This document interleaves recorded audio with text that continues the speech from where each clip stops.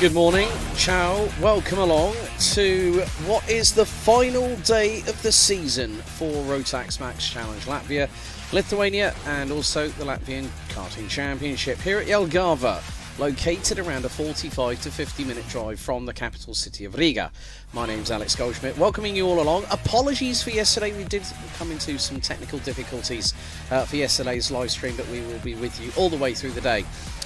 Temperatures a bit cold this morning, a bit breezy so to speak, nearly 12 degrees Celsius, cloudy overhead and an 8.3 kilometre an hour wind speed, but also that's a little bit comforting for those. The temperatures are due to increase to around a high of 20 degrees Celsius.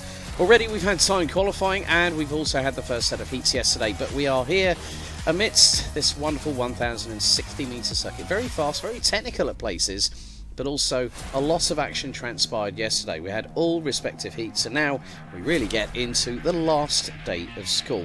More to the fact that some drivers are still vying for tickets for this year's Rotax Max Challenge Grand Finals, taking place amidst the sands of the Persian Gulf at the Bahrain International Karting Circuit in Sakir between the 2nd and the 9th of December. Some drivers that are already competing are using this meeting as a bit of a tune-up, a bit of a warm-up, but there is still going to be preparations ahead as we are literally the best part of 2.5 months away from those drivers that are already going to be representing Team Lithuania, Team Latvia, Team Estonia, more than likely going to be north of 60 nations. Last year at the Grand Finals at Portimao at the Catodromo Internacional do Algarve, we had 394 drivers from 60 different nationalities, and that even included a man that competed in over 300 Formula 1 Grand Prix. Of course, the legend that is two-time reigning and defending Stock Car Pro Series champion Rubens Barrichello and his son Duru Eduardo. They have both re-qualified for this year thanks to the Winter Trophy earlier on this year in Florida. Of course, at the moment we have to say a big hello to our friends stateside over at the Newcastle Motorsports Park in Indiana in the United States as the US Trophy Finals get underway this weekend. And they already have taken a leaf out of the Grand Finals book. Yanis Karajuks, we need to have a tyre changing competition next year at the final round of the season, guaranteed. But if you didn't already know my voice or know who I am, my name's Alex Goldschmidt, and I've been with you for 3 of the rounds of the Latvian Championship this season, and also for Rotax Nordic this year. I have to say a couple of big thank yous to Yanis Karajuks and Martinas Stankiewicz, without whom this would all be possible. It was sort of Martinas got things going, and then, as they say, the floodgates opened. So we're going to have our pre-finals up very, very shortly, first of which will be Micro Nano. They'll have a 7-minute plus an additional lap pre-final, followed up by Micromax. Then we'll have Junior Rotax, Senior Rotax to Ragnar Vera. So I had to get that shout out in early because it's going to be very, very fast and furious. As we get set and ready, the drivers are being instructed to slow ahead of the Micro Nano pre-final here at Jelgava. So it is Norkus on pole, Dranseka alongside on the front row. Uazaitis will start from 3rd. As they go into the tramlines, revs rise. And we are not given the green flag. It is going to be another rolling lap. So full start has been called. The first one of the meeting as in today, not as in yesterday. We did have a couple of full starts. As Timas Dranseka has had a little bit of a spin, and that's caused Jokobas Uazaitis to also go around.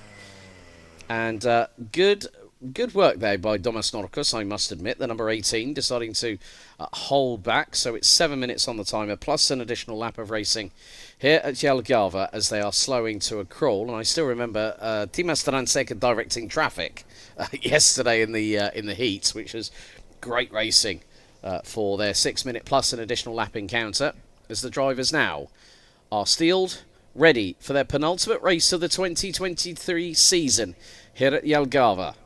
And now they start to slightly increase the pace. Will Timas Dranseka be giving hand signals to Domas Norkus? Oh, careful there, Domas. Nearly had a little bit of an altercation with the tyre barrier. But Dranseka has got to wait for Norkus to pull alongside. As the drivers again being instructed to slow, Norkus accelerates, goes to the outside of Dranseka. So for those wondering, pole position on the circuit is on the left-hand side. We now approach the final corner, and this time into the tram lines. Revs rise. Second full start. Second full start, and that is going to bring out the red flag immediately. So A second false start constitutes an immediate red flag. And that is always because of the fact that the race direction or the race starter will not be happy, and neither will our race director Doms allow them to go racing. So there is going to be a little bit of a discussion on the start-finish straight, and then they'll send them around for one formation lap.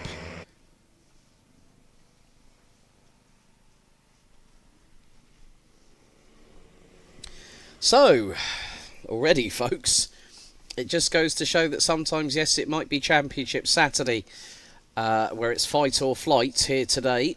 There are still some. So they are going onto the starting grid, which is the customary procedure. And now the driver's now being told, there is your starting grid for the folks at home watching on YouTube. Thank you very much for joining us here on the live stream. And don't forget, if you haven't already, like, share and subscribe. Very, very much appreciated. As now our race director is talking to Domas Norkus, along with the starter. Just a little bit of a discussion. And sometimes it's not always about telling people off, it's always about educating as well, and that's quite crucial. And especially with these youngsters who will be you know, when you get to the bigger classes, then that's a different story. I know that for a fact, having worked with Thomas Leiner for the last 6 years at the Euro Trophy and also the B&L Karting Series, and for a couple of years actually, 2020 and 2021, Rotax Germany. And congratulations to Rotax Germany's Andreas Mattis for taking the Project E20 Masters crown at Paul Fletcher International last week, where 13 tickets were given away to the Rotax Max Challenge Grand Finals. Right, okay, we have a little bit of a development, someone going out to the circuit.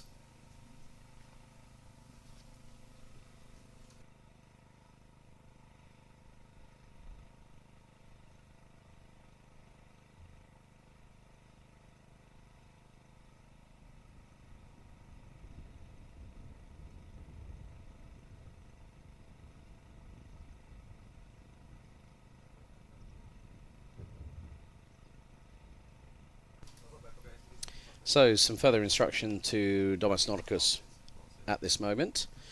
So, just being instructed on what the procedure is. There is a protocol that the drivers have to be in the tram lines before they let them race. And until, when that point has been reached, then the green flag will drop. Until then, and only until then, that's the biggest quandary here. Okay, green flag waves on the start-finish straight as the drivers now will make their way around this circuit once again. So timer is at 7 minutes plus an additional lap. So for the running order, folks, it's going to be Micromax, then Juniors, Seniors, Minimax, DD2, DD2 Masters, Amateur DD2 Masters and Gentlemen, Tillison T4 and Baby that will take us through to the lunch break. So your three drivers make their way through the affectionate part I like to call the bus stop. It's a bit like Watkins Glen or Daytona International Motor Speedway in Florida, which runs the Rolex 24 every year. And also with that, NASCAR's Daytona 500. So a nice, calm progression as we get ready once again. So, once bitten, twice shy. Could it be third time's the charm here in the Nano pre-final? So, again, the starting order will be as follows. Domas Norkus in the number 18 lines up on pole position. Timas Transeca alongside on the front row. And Jokubas Juozaitis bringing up the rear of the field in the number 16. Will be on the left-hand side of the grid. That's pole position. As the drivers keeping us waiting.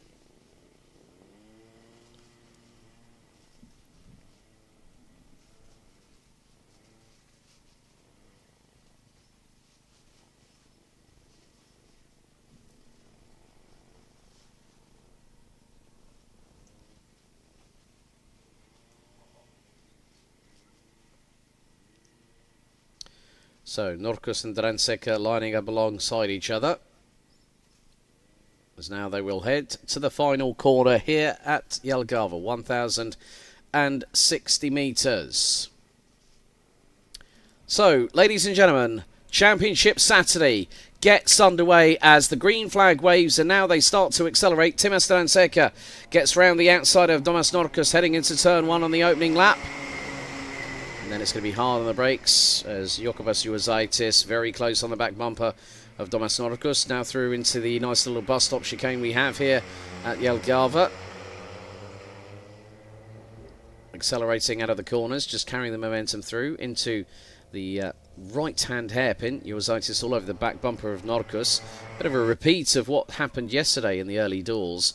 But Timas Dranseca has a comfortable 4-kart length lead as we head towards just past halfway on the opening tour of this racing here in the Nano pre-final. So a little bit more strategy has got to be employed as Juozaitis gets a better carry. Oh, nice little move there by the number 16 as Dranseca has a lead of nearly a second after the opening lap. As Juozaitis now has gotten through on Domas Norkus for second position. That was in the run through into turns 1 and 2. Was literally 2 1,000ths behind coming across the line on the opening lap.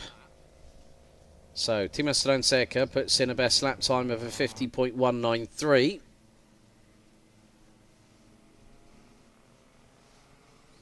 And now, Juozaitis starting to stretch away from Domas Norkus, is going on the hunt and trying to close in on Timas Dranseca for the race lead. And of course, the starting order of the final will be decided by the pre-final. Dranseca leads after lap 2. Juozaitis 1.37 seconds behind. Domas Norkus is currently now nearly 1.65 seconds off of the race leader, but Dranseca 47.495. Juozaitis 47.890. Norkus needs to start picking up the pace. A couple of minutes to go. A couple of minutes completed in this opening race of today, here on Saturday the 16th of September.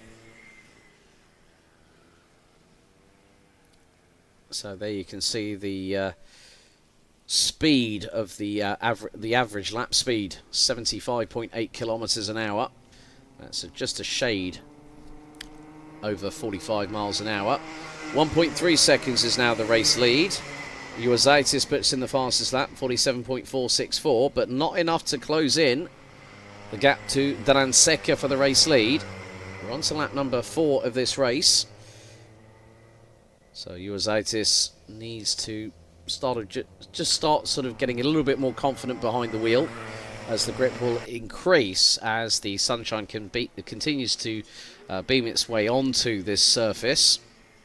Temperature when I left the hotel this morning was 7 degrees Celsius, and we had this sort of like encapsulating circle of fog around the track, ran about from probably about a 5-kilometre distance outside of the circuit. Right, okay, lap 4 completed. Gap now down to 6/10, and Juozaitis puts in a 46.815. Dranseca 47.4, that was a personal best. Norkus also does a personal best of 47.658. As we're halfway through the session, 3.5 minutes to go, plus an additional lap of this Micro Nano pre-final. Juozaitis looks to be getting ever more confident as the race progresses. That gap looks to be a little bit less than 0.6 of a second. Oh my goodness me, Juozaitis very late, had real confidence on the brakes going through into the penultimate hairpin on this 1,060 metre circuit as they now come out of the final corner. Juozaitis is within striking distance of Dranseca. Gap now down to under 1/10.5 as they fly their way through into turn number 1. Into turn 2. And Domas Norkus has been dropped quite considerably. 3.377 seconds behind Dranseca, who's now having to fight tooth and nail with Juozaitis, who really has carried a head of speed over the last couple of laps. And Juozaitis going side by side. Is he going to get the crisscross on Dranseca? No, not quite. Might have a good run coming out of the final corner as they go through into the 90 left. Into the next 180 degree hairpin. There's one more to negotiate before the final left-hander. And Juozaitis looking to the right. Sweeps to the inside. Now we're going to complete lap number 6. Uwazaitis looks to the inside line, slots back in behind Dranseca. Gap was 52 thousandths after 6 laps of racing. And Uwazaitis needs to time the move perfectly. Unlike what happened in the heat yesterday on the final lap. And they have dropped Domas Norkas considerably, who's now 4.4 seconds behind race leader Dranseca. Into the next left-hander. Down the slight back straight. Into the left-hander there, which then goes into a 180 degree, well, nearly 180 degree hairpin. One more hairpin to go, and then the final corner. Again, Uwazaitis. Oh, pulls to the outside, in towards the final corner. And that is brilliant stuff there from Jokubas Uwazaitis, who pulls to the outside on the final corner and takes the race lead from Dranseca, and now has a lead of just over 3.5 tenths going on to lap number 8. Uwazaitis made the move, had full confidence, and put his money where his mouth is and said to Dranseca, right, the lead is mine. And now Uwazaitis, having clear air, is starting to pull away ever so slightly from Dranseca at this moment. Into the penultimate hairpin they go. Short shoot up to the right-hand hairpin, and then one more corner to go because time is fast elapsing. 40 seconds on the timer remains, which means we're going to have 2 more laps, including this one. Uwazaitis, 46.693 is his lap time, 46.882 for Dranseca. Gap now expanded by 2 tenths to 5.5. Through the bus stop chicane complex here at Jelgava. And Dranseca fancies an opportunity to get back into that race lead. Uwazaitis, however, was having none of it. Down the back straight into the left-hander.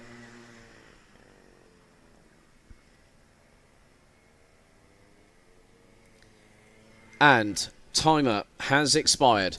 1 more lap remains here in the Micro Nano pre-final. Last lap board is shown to Uwazaitis and Dranseca. Lead now stretches to just a fraction under 6 tenths into turns 1 and 2 for the final time. And Jokubas Uwazaitis making more than amends for yesterday's drama in the heat. But a bit more momentum carried through the bus stop, courtesy of Timas Dranseca. Oh, and Dranseca, I think, carried a bit too much momentum there. Might have lost a little bit more time. Down the back straightaway for the final time. Into the left. 3 corners remain. Now the penultimate hairpin. Now the right-hand hairpin. 1 more corner to go. Checkered flag will be out this time. Heat 1 winner was Domas Norkas yesterday. Today, in the pre-final, is Jokubas Uwazaitis, who wins by nearly just over 9 tenths of a second. And also, with that, sets the fastest lap of the race. 46.406 seconds by the youngster from Lithuania.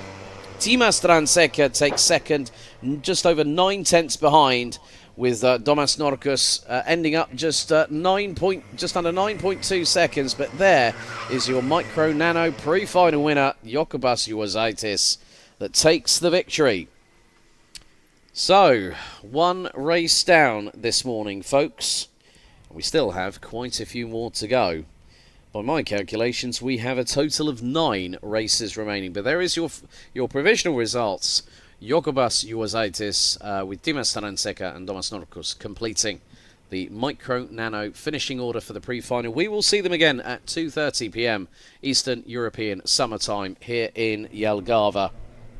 As now we get underway with our next race, and here is a hive of Rotax activity. Let's have a look at your starting grid. So, bearing in mind what happened yesterday, well, it's Patrikas Jokius, this year's Nordic champion, that will be starting from pole position. You've got Jokubas Veskelis as all. We've had a little bit of a 2 and 8 on the start-finish straights, one of which is the number 93. That is Davidas Dagis, along with the 46 Andreas Manusis in the Formula K. Ah, right, so another kart was involved in that as well.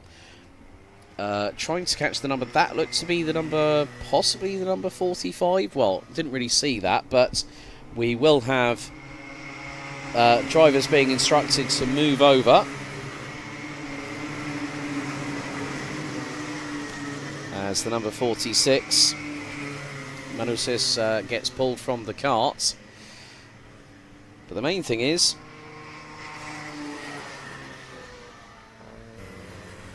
Andreas is absolutely fine. So, there you see some of the hard chargers from this year's championship. Jokubas Vaskelis will be lining up alongside Patrikas Jokies. Names we've got in there: Remigius Krasjunas, Emilis Kapskauskas, Joris Zigimantas Stankiewicz, Joris Plugsna, Sali Vaitkute, Christian Skakauskis, Odskaras Pitkovas, Dominik Stargis, Vakaris Tenis, Jonas Pundis, Karl Josef Janimets, Armands Bujans running from 16th, and we have got a red flag situation for the second race, so there is going to be a slight delay.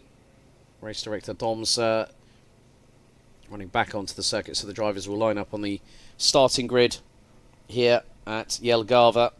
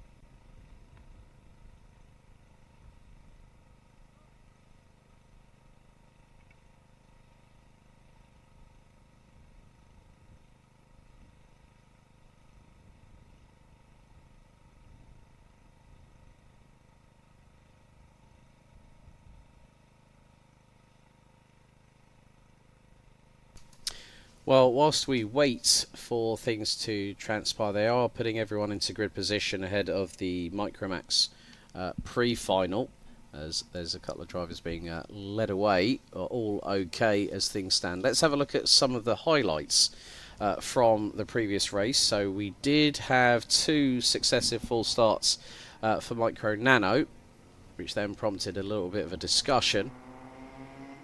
And then we also had some great moves by Juozaitis, who managed to do this manoeuvre around the outside of Tima Staranseka, going through into the final corner and taking the win by just under a second, and also setting the fastest lap after what was a very, very difficult first race for the youngster from Lithuania. But, folks, back underway we go after the brief red flag stoppage here for the pre-final for Micromax. So, Patrikas Jokius has already secured his place through becoming this year's Micromax Nordic champion. But it's also the case of who will get the ticket to go to Bahrain this year. That's the big €64,000 question that needs to be answered right now. Martins Lapins in the number 18 leads the way in LKK.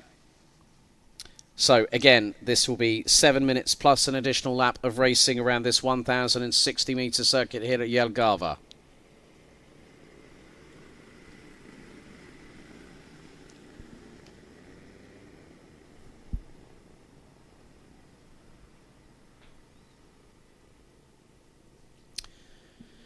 So, drivers now slowing to a crawl ahead of 7 minutes plus an additional lap of racing here. It's going to be quite interesting. We did have an incident in the Micromax heat yesterday as the drivers get into the tram lines. Green flag waves straight away first time as the number 25 of Patrikas Jokius, who's running on the IPK Praga chassis. That's the chassis that these drivers will be using that qualify for the grand finals this year. One of 3 chassis partners along with Birol ART and Sodi Karts.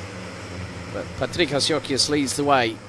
As nice little dive up the inside there. That's Jokubas Vaskelis, who was on the outside of the front row. He's got alongside the number 48 of Oskaras Bitkovas. Down the back straight away for the first time into the sweeping left-hander. You can see the back axles of some of the carts looking a little bit sketchy, as in they're sort of pivoting towards the right-hand side. Going through as now we come around the final corner here. Patrikas Jokius leads ahead of Remigius Kriausiunas. Stankiewicz completes the top 3. Kapkauskas in 4th. Vaskelis rounds out the top 5. Bitkovas up to 6th. And then Vaidkute, Skakauskis and Dargis that round out the top 9. Juris Bluksna rounds out the top 10 at the moment.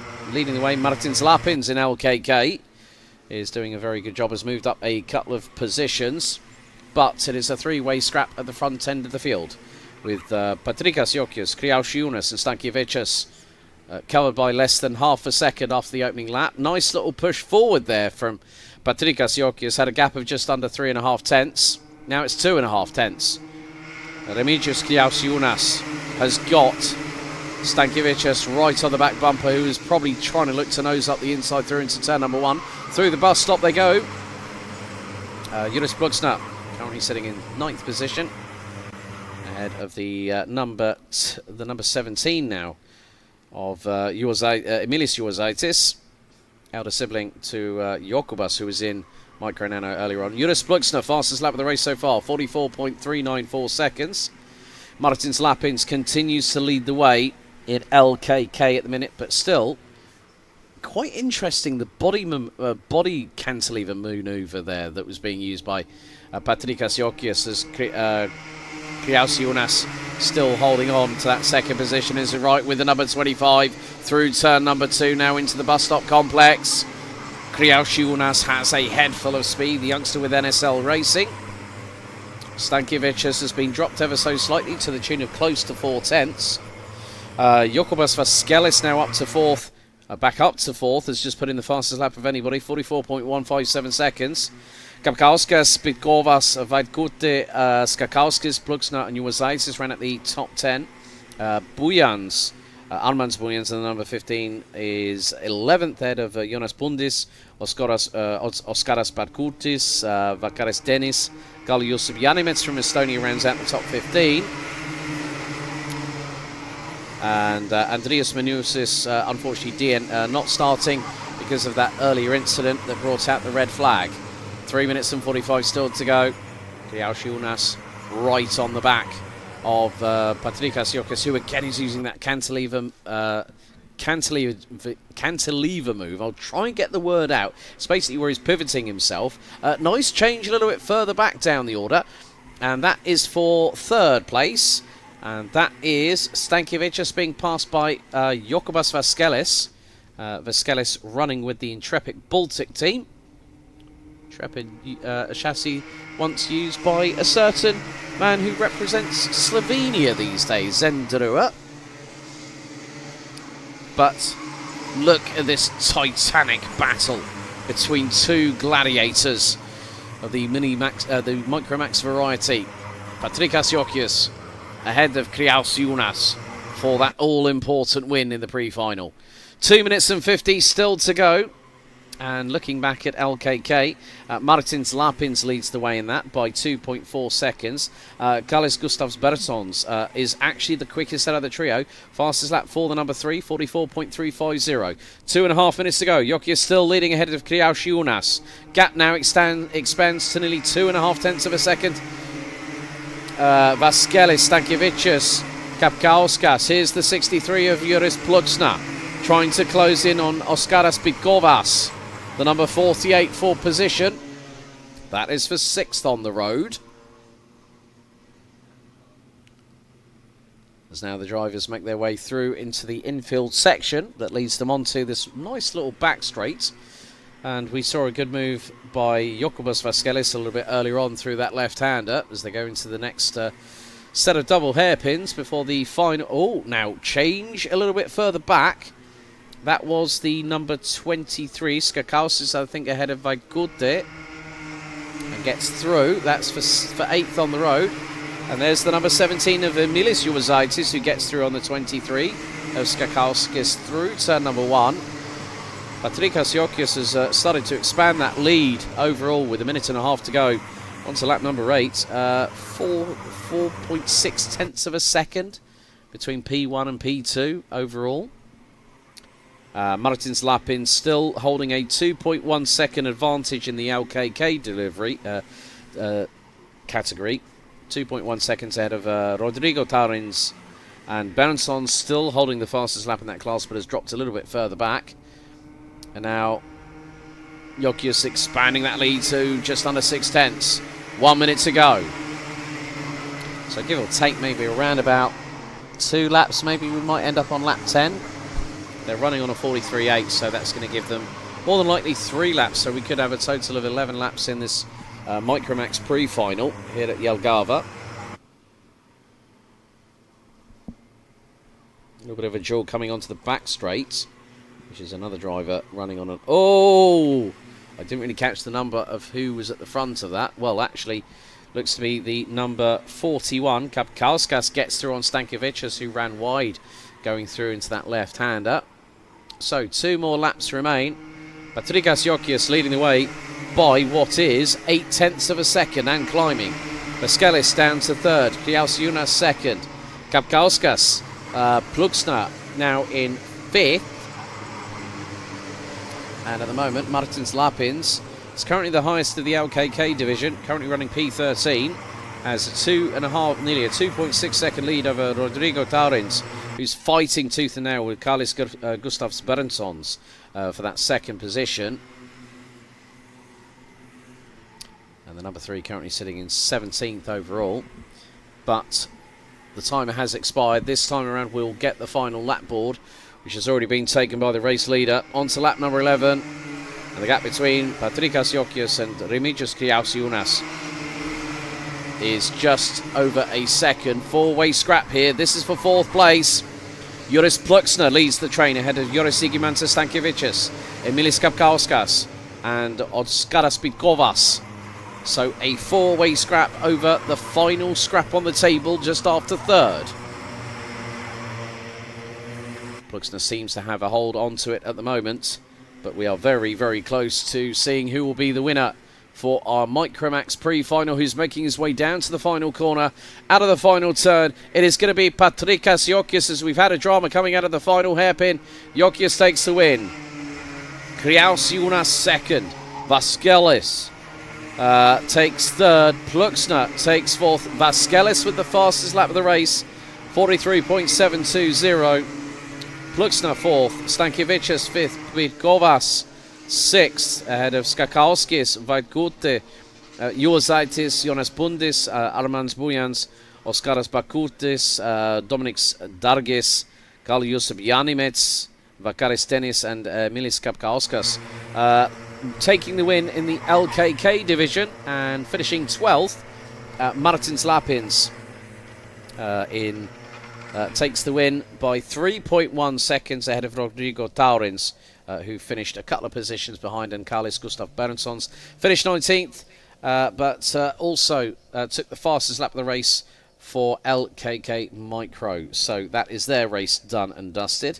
Next up, we've got Junior Rotax, and then we up the ante, folks, because it's going to be 10 minutes plus an additional lap. Let's have a look at some of the highlights from that Micromax pre-final. So good start by Jokius. Vasquez got swallowed up a little bit.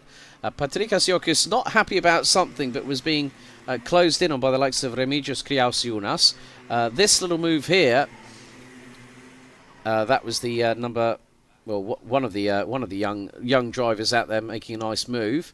Also, Joris Pluksner was on the move in the number 63, having got past the number 48 of Oskaras Pitkovas.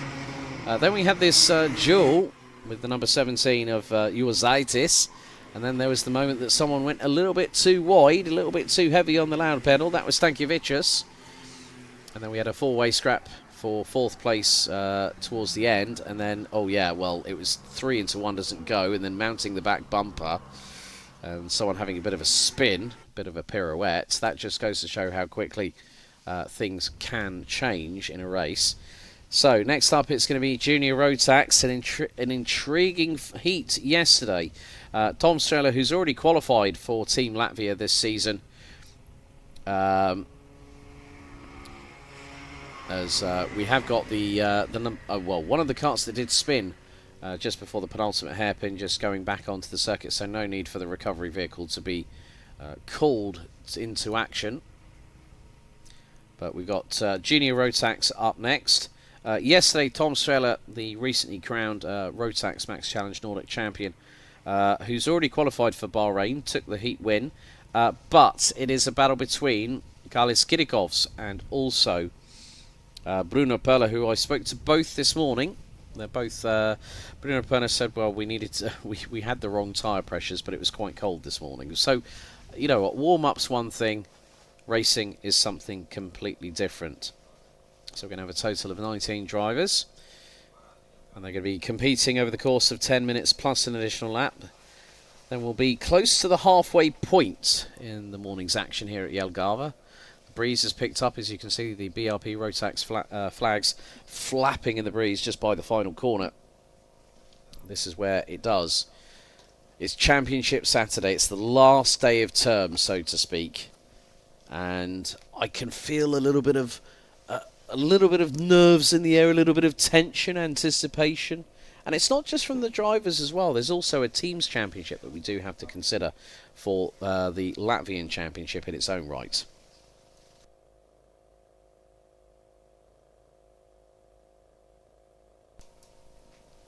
But one of the things I love about a championship finale is this.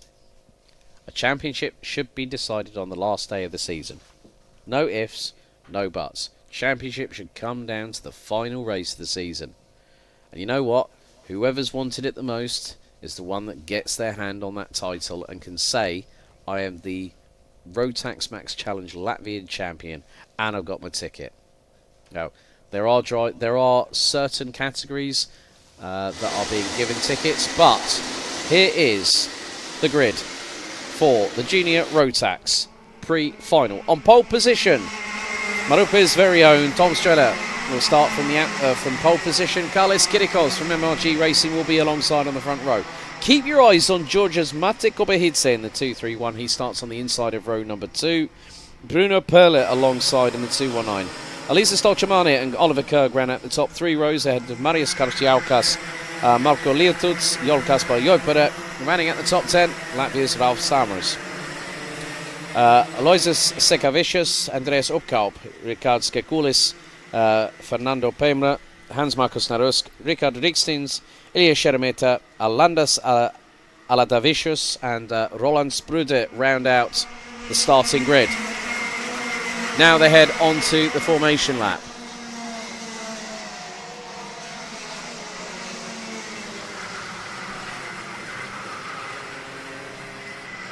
Who's your money on, folks? Who's your money on? Well, I like the fact that I'm not a betting man. To be honest with you, I've never gambled at a bookies or whatever in that kind of respects. But you know what? I like the unpredictability. Drivers weaving from side to side. Sunshine beaming down onto the circuit here at Jelgava on Saturday morning. So timer is set at 10 minutes. Drivers making their way through the penultimate hairpin. It's Strela on pole.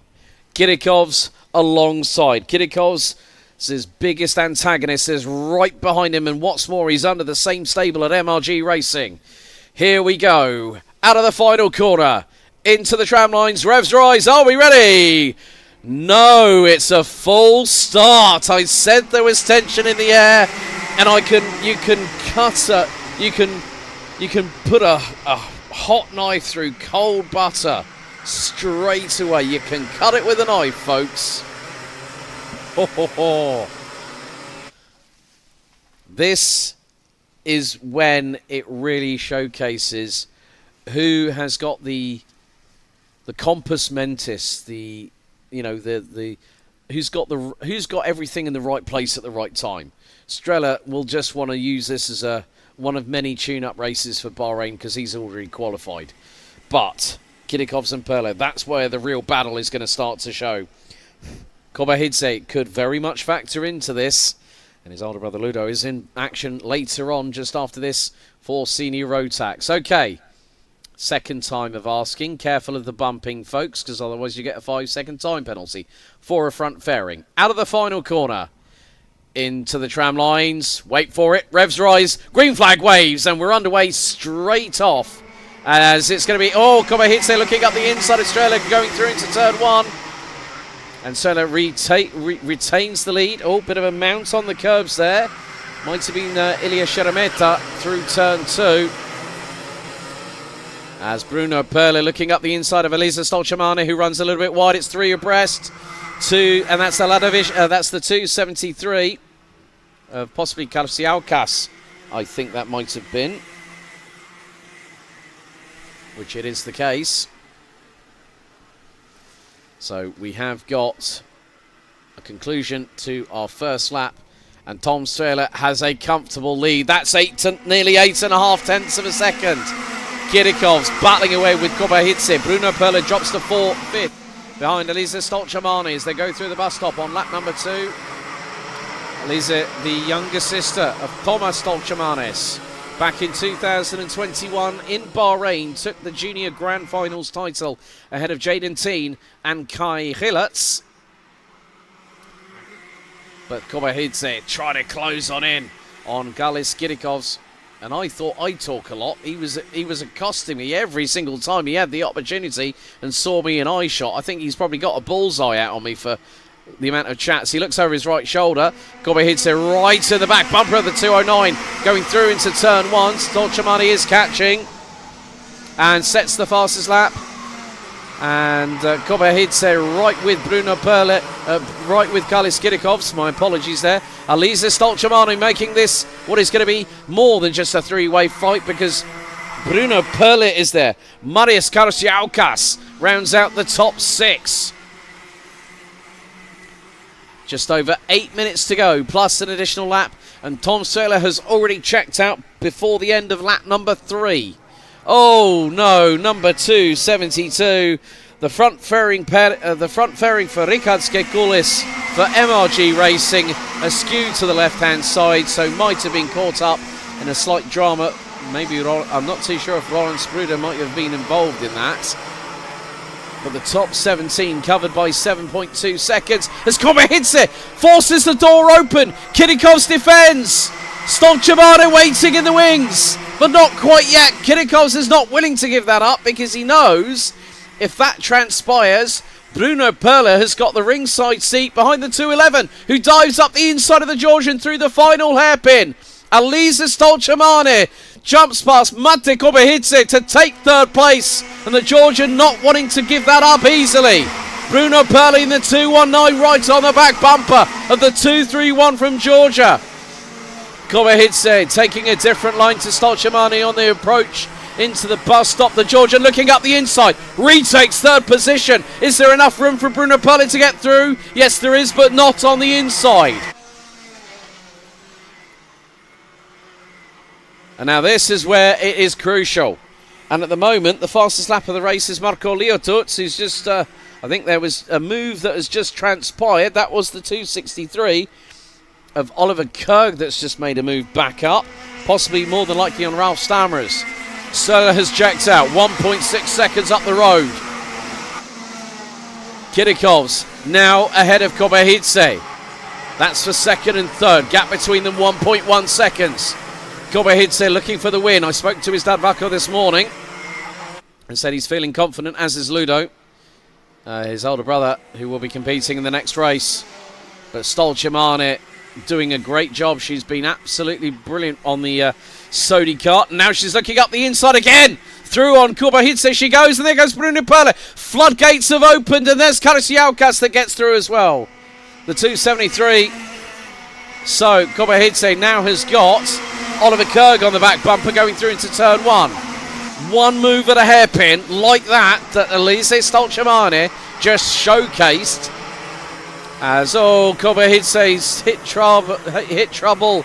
I'm not too sure if he lost a bit of speed, but that could be Mate Kobahidze out, having run a genuine nearly at 1 point second place. As we're approaching the halfway point here in the Junior Rotax pre-final.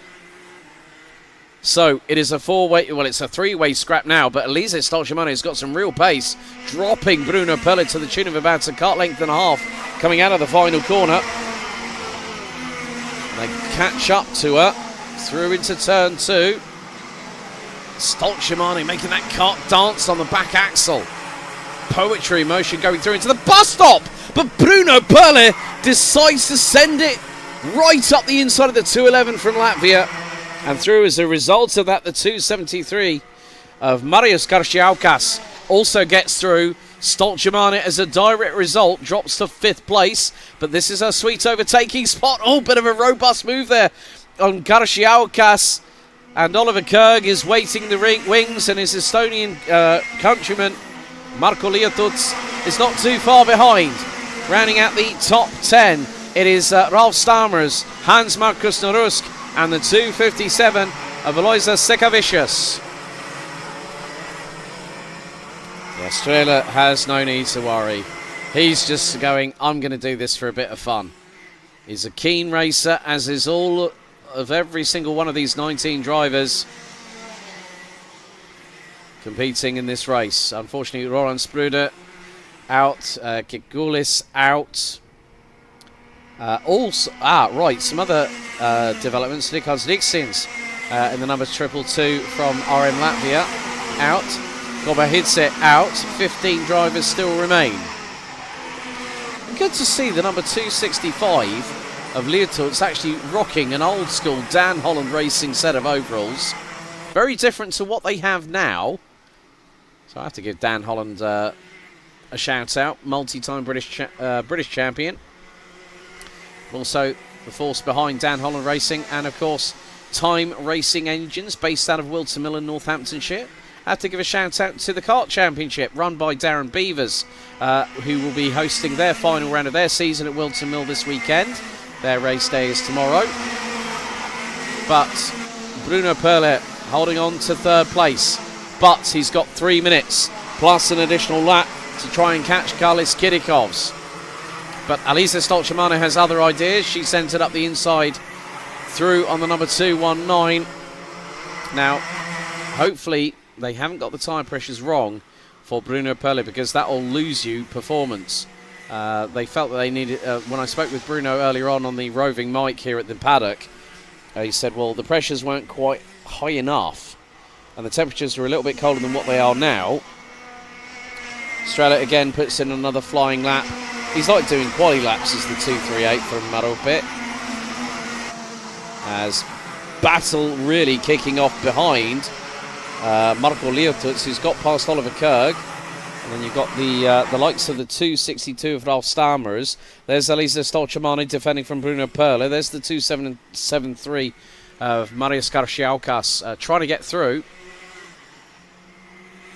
And Bruno Perlet actually is the slowest out of these 3 at the minute. He's piggy in the middle at the moment, is the 219. Minutes and 45 plus an additional lap still to go in this Junior Rotax pre-final. And again, Bruno Perlet really needs to try and get back past Elisa Stolchamani for that 3rd place. They came out of the bus stop last time.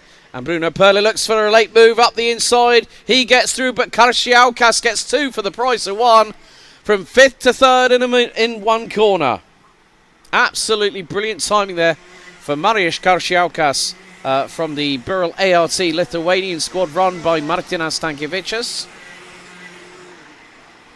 But Bruno Perlet now has another driver to try and get past. And Elisa Stolchamani has dropped a little bit further back. So Stolchamani now is about 8 tenths off. Bruno Perlet just putting the frightness on Karšiaukas right now. Dives up the inside. That's third place for the 2-1-3. And Karashiaukas unable to respond, but that's bringing back in Alisa Stolchamane into this three-way scrap over P3. So some good dueling and dicing here. Tom Strellet still leading as we've got 2 more laps to go. On to lap number 15 out of 16. Here's the battle for third coming across the line. Perle leads Karashiaukas, leads Stolchamane. Through into turn 1. Karashiaukas' front end looked a little bit snappy under braking. Through into the hairpin again just off of the bus stop. Seems to be a sweet overtaking spot. Not just for Bruno Perle but also Alisa Stolchamane. Stolchamane also fancies the final hairpin as a good overtaking spot. We've seen some good hard moves from her. She might be lining up one right now. Not quite. Karashiaukas does not let her get past, but we're on to the final lap of the race. Last lap board is out and the checkered flag will be prepared. Marko Liotuz leading the battle for 6th place. Has got Ralf Stammers just behind in 7th. 8th is Oliver Kirk, Hans Markus Narusk and Joel Kaspar Joiperes. So 4 Estonians and a Latvian battling for 6th place. Oh, Karashiaukas times it to perfection on the hairpin coming out of the bus stop on Bruno Perle for 3rd place. In the dying moments, now Bruno Perle looking through the penultimate hairpin, gets through Kriaušiūnas just wide, and now here comes Alisa Stolchamane. She splits the pair of them. Tom Strellet picks up the race win. 2nd for Kirikovs. Who's going to take 3rd? It's Bruno Perle by a whisker. Alisa Stolchamane's head gesturing right then showcased the disappointment of not being able to outdrag Bruno Perle out of the final corner. Well, the lines of battle have well and truly been drawn. There's your race winner, Tom Strellet, the 238. Normally runs with Dan Holland Racing over in continental Europe for the past few seasons and running here with SM Racing. Galis Kirikovs takes 2nd. Bruno Perle rounds out the top 3. Head of Alisa Stolchamane, Marius Karashiaukas, Marko Liotuz, Ralf Stammers, Oliver Kirk, Hans Markus Narusk and Joel Kaspar Joipere rounding out the top 10. Aloisas Sekavicius in 11th ahead of Ilya Sheremeta with Andres Upkaup rounding out the top 13. Matti Kobehidze, Fernando Pemner, Alandas Aladavicius, Richard Rikstins rounding out the top 17 with Ricards Kekulis with the Askew Nassau panel rounding out the 18 that completed the race. Roland Spruder was an entrant for this weekend, however did not take part. So looking back, it was a great dive up the inside where we got underway after the 2nd time of asking. Matti Kobehidze looking up the inside of the race leader going through to turn 1. But Kalis Kirikovs would hold on to 2nd position. Bruno Perle threw his elbows out on the inside of Alisa Stolchamane early doors as Kobehidze was looking every which way but loose to get past Kalis Kirikovs. Nearly had an opportunity through the hairpin. They went side by side for just the briefest of moments, but Kirikovs had the inside line for the next left-hander. Alisa Stolchamane then got through on Matti Kobehidze to take 3rd. And Kobehidze would fire back. The Georgian on point up the inside through the hairpin off of the bus stop. But Kobehidze would hit trouble later on and would end up going towards the back part of the field and ending up not where he wants to. He's got a lot of work to do in the final later on. Alisa Stolchamane showcasing that the final hairpin was one of the sweet overtaking spots for her. And Kobehidze lost 3 positions on the bounce to Bruno Perle and Marius Karashiaukas. And a little bit later on, a drama. Now, I'm not too. It might have been a steering or an issue where Kobehidze got caught out. But then the battle would wage on for 3rd position. Bruno Perle getting through on Alisa Stolchamane along with Marius Karashiaukas. But it would be Tom Strellet that would win the race. So let's take you through the grid for Senior Rotax, the pre-final. Well, look at this for a front row. Artyom Sestikovs and Keto Drobiseva on the front row. Marta Spike and Romans Rodianovs, row number 2. Oskar Savitsky and Tonis Johannes Tumingas round out row number 3. We only have one from the LKK division who's starting from 18th. That's Marcis Trancalis. So Tonis Johannes Tumingas elder sibling of Mate Kobehice, Lado Kobehice, lines up 7th head of Patrick Oimets, Eris Elskins, Noyos Jarolaitis, Sebastian Adari, Carles Brikis, Hubertas Burfidis, Eric Marcus Janimets, Hanegretis Uvema, Artugaro, Henrikas Klepicas, and Arunas Junkevicius. So, Sestakov's fastest in morning warm-up. Good to chat with Kate and Marta earlier on in the paddock as the drivers now make their way out of the final corner. Revs rise, green flag waves straight away. Sestakov's leads Drobiseva and Spike, who looks up the inside of the 350. Drobiseva could lose third by the inside of turn 2, could be fourth, could be fifth. She's fourth at the moment. But what a launch from Marta Spike in the number 366. So now, Patrick Oimets not too far behind either. But at the minute, Artyom Sestakov's the 357 with MRG Racing leading the way. Marta Spike in second. Third place, that's going to be Romans Rodionovs, the round 2 winner at Madwana. So, after lap number 1, Sestakov's lead, Spike in second. And it is less than a tenth and a half, considering Marta Spike's first full year as a senior. Her and Kate Drobiseva have been the standouts for me this season. Rodionov's trying to close in on the 366. Running on the Sodi Kart chassis. Kate Drobiseva, she's a very nice person to talk to, always smiling, and hopefully she can catch up with those in front. Tonis Johannes Tomingas, Patrick Oimets, then we got the 389 of Oskar Savicki, Lado Kuhenice, and then in 9th place the 322 of Carles Brikis, and then the 302 of Hubertas Burvidis. 8.5 minutes to go, and Sestakovs is not getting away with this. Not getting away at all. Marta Spike giving the 357 from MRG Racing something to think about right now. Rodionov's right there, waiting in the wings, has got the ringside seat behind the 366. Drobiseva starting to close. She's put in the fastest lap of the race, and there's the change for second. Rodionov's on the inside of Spike, and now Drobiseva is closing on in. And now Marta starts defending. Not at all surprised with the way that Kate got the fun coming out of the final corner. And great to see the drivers such as Marta Spike and Kate Drobiseva giving the likes of Romans Rodionovs and Artyom Sestakov something to think about. They're not just here to make up the numbers, folks. They're as hungry and as passionate as the rest of the opposition. Coming up to 7.5 minutes to go. New fastest lap of the race. Tonis Johannes Tomingas in 5th. 39.832. And there he is. Oh, we've got one off and into the tyre barriers. Looks to be more than likely. Well, there was a 4 at the end of the number.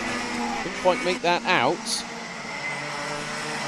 So there will be yellow flags out on circuit.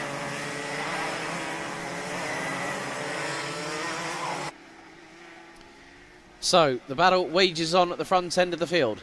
Artyom Sestakovs versus Romans Rodionovs. And the gap between the battle, right, change for third has occurred. And that is now Kate Drobiseva. Marta Spike in 4th.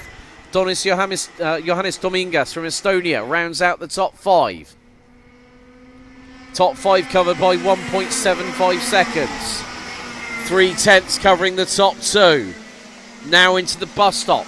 Kate Drobiseva starting to stride away ever so slightly from Marta Spike, who catches up in the bus stop chicane on the circuit. Little bit of war wounds on the right side pod of Marta's kart.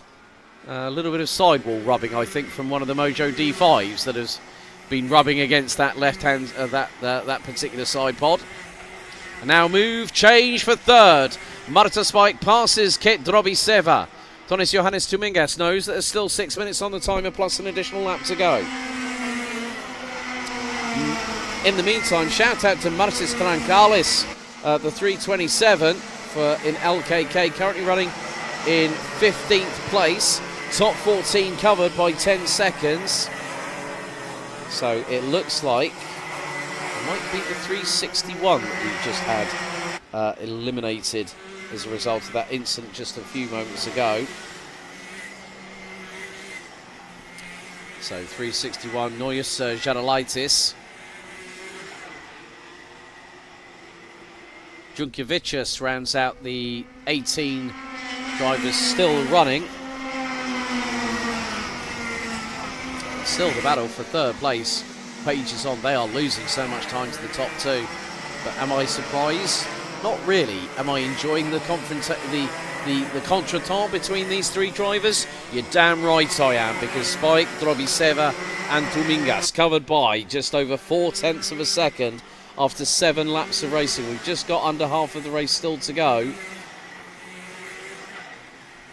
And now, bit of a mistake there! Marta Spike gets collected as Kate Drobiseva looked up the inside. Marta went, I think, was a little bit sideways going through the final hairpin. And Kate went for the move and bang, it was all over. Marta Spike up in the air and off the circuit. And that means that Dominguez takes third position. There's the battle for fifth now, as we have the 302 of Budvytis versus Savicki. And there are the two race leaders. Still even Stevens, as Erik Markus Janimets sets the fastest lap of the race. 39.47 seconds by the Estonian, down in 9th position. Drobiseva 10th. Marta Spike, as a result of the incident, has dropped all the way down to 14th position. A real shame for the RM Latvia driver. These things do happen. It's part and parcel of racing. But Vidis and Savicki closing in on Patrick Oimets for what is effectively 4th on the road. And they were both faster than the Estonian, who did a 40.035 on the previous tour. So Oimets has got danger from behind. Hang on, Patrick. It might be a bit of a bumpy ride. Figuratively, not literally. Into turn 1 they go once again. Oimets defends. The Vidis still just behind as they go through the bus stop. A little bit further back, some dueling between the 380 of Lado Kuhanidze and also Erik Markus Janimets from AGS Racing, representing Estonia. Still, this battle here for 4th going on like the clappers at the minute, as Oimets nearly if he'd gone a bit wide coming out of that final corner. But there's Savicki looking up the inside of the 302 into turn 2, makes the move, makes it stick, uses the curve as an assist, and Oskar Savicki makes it through, and that's for 5th place. Now the driver on the Paralin chassis can start moving forward. Running with the Art Kart team, as there is the 380. Now, was that a move by Kuhanidze? That was, and that was on. Now, was that Pat? I'm just seeing who that is. That was on Sebastian Adari. So, and there's Savicki doing the old, right, come on man, think. Got just under 2 minutes to go of this race, the Senior Rotax pre-final, and it has been an interesting one so far.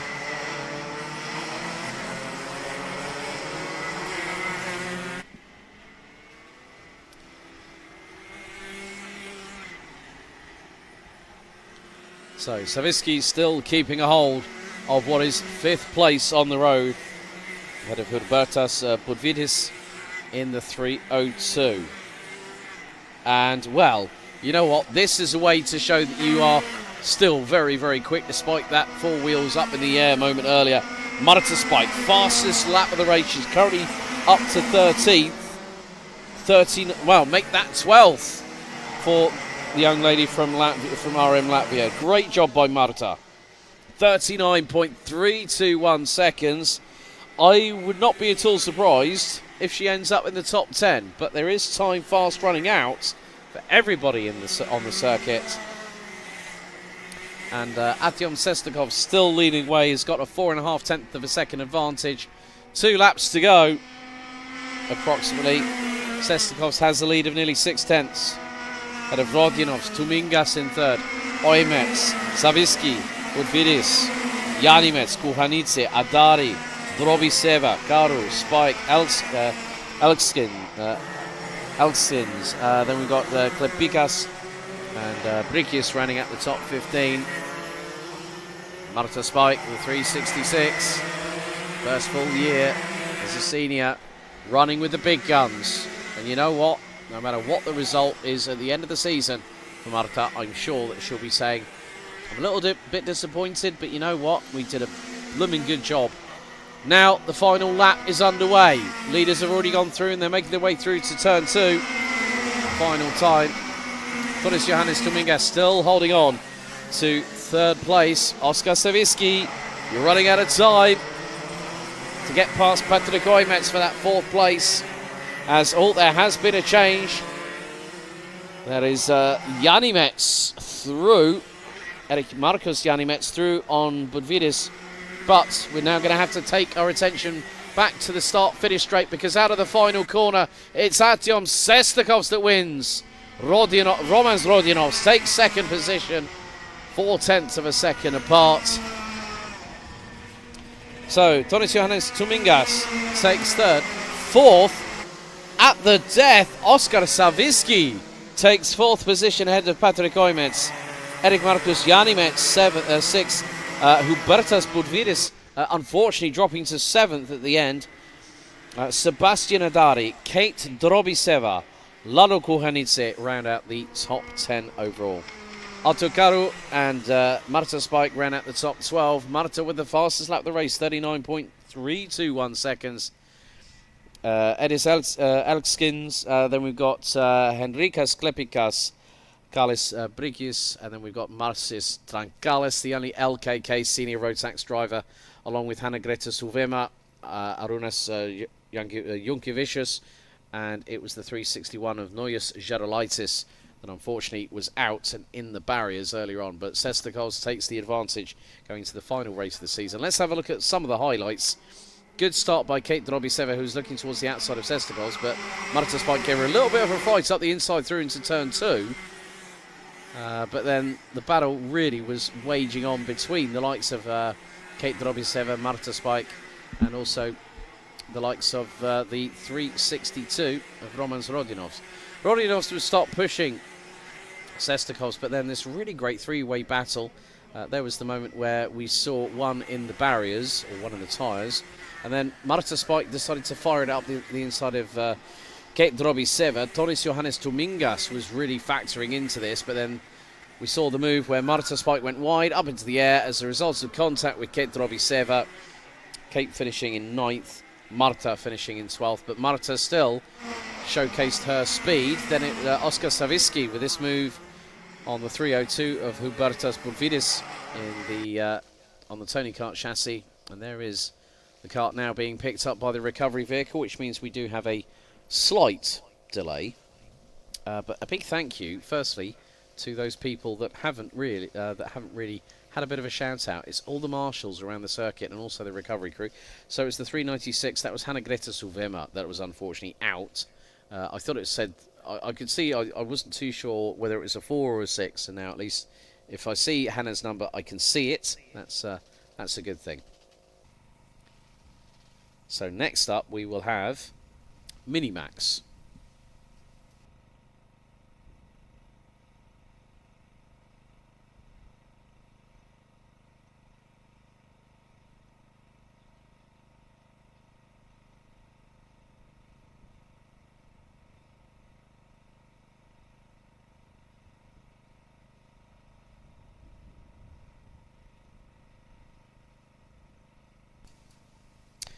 So Minimax will have a 7-minute plus an additional lap pre-final. Then the running order after that will be DD2, Masters, Amateur DD2 Masters and DD2 and Gentlemen, Tillotson T4, and then we'll have the baby class out for the final race before we have our break for lunch, and we'll also be doing the baby class award ceremony just off of the pre-grid.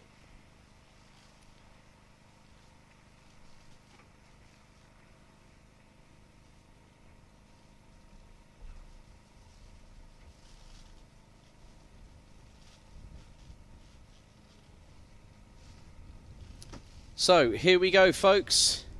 It's the Minimax pre-final. Let's take you through the starting grid.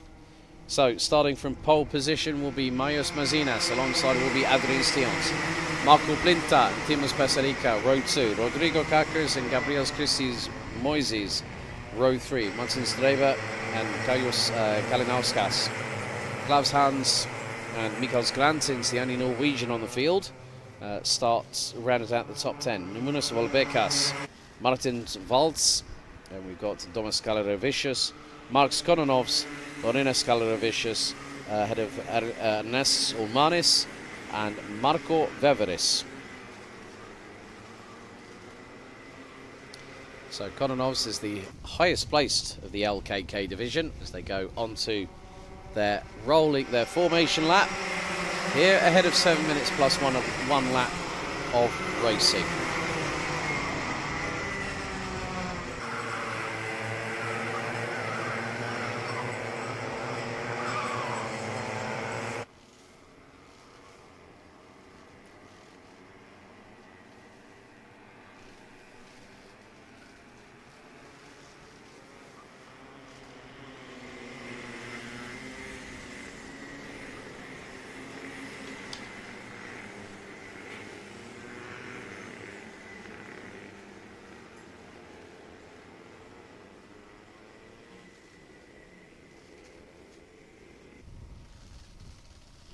So the drivers now steel themselves, get ready.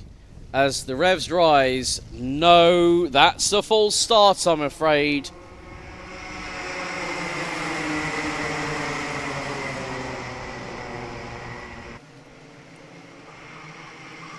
So the drivers have to go round again.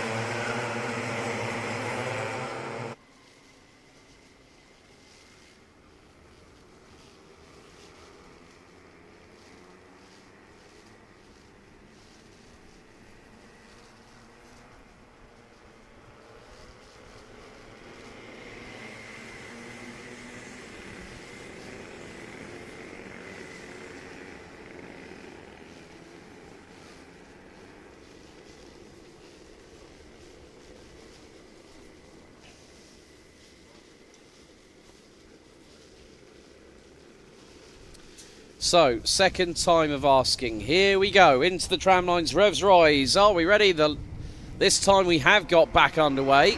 Oh! Big moment off of turn number 1, which includes the 113.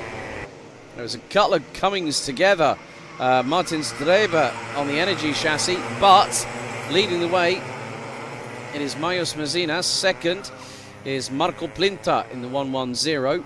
Third place, 141, Timos Peserica. So a couple of comings together in the opening corner. So it just goes to show how quickly things can turn on its head.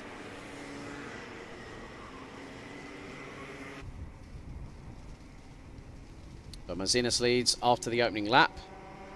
Gap is 0.264 with Plinta, Peserica, Tions, Moitzis, Garkers, Kalinauskas, Nemunas Volbekas, followed by Klaus Hans, and then the 181 of Martins Valts, rounding out the top 10.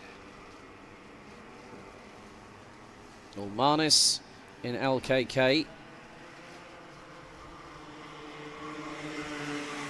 Looks to be the highest of the LKK drivers at the moment, and is literally battling away with Veveris for that lead. Mazinas has got the fastest lap of the race so far. Gap now, 0.166. New fastest lap a bit further down the field. That's Rodrigo Kakers in the number 153, running P5, 42.461 seconds. Top 5 were covered by just under 9/10 of a second after 2 laps. As Adrian Tions tries to close in on Timos Paserica in the 141. Kalinauskas now up to 7th. Volbekas 8th. Hans in 9th. And then moving up to 10th position, Martins Valts. Just under 5 minutes to go. Mazinas still leads. Gap just under 0.2 of a second between the 177 and the 110. of Marco Plinta, and they're five in a row. 5 Minimax drivers in a row going through the bus stop. No one trying to take an inch, no one trying to give a mile away. But Mazinas, son of Mikolas, who will be running in DD2 Masters a little bit later on for their pre-final, still holding on to that race lead. Having to fight for it, though. So Mazinas is leading the train, which could be further concertinaing into more numbers being added.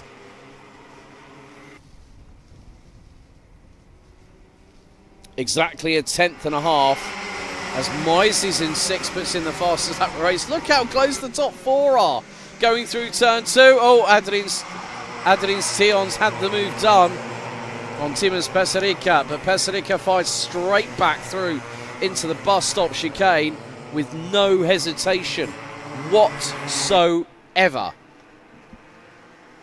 It's proof in the pudding there. And now Marco Plinta putting the frighteners on Mayos Mazinas for the race lead. And Marco Veveris now has the race lead in LKK, currently sitting in 13th. Ulmanis is in 15th. Kononov's running out 16th, ahead of Mikkel Gratins from Norway. There are your current positions for the LKK mini class. Veveris, Ulmanis and Kononov's 13th, 15th and 17th respectively.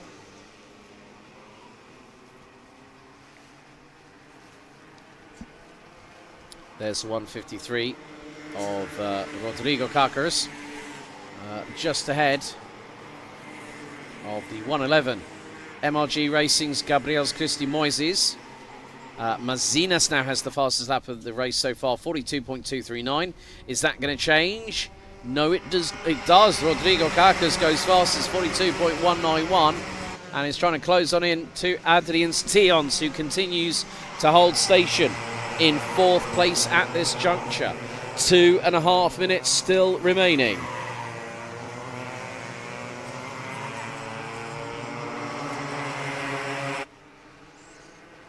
And that train has become a little bit longer, because looking at this perspective, that 6 carts rounding it out will be Moises in the 111.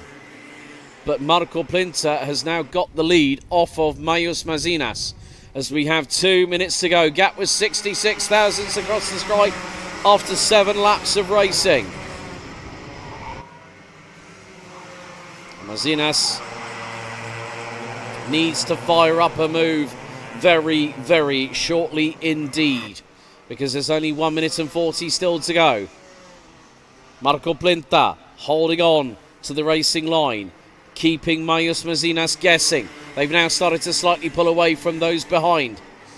Peserica leads the battle for P3, ahead of Adrian's Tions, but not for much longer. Switchback attempt, but Tions now has 3rd place back in his grasp. Nice move up the inside, and here could be another change. Into 4th goes Rodrigo Kakers, or not. No, it isn't. Rodrigo Kakers ran wide going through turn 2 as Timos Peserica defending as if his life depended on it.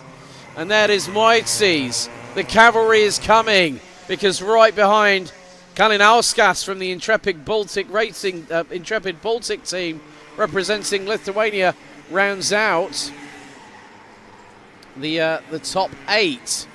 So things are really starting to happen behind 3rd place and beyond as we go on to the penultimate lap. Mazinas, 0.14 behind Plinta. Into turn number 2. Mazinas swept to the inside, was not far enough, didn't have enough momentum carry, or was not far enough alongside on the left of the 110 of Plinta. Plinta able to park the kart on the racing line, as is his right at the front end of the field.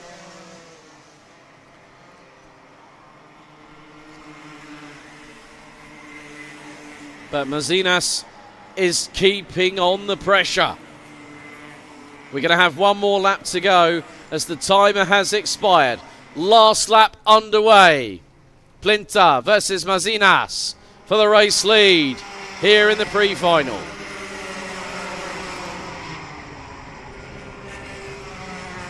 through into the bus stop for what's going to be the final time.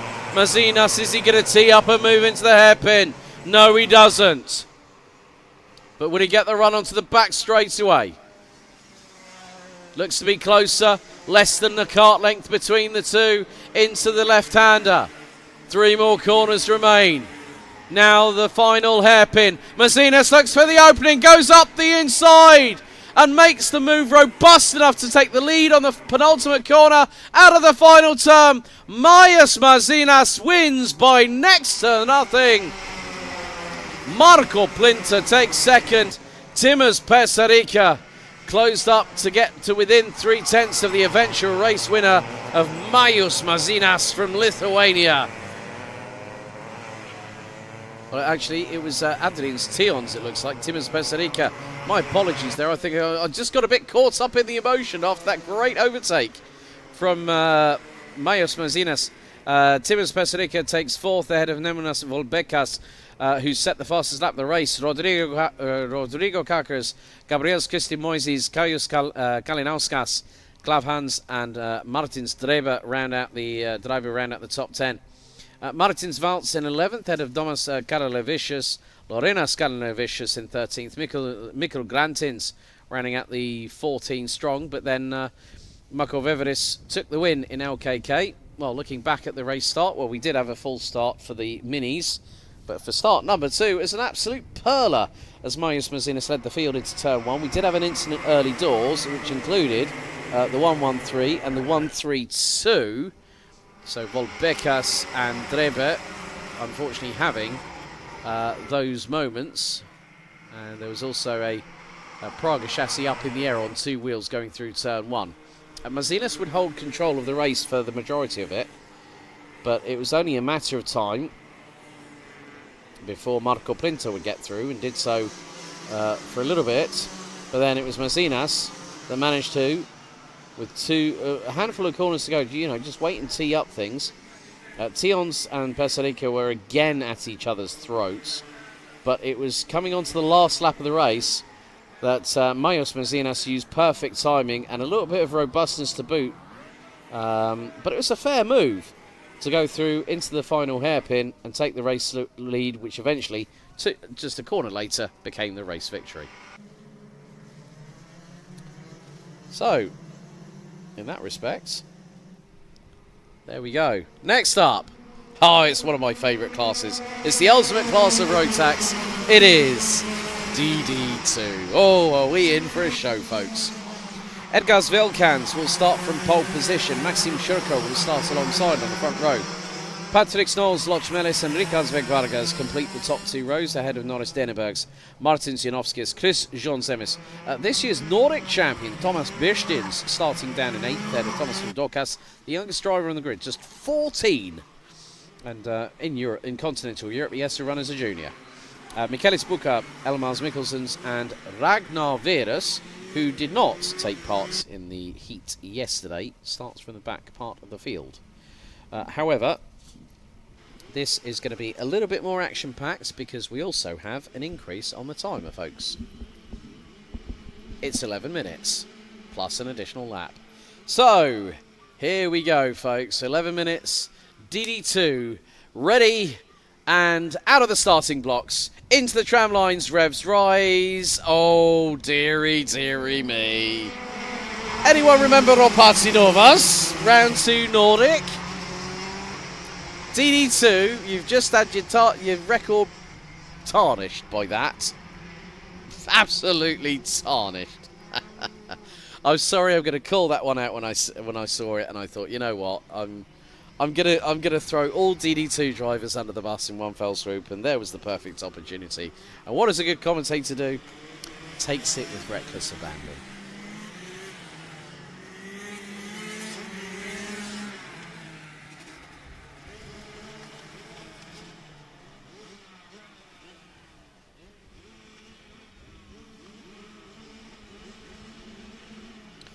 Okay, second time of asking. Here for DD2, it's the pre-final. Velkans and Shurko on the front row. Revs rise.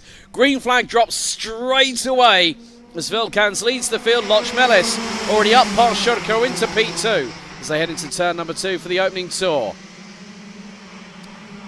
So, through the bus stop, 414 of Dennebergs running at the top 4, 5th place. That's going to be the 455 of Ricardsvik Vargas as they make their way through to the short back straight. And these are not direct drive like the majority of the Rotax classes. These are gearbox driven, 2-speed. And a good insight from Tomasz Birstins earlier on today when I spoke to him after his morning warm-up. He said, well, you've got to concentrate on braking because you've got front and rear brakes. After lap 1, Vilkans leads by nearly 0.3 of a second. Shurko, Dannebergs, Veg Vargas, Jean Zemis, Rotax up to P7. Then we got the 422 of Martin Janovskis. Zinkiewicz. And looks like Vidas has not started. Well, not at all surprised. I think if Ragnar Vidas is going to take full advantage of having already booked his place through qualifying yesterday, I don't blame him for doing that. However, bit of argy-bargy here. Veg Vargas all gets squeezed on the inside. That was the 405 of Jean Zemis going through the final corner. Careful, careful. You don't want to incur the wrath of race control, guys. But Jean Zemis trying to get through on the 455 of Vec Vargas. They've got young hotshot, just 14 years of age. Tomas Rudokas, who's not only the youngest driver on the grid, but he's the shortest driver on the grid in this class. But Vilkans leading the way, 4/10 ahead of Maxim Shurko. Janovskis has the fastest lap of the race, 39.680. And Vilkans again trying to expand that lead. And, well, not at all a surprise that the 411 of Birstins has dropped all the way down to 10th position, but has put the fastest lap of the race out there, 39.458 seconds. So once again, they make their way through into the respective hairpins on the far part of the circuit, which brings us to the conclusion of the very next lap, which will be lap number 4. Lead from Vilkans to Shurko, 0.355. Shurko now with the new fastest lap of the race, 39.431 seconds. Still a bit of a duel happening all the way back at 4th, and that is the 414 Norris Dennebergs leading that train. He's got behind the likes of Ricardsvik Vargas, amongst others.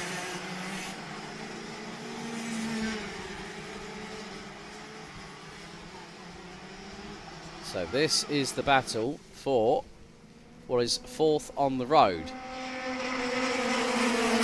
Vilkans responds with the new fastest lap of the race and expands his lead over Maxim Shurko to just shy of 4/10 of a second with a 39.294 second lap time.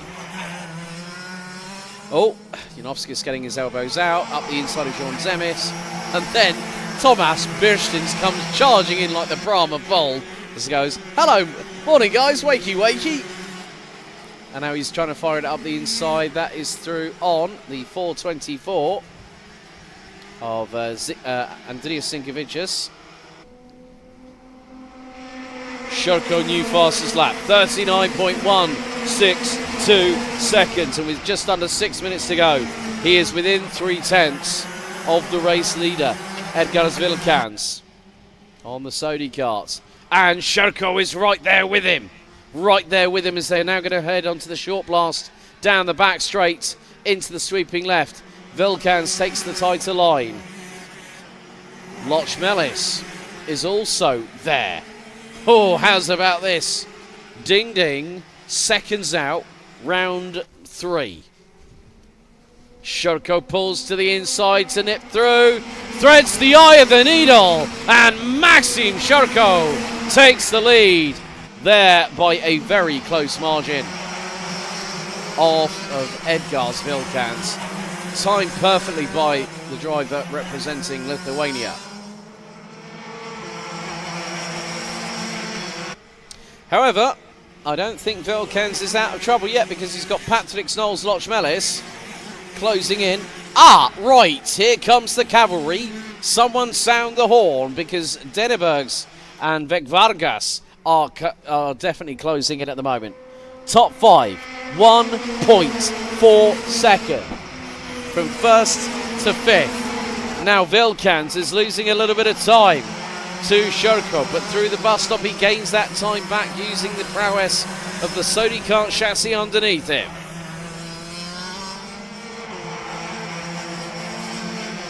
Lochmelis waiting like a tiger in the reeds. Take for instance Disney's Jungle Book and Shere Khan, for instance, for those that might remember. I certainly do. I was a kid when I first watched that. That was a long old time ago. Most people know my age now anyway, so I don't really care. However, Vilkens is defending whilst keeping up the pace. New fastest lap of the race, Martins Janowskis. Currently sitting 6th at the moment, 39.146 seconds. He's about 1.3 behind Veg Vargas. So into the final couple of hairpins we go. This is the battle for the race lead. Shurko now leads after what will be lap number 9 completed. On to lap 10 we go. Vilkens responds with the new fastest lap and is 93 thousandths of a second, dipping under the 39-second bracket.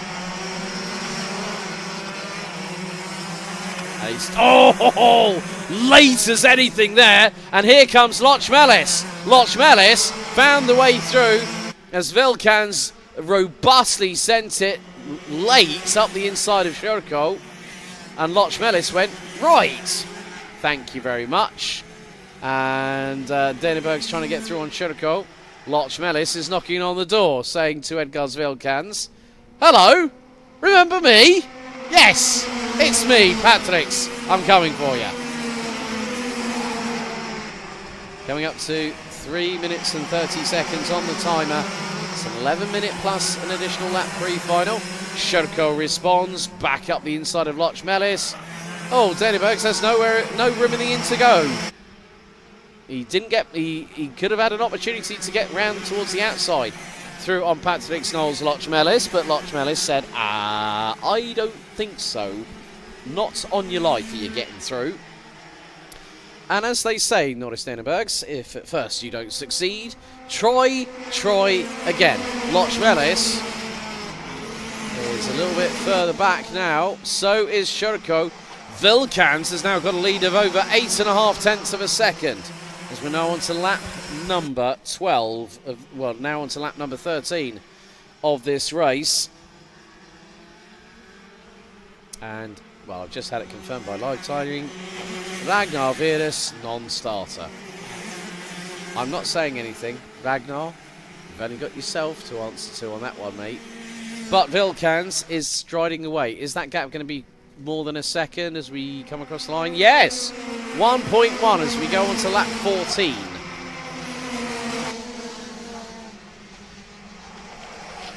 And Lochmelis at the moment is really keeping Shurko very honest. Dives up the inside, outbrakes himself. That's good.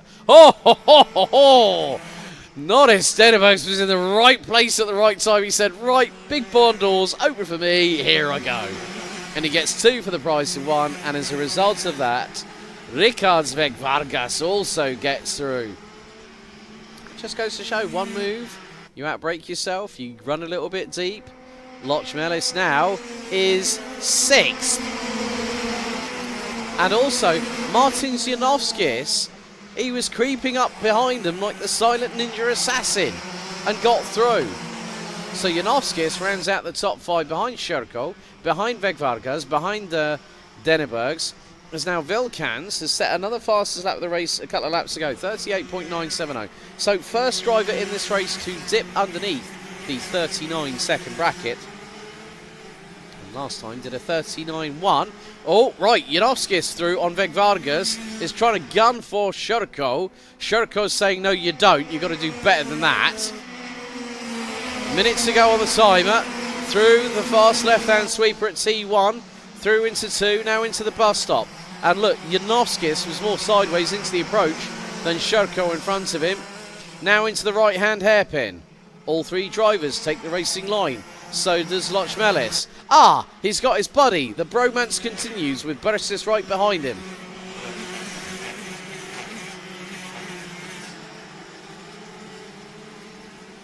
So 30 seconds to go. 2 laps remain as we complete lap 16. So lap 17 out of 18, which will be the penultimate lap, underway. Notice Stenenbergs has got that gap down to 1.5 seconds.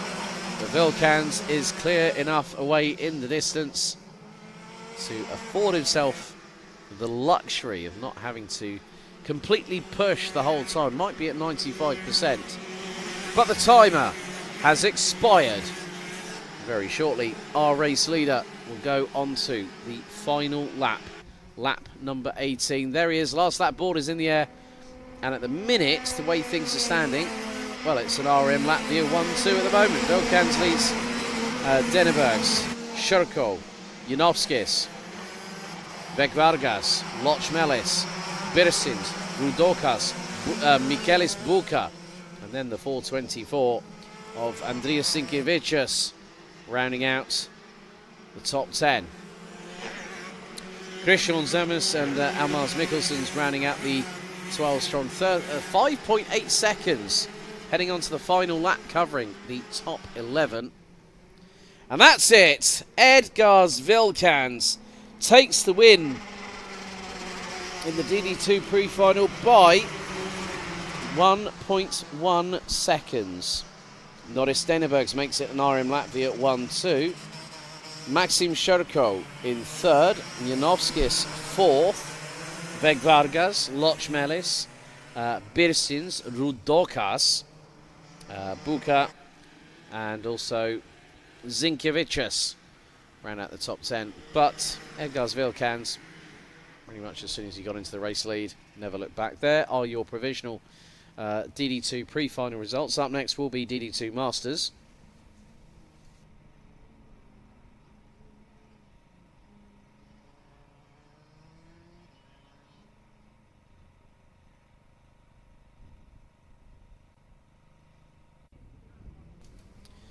So we take a look back at the highlights. Again, another false start. But then, second time out, we got the green flag waving, and Vilkans led the way. Lochmelis early doors got himself into second position, but Maxim Shurko was hot on his heels. The Lithuanian sent it down the inside of the Latvian through the hairpin after the bus stop. And whilst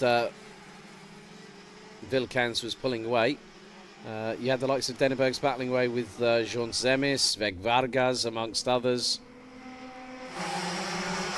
But then the floodgates were royally opened when some drivers, like Janovskis, got their elbows out and went through at the hairpin just after the bus stop chicane. Jean Zemes was finding himself between a rock and a hard place.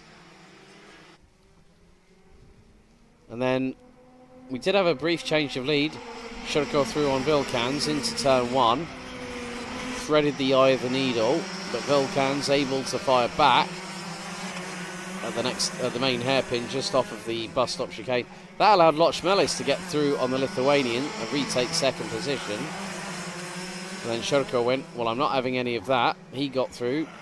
Lochmelis defending against Stenenbergs, but then a little bit later on, things would change once more. Lochmelis would fire it up the inside of Shurko, run wide. Stenenbergs got through, Vegvargas got through. And Shurko then had to defend. Lochmelis had dropped all the way outside of the top 5. But then, again, more moves occurring. Janovskis really being the serial opportunist that he is, but Edgars Vilkans took the race win in DD2. And up very, very shortly, we're going to have our next class, which will be DD2 Masters.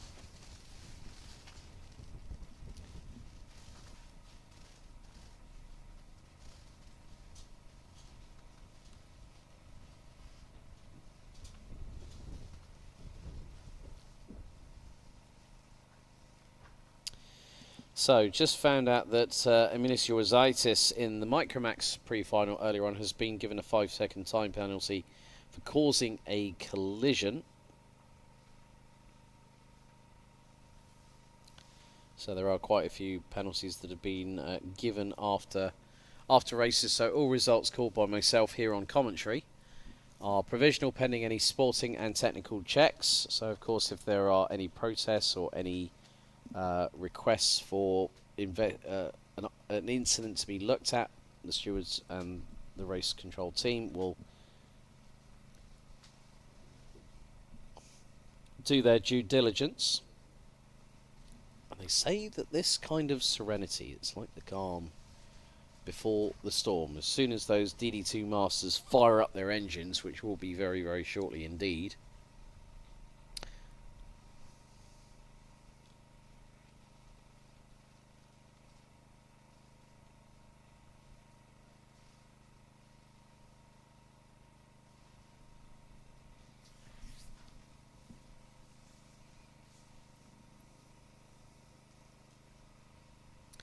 so after this we'll have 3 more races to go to take us through to the lunch break and also to the ceremony for the baby class. Will be the last competitors. They've done their warm-up this morning, and you'll see the youngest from the Baltic regions or local regions go out on track here at Jelgava.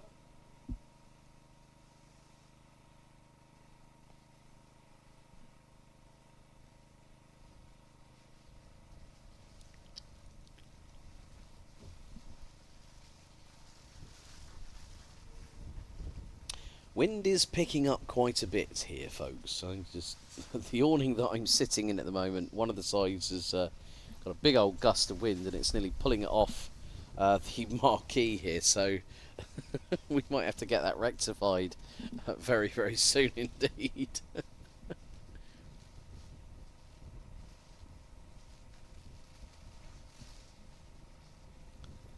So engines now starting. As folks, very shortly, the green flag will wave at the end of the dummy grid, and we will get underway with DD2 Masters. 11 minutes plus an additional lap. Here they go, out of the dummy grid, and here is your starting order. So it's going to be Martinas Stankiewicz and this year's Nordic champion, Henris Gruber, Mikolas Mazinas, and then we've also got Eriks Gasparovics rounding out the top 2 rows. Pritsai alongside Rudis Klavins on row 3. Juresolaitis and Armand Skanks on row 4. Completing the top 10, it's Roman Spadans and Martins Rores, Evtenis Zvitoyus, Margus Kingu, Lukas Leonovicius, Rikards Kaunzims and Ivars Us round out the 15-strong grid. So 11 minutes plus an additional lap for these drivers. They will have the opportunity to put their best foot forward here in Jelgava at this circuit, 1,060 metres in length.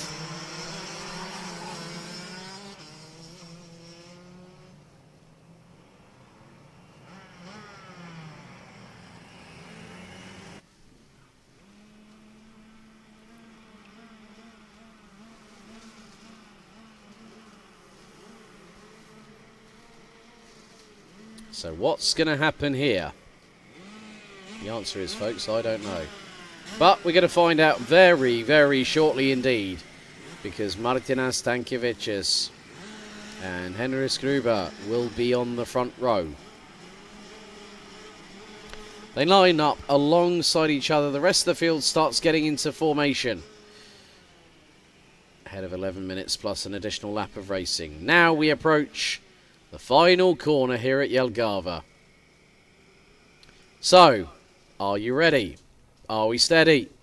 Revs rise. Green flag straight away. And Stankiewicz goes side by side with Gruber. Gruber looking to the outside of the first corner and loses out big time. Loses 2 positions heading into turn number 2 as Mikolas Mazinas And Erik Kasparovic get through on Gruber. And I had a feeling that might happen, that Tankevicius and Gruber would go wheel to wheel into turn number 1. And when you're on the outside of the first corner, look at how quickly through on the inside.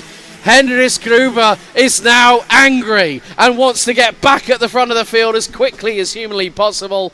The way he steered the car immediately to the left-hand side to get past Erik Kasparovic, who's got behind him the 569 of Rudis Klavins. Pritsai from Estonia right behind them in the 519, running with the Akva Racing crew. Armand's Kanks not too far behind. Kasparovic loses another position to Pritsai. But after the opening lap, Tankevicius has a lead of 3.5 tenths of a second ahead of Mikolas Mazinas. The Lithuanian running on the IPK Praga chassis, run by Rotax Racing. A few dives up the inside through the final hairpin, but no room at the end. So Tankevicius still leads the way ahead of Mazinas. Gruber in third, who's just set the fastest lap of the race, 40.122. Then we got the 569 of Klavins, the 519 of Pritsai. Kasparovic has dropped all the way down to 6th, ahead of the 595 of Armand Kanks. Jurisalaitis down to 8th, up to 9th with Martins Rollis, and then the 509 of Rikards Kalnzims rounds out the top 10. New fastest lap, and we dipped under 40 seconds.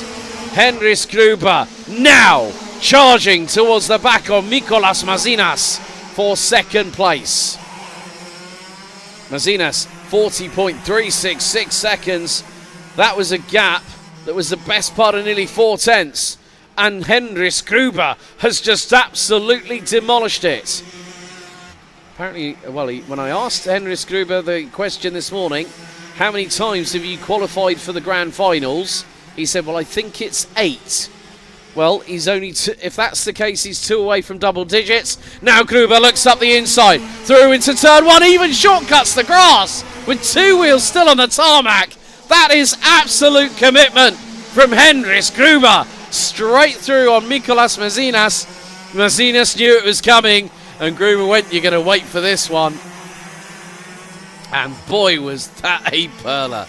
That's Henris Gruber in a nutshell, folks. And now he's got to catch Martinas Tankevicius. Tankevicius 1.3 seconds up the road. I'm sure that will not be the case come the end of lap number 5, which we're about to complete. And Gruber is 1.6 seconds behind. Tankevicius has just responded with the fastest lap of his own, 39.811. Tankevicius absolutely starting to expand that gap. Well, Tankevicius is the fastest lap of the race, but it was a 39.941 for Tankevicius, 40.264. Now, I hope that Henris has got all the grass and the muck off of the left-hand side tyres, because that does not help your grip with these Mojo D5s. Oh, no, no, no. No, it doesn't. Gap now expanding. Right. 39.9. Tankevicius. 40.0. So less than a tenth in it between first and second position. There's Mikolas Mazinas running in third place. However, Rudis Klavins has been on the charge and is a second away from the 575 from Lithuania. Rounding out the top 5, it's Estonia's Pritsai. And then the 595 of Armand Kanks has got past Jurisalaitis. That is for 6th position. There's Tankevicius. There's Gruber. Gap was nearly 1.8. It remains pretty much the same. And 90.3 kilometres an hour average lap speed. So that is coming across the line, I believe, for so 90 kilometres an hour.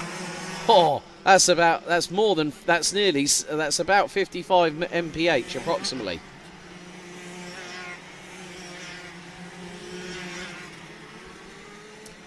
There we see the 595.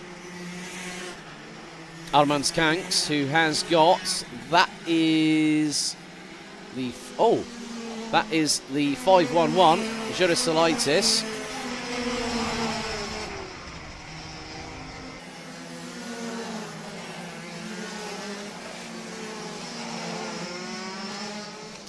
So 90 kilometres an hour. I wasn't far wrong on my maths. It was 55.8 miles an hour there, folks.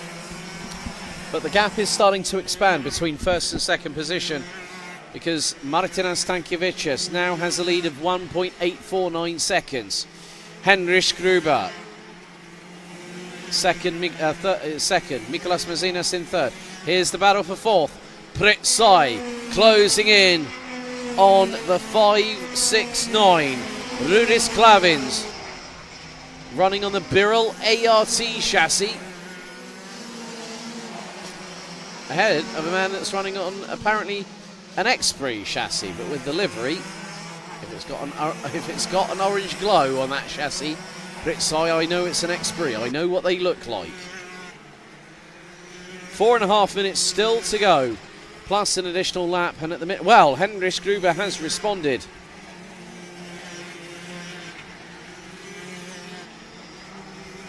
And has just posted the fastest lap of the race so far. There's a response from Stankiewicz, 39.542. Still Klavins and Say round out the top 5. Kart length and a half separating them through the bus stop. Klavins able to pull a little bit further away into the hairpin. Pritsai a little bit more demanding on his brake pedal at the minute. 3 minutes and 45 seconds on the timer, plus an additional lap remains in this DD2 Masters pre-final. We'll have 4 more races to go until the break for lunch.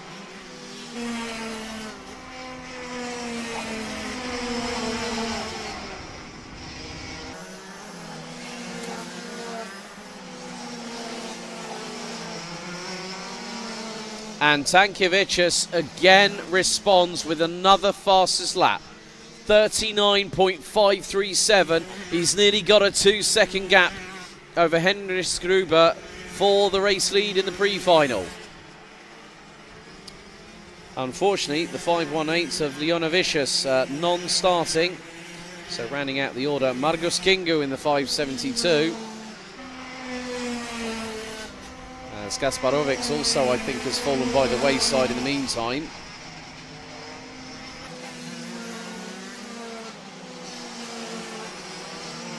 Oh my goodness me. Are you treating this like a blooming glorified qualifying session, Martinas Stankiewicz? Because he's just put in another new fastest lap of the race. 39.494. His gap is just over 2 seconds ahead of Henrich Gruber. And then we've got Mazinas, Klavins and Say still battling away over 4th position. Now are they closing on Mazinas? The answer is yes, but not significantly.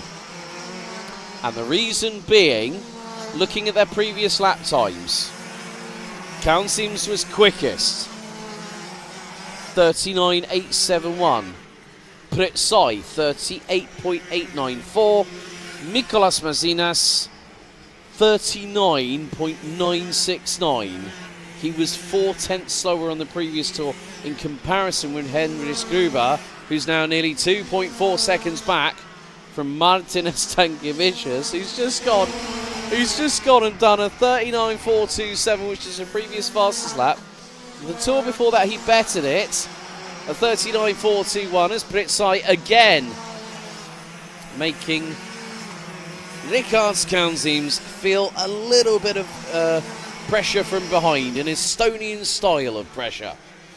So my quandary here is, because now I have a suspicious, sneaky feeling, even though we're a minute to go on the timer.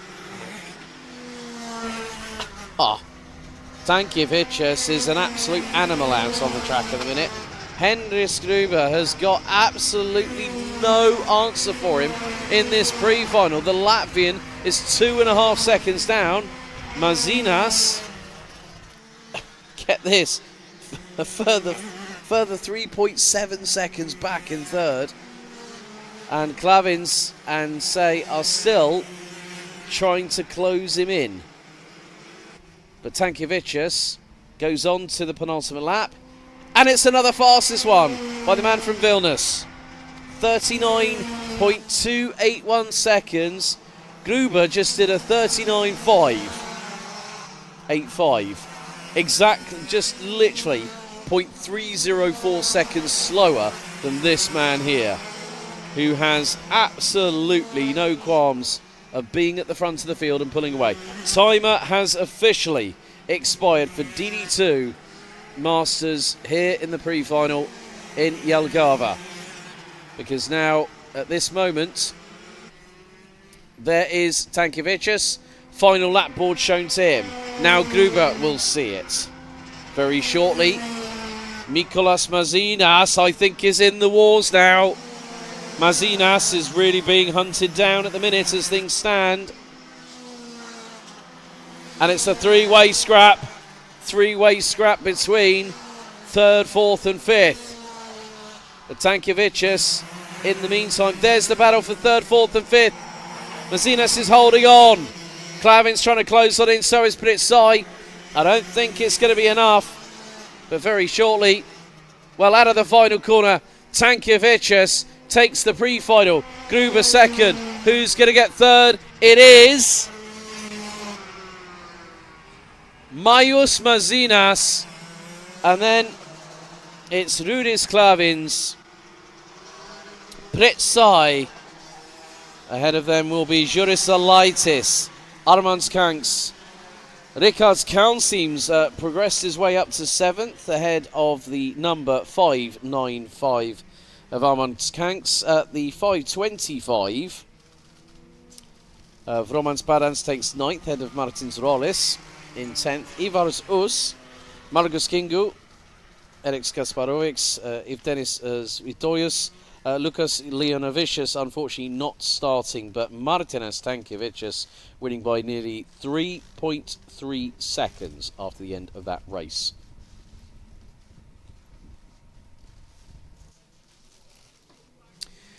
So this is the moment that really set the tone for the final. Tankevicius just went, right, Henris, you got to get past me. Then Gruber just woke up and had fire and brimstone behind those eyeballs of his as he launched it. This was a great move, one of the best I've seen so far. Gruber up the inside, 2 wheels on the grass, but Tankevicius just calmly took it like a Saturday afternoon drive in the countryside. Well, up next we've got part of the LKK, the Latvian Karting Championship for 2023. There are the DD2 Master Amateurs and the DD2 Masters Gentlemen drivers. So they've already had their qualifying earlier on today. And looking at the starting grid, we have Kristaps Kalixons ahead of Edmunds Zuvesics.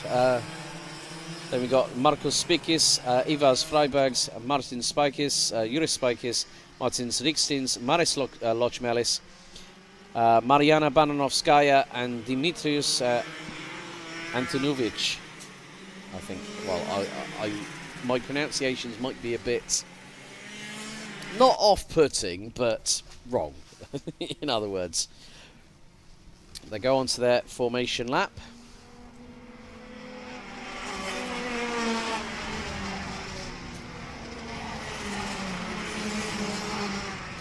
So 6 of the drivers are in the gentleman class, or the heavy class, the heavier class. And then we have the traditional DD2 Masters. So these are the amateur ranks of those deciding to go for Rotax of their choice of powertrain. The iconic Rotax Max Evo 125cc 2-stroke engine. Again, as with DD2 and DD2 Masters. Some cheers in the background I just heard as we get ready and set for these drivers. They've already had their qualifying session earlier on, but they will have 11 minutes on the timer, plus an additional lap.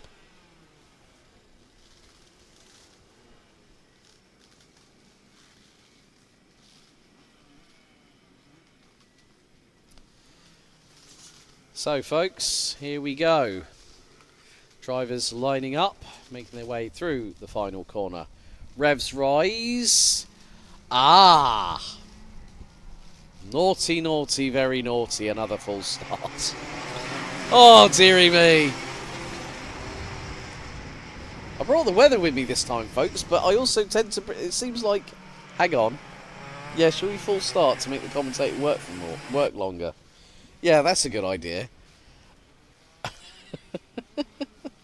That just goes to show that sometimes the weather can't be on your side, but a regular commentary voice does also help as well. But they are going to, if we do have, now we've already had one red flag situation with 2 full starts. Hopefully, fingers crossed, touch wood. Well, the drivers are very much into formation.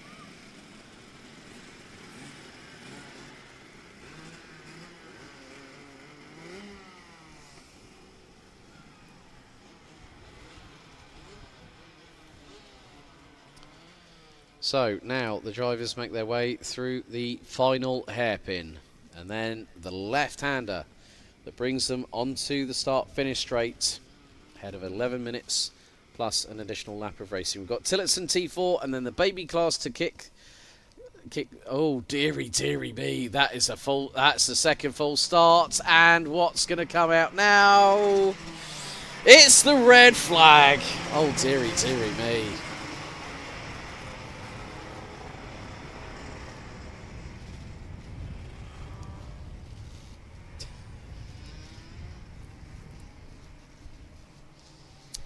Well, there's going to be an adult conversation on the start-finish straights, isn't there? With a few choice words, so if I see a blue mist spring up from the start-finish straight, I know exactly what's going on, that people say, well, hang on, you didn't tell me this. Hang on, I didn't know I had to be there. Why don't you tell me? With a few expletives probably thrown in for good measure. You never know. Well, thank you very much to everyone that's tuned in.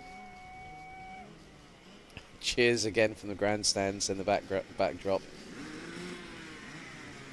I wonder if someone's going to start waving the finger saying, oh dearie, dearie me, you've done something wrong. Naughty, naughty, very naughty.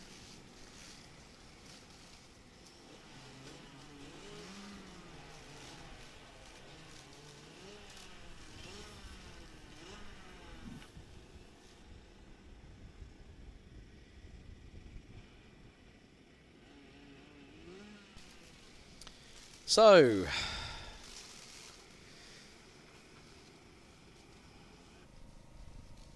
now this time, yeah. I am. It takes a lot for a commentator to be speechless, but I am right. I am right now. Oh my days. It's definitely not going to be third. You know, the second yellow flag brings out the red. Oh, the wind has really picked up here, especially in the awning. Like literally, I was waiting for pieces of paper and debris to start flying all over the place. The wind has really picked up. You can see the BRP Rotax flags on the left-hand side of the start-finish straight being blustered around the place. So, red flag.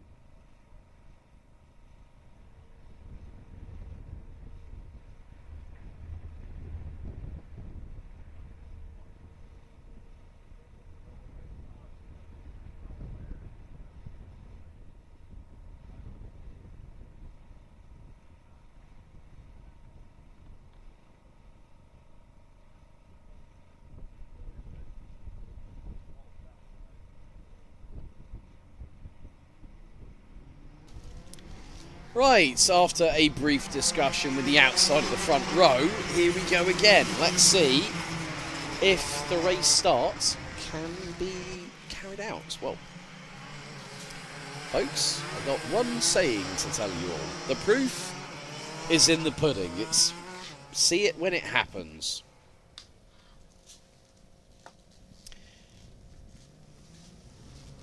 So these drivers will also have 11 minutes plus an additional lap of racing.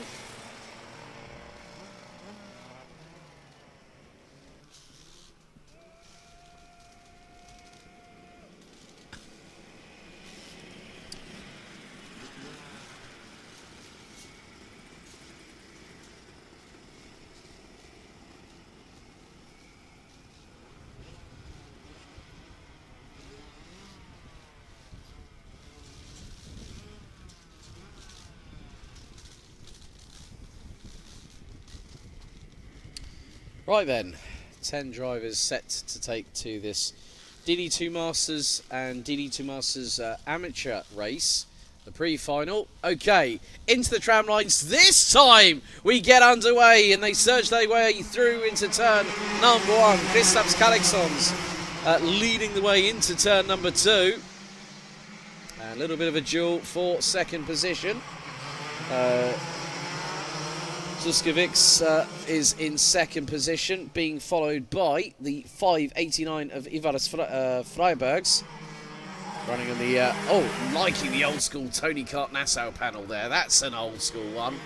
That was before all the hot dog Nassau panels became de rigueur in karting a couple of years ago. But change for second. And I like the fact that Freiberg's also wearing the old period Ford racing racing overalls as well. That's an old school one. Straight back up the inside. Looks to go Zuskovics. Unable to do so. They've got the 523 of Markus Spikis. Spikis trying to go one way, then the other. Oh, the 551 sideways around the outside goes the Sony Kart, and he's off the circuit. The 551 kicking up the dust. Zuskovics losing the back end big time. And Spikis on the Sony getting right through like a whirling dervish. And now there's going to be a change. The 555 of Riekstins gets through on the 507 of Spikis. So very, very good anticipation there for the 555, who was running in 6th, now runs 4th. So coming up to 9 minutes and 20 seconds to go.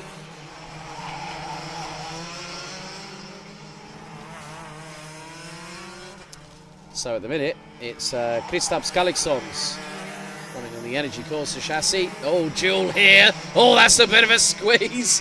The 534 gets through. Spikis on the Sony Kart. And now there's a battle here. This is for second on the road. Freibergs versus the 523 of Markus Spikis. So Tony Kart versus Sony. Through into T1. 589. With the oh, I like the fact that Freibergs has got, as I said, an old school Ford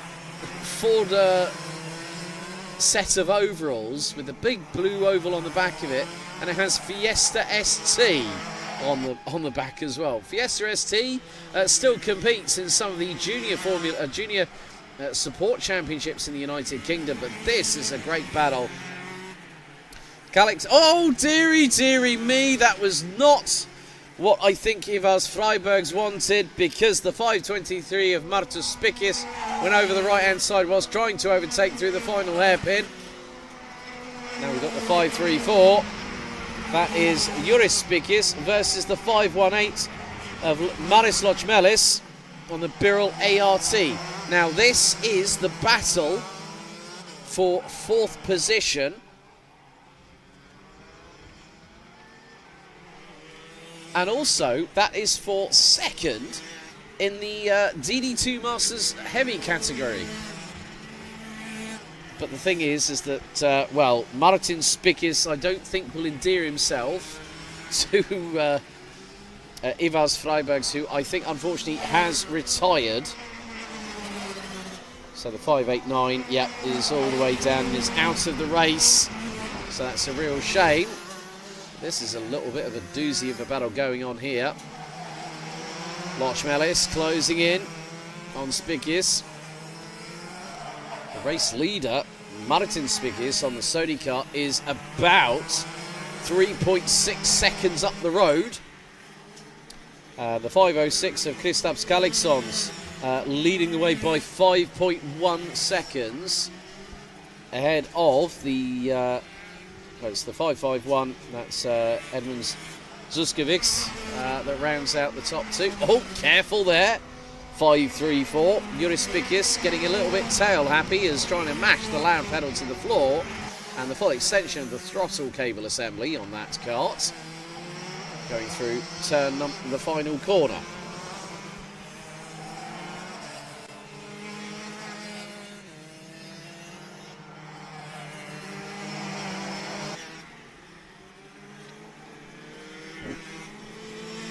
So 6 minutes and 10 seconds still to go.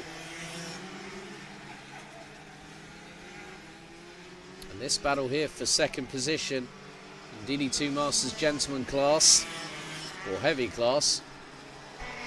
This is still battling away. This is Spikis versus Lochmelis. Now this is fourth overall, but second in class. So P2, not too far away for the 518 on the Birrell ART. Closing on one of the kart chassis providers that really is experiencing so much growth over the past 18 months. Of course, Sony Kart, owned and chaired by Bertrand Pignolet, who I've had the pleasure of meeting at the Rotax International Trophy at Le Mans in France, run by 3MK Events, who are also part of the Sony Kart family. Also run the National Series de Karting. I understand is racing this weekend. But Lochmelis trying to close on in.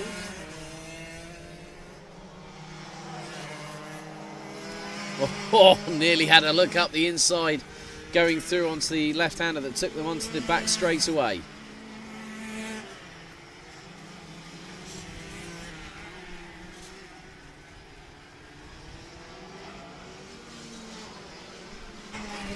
So 4 minutes and 33 seconds to go. Leading the way overall, Kristaps Kalixons, leading by 5 seconds in the overall race lead for the LKK division, as in the DD2 Masters traditional class. Heavy class being led by the 523 of Marcus Spikis on the Sony karts. He's 1.3 seconds behind and is also setting comparable.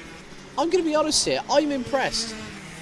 The 523 of Marcus Spikis is running on lap pace, has just set a lap time pretty much identical to the race leader.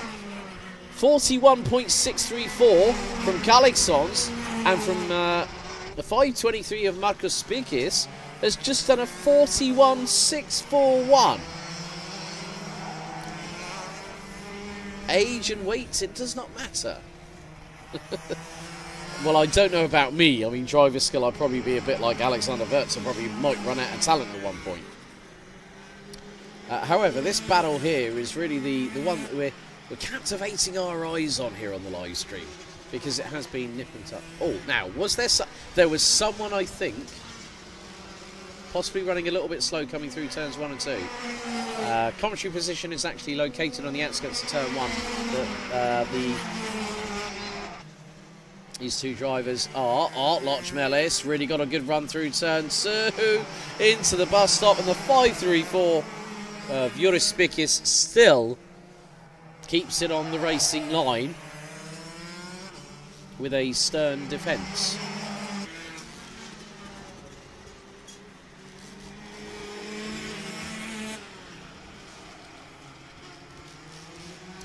Now, they have got a little bit of company coming their way. Oh, Lochmelis, look for the move up the inside of the final corner.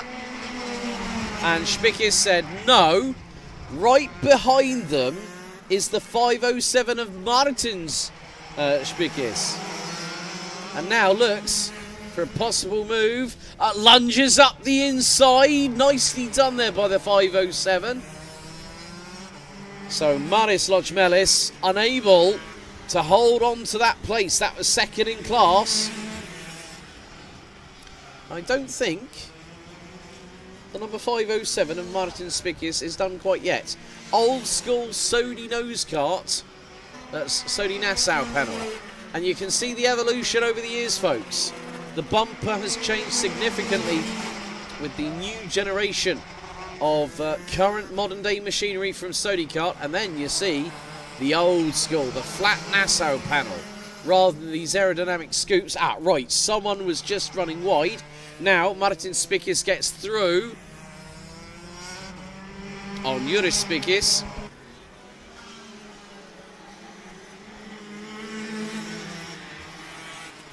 Minute and a quarter, plus 1 lap.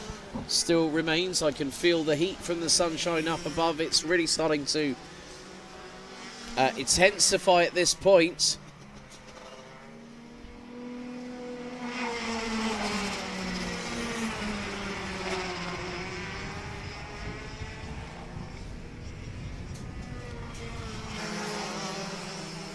So at the minute, Kristaps Galiksons, the driver on the Energy Corsa chassis, leading by nearly 2.5 seconds. And Markus Spickis, who leads the way. I'm really, really impressed by this. Martin Spickis now. Oh, yellow flag. Oh, dearie me. 5-3-4, and who is underneath? Oh, don't tell me. Oh, it's the 507. Oh, no. Oh, dear. What on earth has just happened? It was a great battle. So, of course, one's gone for the move. Traffic jam. Right. Here's a replay. So, Juris lunges. Bang! There's the impact and mounts the front. All 4 wheels off the air. And he's just gone to say, sorry.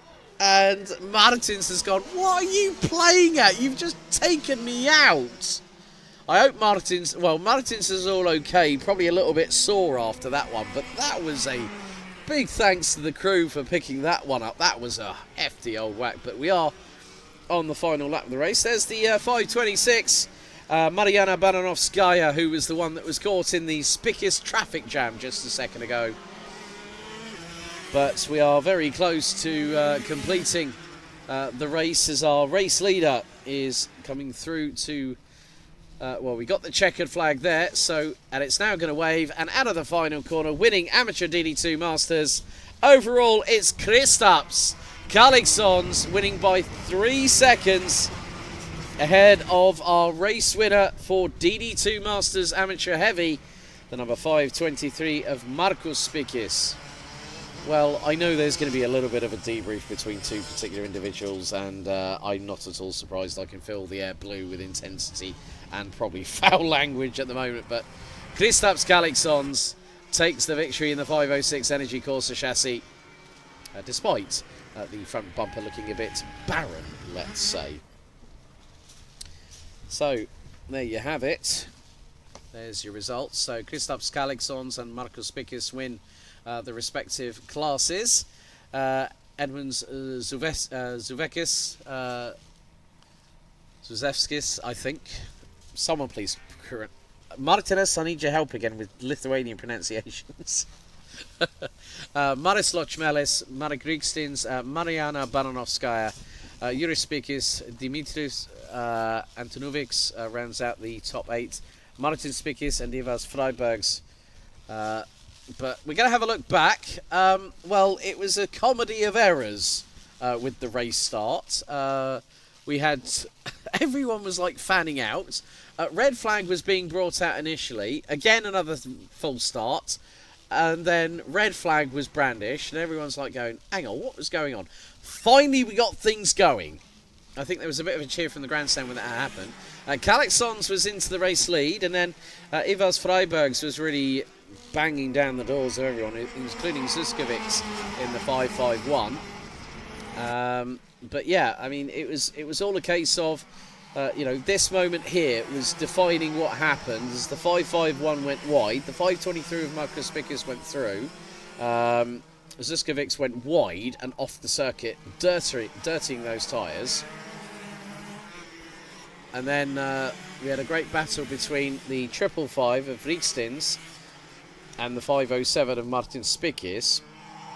It got a bit hot under the collar a little bit later on in the race, truth be told, because Joris and Martin Spikus were battling away, and this was the moment that eliminated Ivars Freibergs. Up and over, and bang went Marcus Spikus in the 523. Ivars unable to continue, and literally on the middle of the road, going through the final hairpin. And then it all started intensifying again. Martin Spikus getting through on the 518 of Maris Lochmelis. But then this happened. Joris Spikus, yeet. Big old wallop into the right hand side of Martins, who I'm sure is feeling a little bit banged and bruised. And then everyone tries to get through. But Kristaps Kalixons takes the win. So please, please, please keep the calamity of race starts away. But we've got 2 more races to go before we head into the lunch break. Up next, it is Tillotson T4. Davis Salmons has been the tour de force this weekend. Picked up the win in the heat yesterday, and as you can see, the flags around the circuits, including those prominently displaying the logos of BRP Rotax, our good friends over in Austria, who have the, who will be providing updates via their respective social medias in the coming weeks leading up to the 2023 Rotax Max Challenge Grand Finals, which take place at Bahrain between the 2nd and the 9th of December. Air temperature now has increased from 11.6 this morning to 17.3. I can feel the intensity on my lower back. But you can also see that the wind speed has increased by 50%, 12.6 kilometres an hour, which is effectively 6 miles an hour. And I hear some Tillotson T4s getting ready to go out, because we are running a little bit behind schedule. Not too much, but we have got laps in this consideration with Tillotson T4 as they're up next for their pre-final.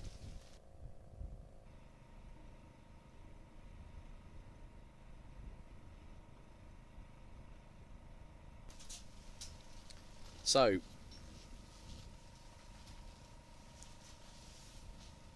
these particular karts, they all run on the same chassis, the T4C1 with the TPP 225 RS engine. Parts of it features billeted components, CIK FIA grade bumpers, high impact sticker package, that's a good one, along with Tillet racing seat. These are 4-stroke engines. And the grid is now released. Here is the starting order for the pre-final for Tillotson T4 Latvia. So, David Salmons leads the way from pole position. Christopher Skalner on long side on the front row. Row 2, Elisabetta Johanna Zulce with Christianis Skalner on row 2. Kirill Dimitrevs and Petris Rusa, row 3. Andres Klinkans and Martin Zritovs, row 4. Dacia Grosberger and Iveta Agmenekalne, that is row number 5, completing the top 10. Geertslav Skans, Daniels Petris Beresins and Rudolf Toms Beresins round out the 13-strong grid. 10 laps. So that is around about 11.5 kilometres give or take, I would have thought. So there is, the wind is picking up again. Oh, dearie, dearie me. But there is your starting grid. And they are making their way around the 1,060 metres circuit here at Jelgava for their formation lap.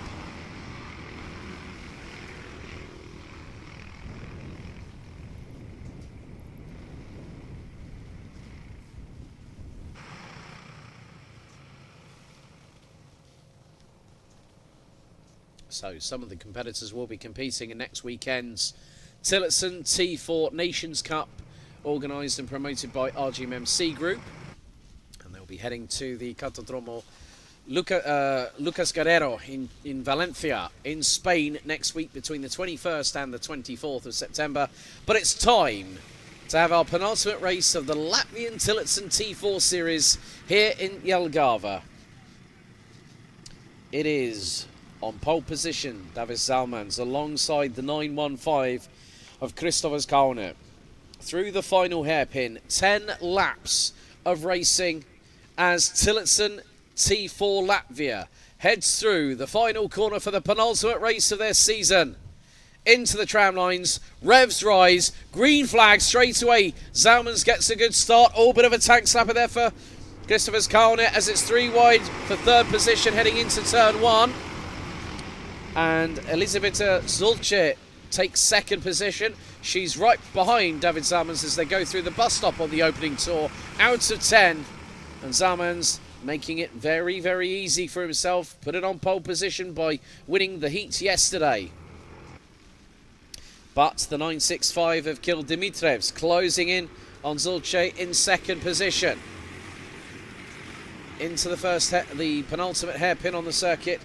Leading the field, David Zalmans in the 949 out of the final corner. Lap 1 out of 10 completed. Zalmans, Zulce.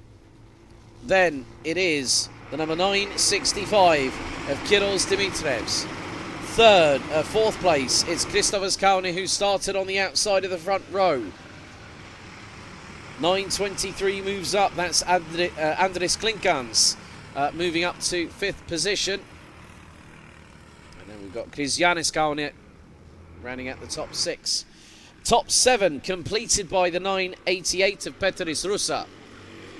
Then we got the 919 of Daniels Petris Berzins, followed by Daci Grosberger in the 929, and in the 926, Iveta Akmenikalne. Zalmans still leading after lap 2 completed. Fastest lap, Zulce, and she's right behind him, 0.2 of a second behind. Fastest lap by Elisabetta Zulce was 46.131 seconds. Top 3 rounded out by Dimitrevs, covered by just over 0.7 of a second. Top 10 covered by 4.3. The entirety of the 13-strong grid covered by 7.5 seconds. But Elisabetta Zulce looking to close in on Davis Zalmans. She's right with him, within a kart length. Into the penultimate hairpin on the circuit. 2 more corners to go before we complete lap number 3 out of 10. And it's less than a kart length between them, not even half a kart length. Over the line, lap number 3 completed. Line astern between the 2 leaders. Now Kaune looking up the inside of Dimitrevs through turn number 1 for P3. Can't get the job done. Zulce was 0.133 seconds behind. Zalmans now knows that he has a contender for the race win. If the 2 behind stop battling and move forward, they're going to do themselves the biggest favour in the world, because Elisabetta Zulce is right on the back bumper of Davis Zalmans for the race lead.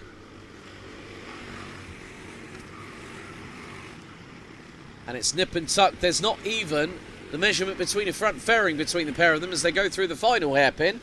Out of the final left-hander, and still Zalmans leading at the way. Zulce, look at that for a hyper-extension on the right side of the core from Davis Zalmans, and he still keeps ahead of Elisabetta Zulce by 1.5 as they come through the exit of turn 2 into the bus stop chicane.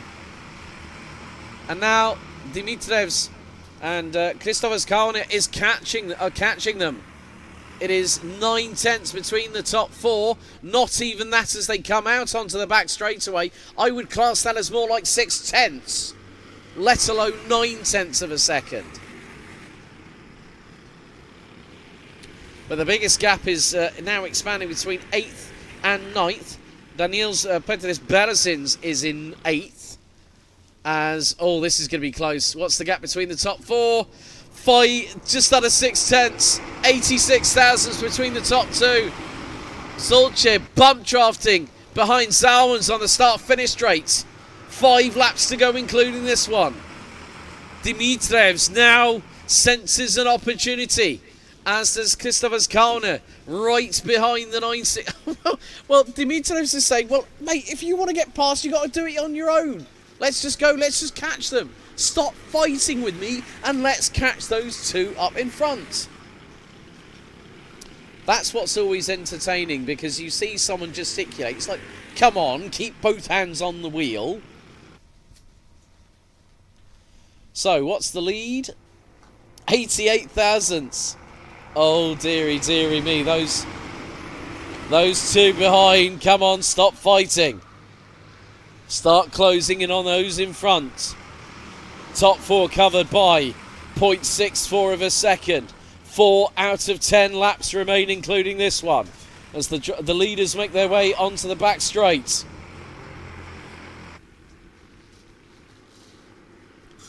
Zalman's just keeping that 949 entry, that T4C1 chassis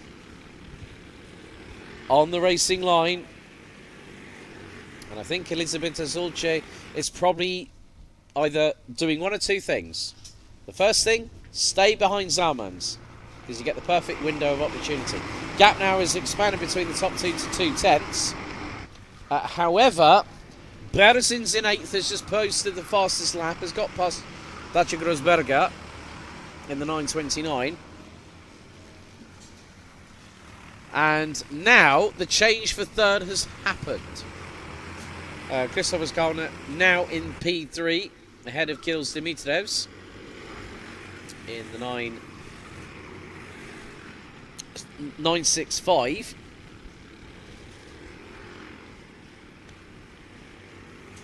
So we're about to cross the line. 2 to go. Oh dearie me, Kirill Dimitrevs is battling away with Christopher Skalner going across the stripe, and now Zulce was within a tenth, 85 thousandths of a second. This is the penultimate lap of the Tillotson T4 Latvian Series pre-final here at the 6th and final round at Jelgava in Latvia. A 45-minute drive from the capital city of Riga. So next time around it will be the last lap board.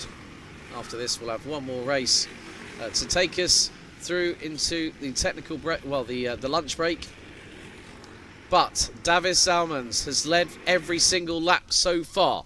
Last lap board is out. Elisabetta Zulce looks over her left shoulder. Davis Salmons over his right into turn 2 for the final time. Oh, another quick lap from Daniels Petris Berzins, 45.632 seconds.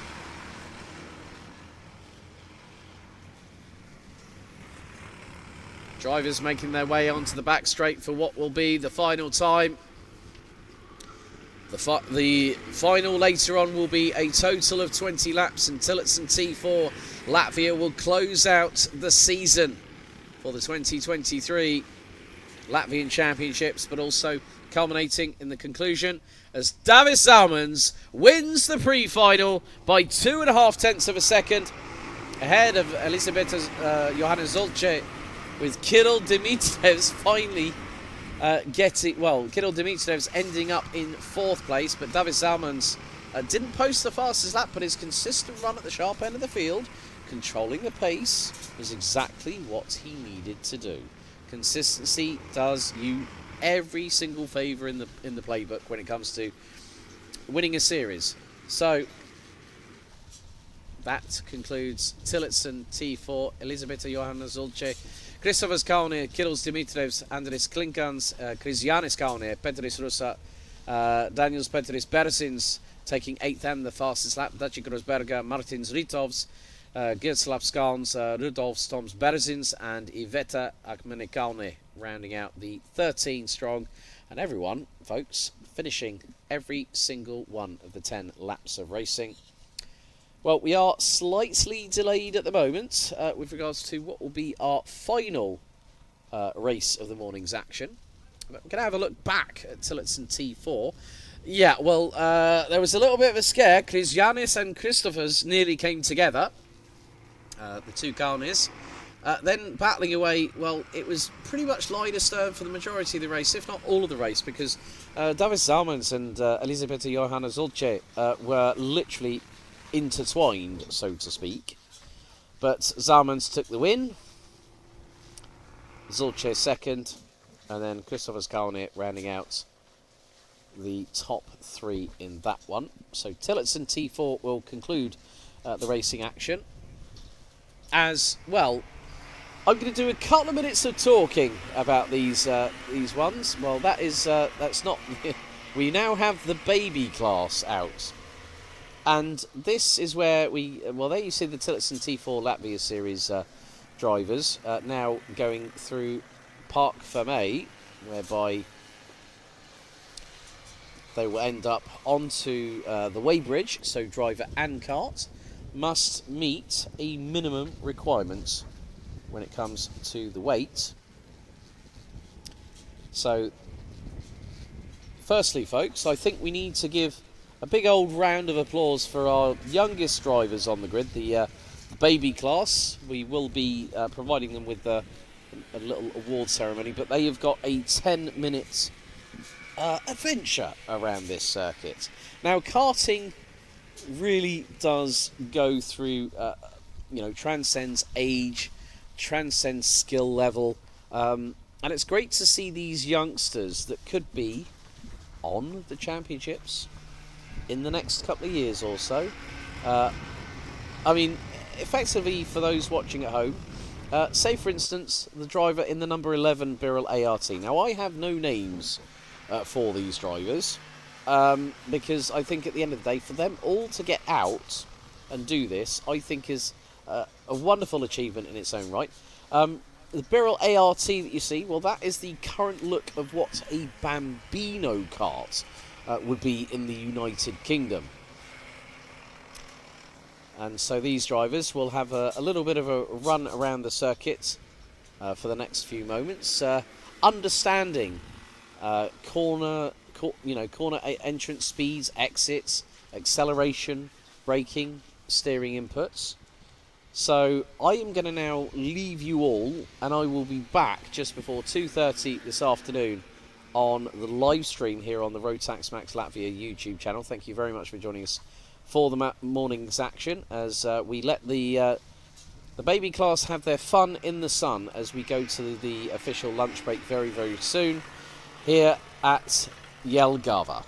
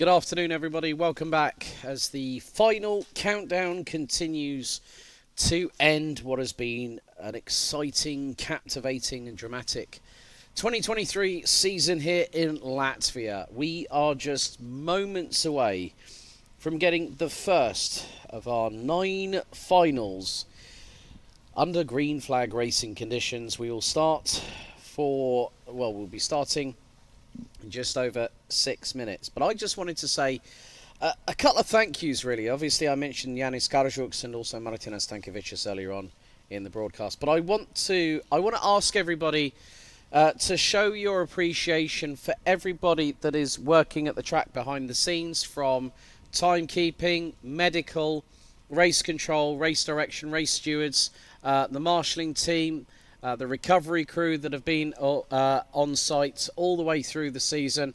Ladies and gentlemen, if we could just ask for you to give a round of applause and some appreciation for everyone that has helped Yanis, Yana and everyone behind the scenes to make 2023 what I would consider a very, very exciting season. So ladies and gentlemen, please give your appreciation for the entire team behind Rotax Max Challenge Latvia this season.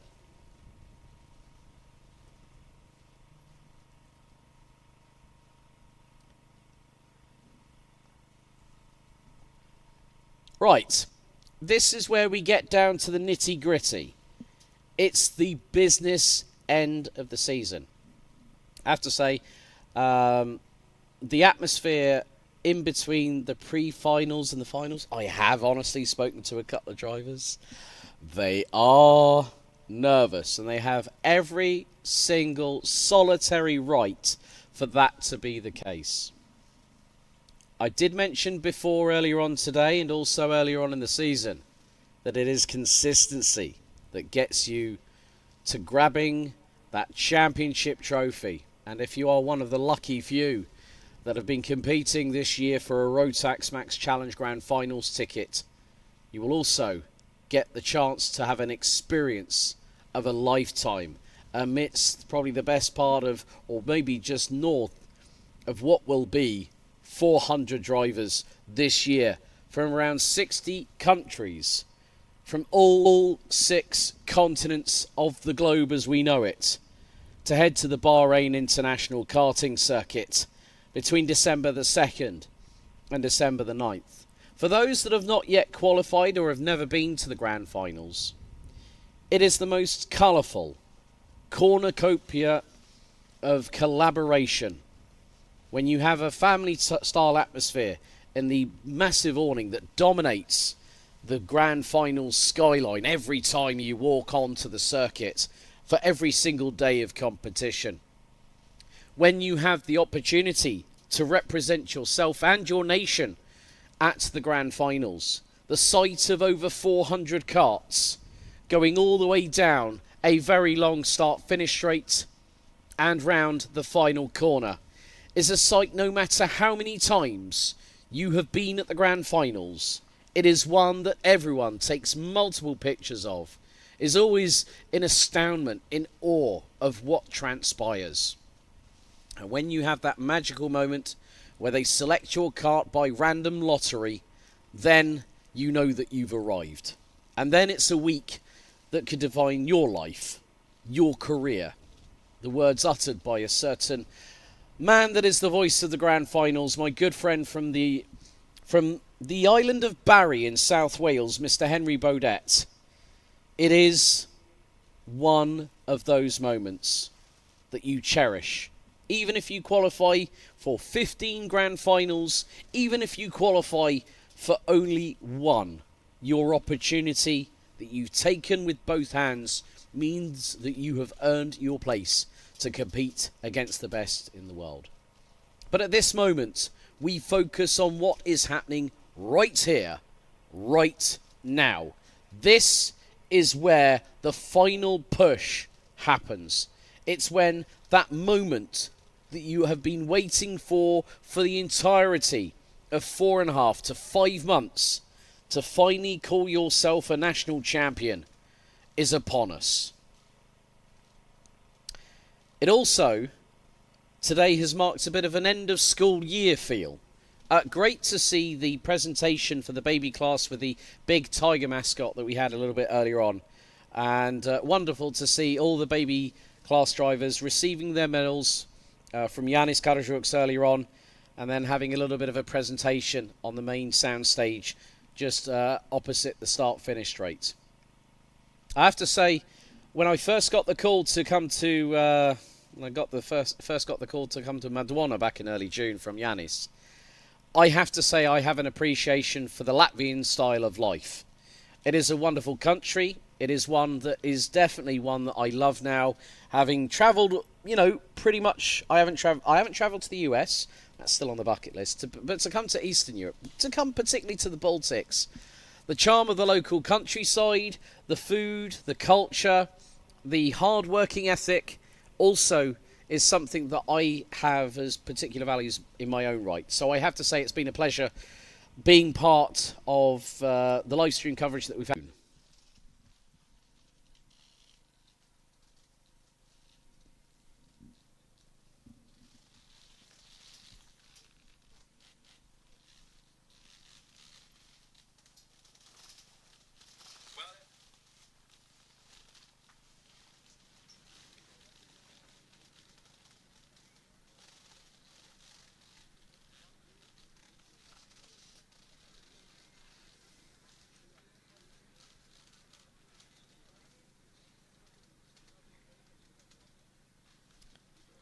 As they say, it is the calm before the storm.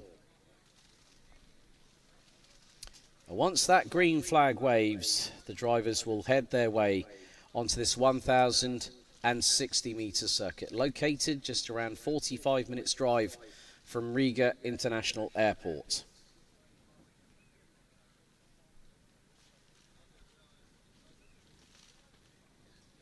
And once everything is concluded after Tillotson T4 have their final at just gone 5:05 this afternoon in Eastern European summertime, we will have decided our 2023 champions for every single one of the respective classes here this weekend.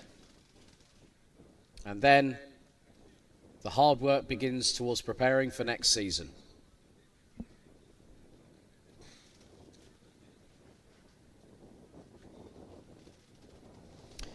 So the wind is picking up once again in the air. The awning that I'm sitting in a minute is not quite as blustery as it was earlier on, but there is a fairly good, really good chance that we're going to have sunshine all the way through the remaining 9 races here at Jelgava. A big thank you to all the teams, all the mechanics, all the families, all the drivers that have taken part in this year's championship. It really has been a pleasure to have you with us at all of the respective rounds this season, from Kandava to Madwana to Robatsy Novas to Smiltene, and to the final stop here on the calendar for RMC Latvia here at Jelgava. Of course, Lithuania having 4 rounds over in their own country before heading over to the Baltic. Well, they had the Baltic Cup at Ropatsy Novas on the 27th of August, and here is their final stop on the tour. For Tillotson T4 Latvia, it's been Kandava, a double header for the opening 2 rounds of the season. Then Madwana on the 9th and 10th of June, Ropatsy Novas on the 30th of June and the 1st of July for Smiltene, 4th and 5th of August. And now just 1 week before the Tillotson T4 Nations Cup at the Cartodromo Internacional Lucas Guerrero in Valencia next week, they curtail their season here.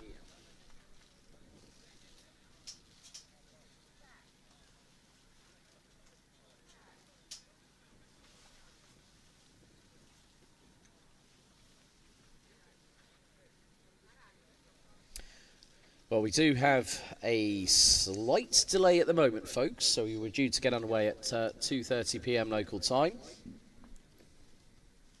I am in the moment trying to find out what is going on as we speak.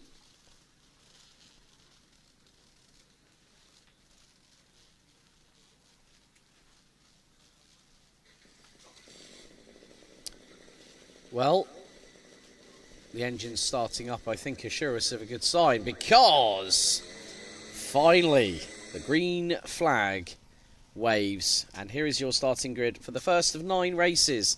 Final 9 races of the 2023 season. Up first, it's Micro Nano. And it's 11 minutes plus an additional lap. Jokubas Juozaitis will line up on pole position. Alongside will be Timas Dranseca and Domas Norkus, completing the 3-strong grid.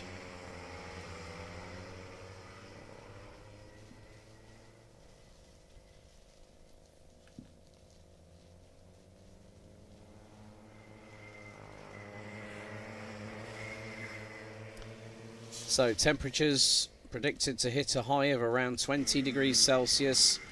Breeze has picked up again. As both, well, one side of the awning trying to escape.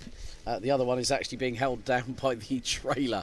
For those wondering where we are at the moment, well, as the drivers come out of the final corner and go into the sighting lap, as they're going to be heading into turn 1, the broadcast area and the commentary awning is on the outskirts of T1.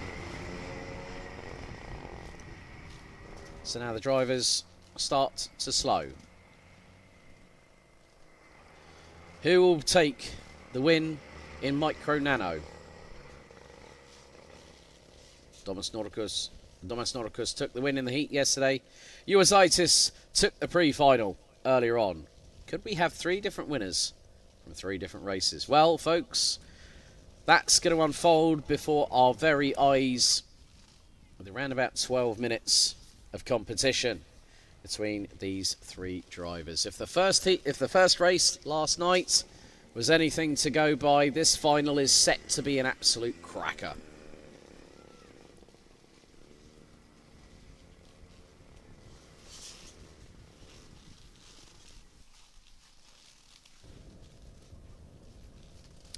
So, green flag waiting to drop as our drivers will now make the way out of the final corner into the tram lines. Revs rise, lights are I nearly said lights are out there. Green flag drops straight away, and Juozaitis gets the drop on Dranseca on the run down to turn 1 for the opening tour. A little bit of a slow response there from Domas Norkus off the line. Through the bus stop. And in towards the first of multiple hairpins at the circuit. A right-hand 180-degree hairpin. Now into the double left complex that puts them onto the back straightaway. And then into the next left. And then 2 more hairpins to negotiate.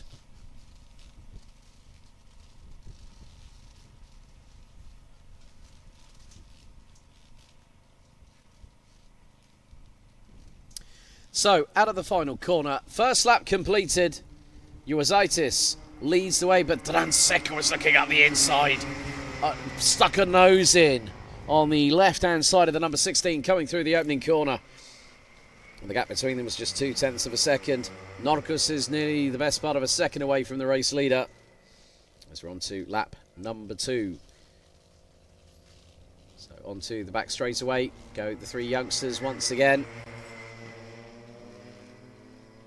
Those wondering about the running order for those at home, we've got Micromax up next, Junior Rotax, Senior Rotax, Mini Max, Max DD2, DD2 Masters, and then we'll have our penultimate race, which will be Amateur DD2 Masters and DD2 Masters Heavy, with Tillotson T4 capping things off with a 20-lap race to the checkered flag.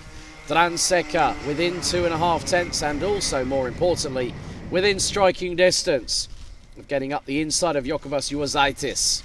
Through the bus stop they go once again. Oh, Juozaitis was very, very wise to what Dranseca was doing there.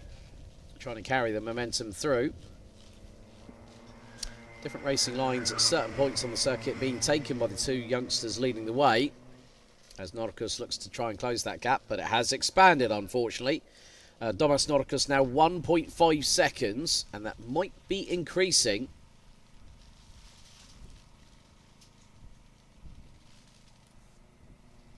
So, lap 3 completed. Another fastest lap by the race leader. Gap now expands to just north of 4 tenths. But Domas Norkus might be catching these 2 because the gap went down to by 2.5 tenths. As Dranseca again looks into the inside of Juozaitis. Norkus just puts in the fastest lap of the race, 46.805. Now the gap between first and third is 1¼ seconds. So don't forget, they still have another 8 minutes plus an additional lap of racing. That at this moment is rather crucial. Sometimes you can fly straight out of the gate and the tyres start to drop off. If you're leading, you're the one with the target on your back.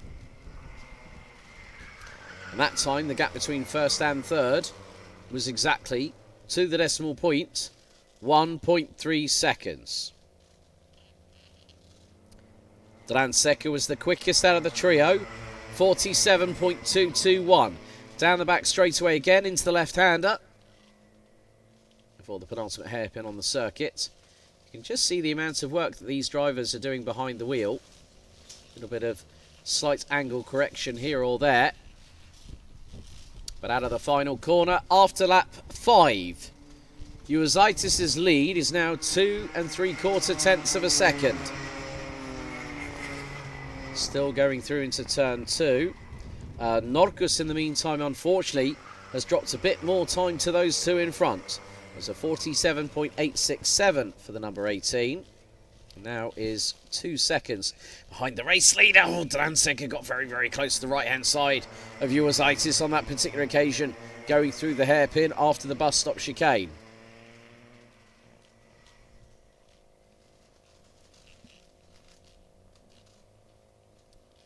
So now another lap will shortly be completed. Getting closer and closer to half-time. Lap 6. And Uozaitis has led every single lap so far. Dranseca is right with him. Gap between them last time around after 6 laps was nearly 0.3 of a second. Domas Norkus, not too sure if there might have been a drama for the number 18. Ending up now 3.3 seconds. It's not easy for these younger drivers, considering the fact that they are still, some of them might still be developing in terms of skill level, but also you've got to look at the physical and the mental application of motorsport. It is very, very demanding. And no matter who I speak to, no matter how long they've been out on a track, if you see a flushed face, you know that they've worked hard. As Uozaitis now starting to expand that gap further still. Nearly 7 tenths and a new fastest lap of the race by the race leader, Jokubas Uozaitis. 46.417. Through the bus stop chicane they go on what is now lap number 8. We are past the halfway point. Got a long way to go and a short time to get there, as we've got just over 5 minutes to go. Dranseca trying to push Uozaitis. Uozaitis with clear air in front means that the number 16 has the opportune moments for getting those fastest laps in the books. Now the gap stabilises ever so slightly. Dranseca just took probably about half a tenth of a second out of the race leader. Gap now 6¼ tenths of a second. As we are fast approaching just over 4 minutes and 20 to go, plus an additional lap.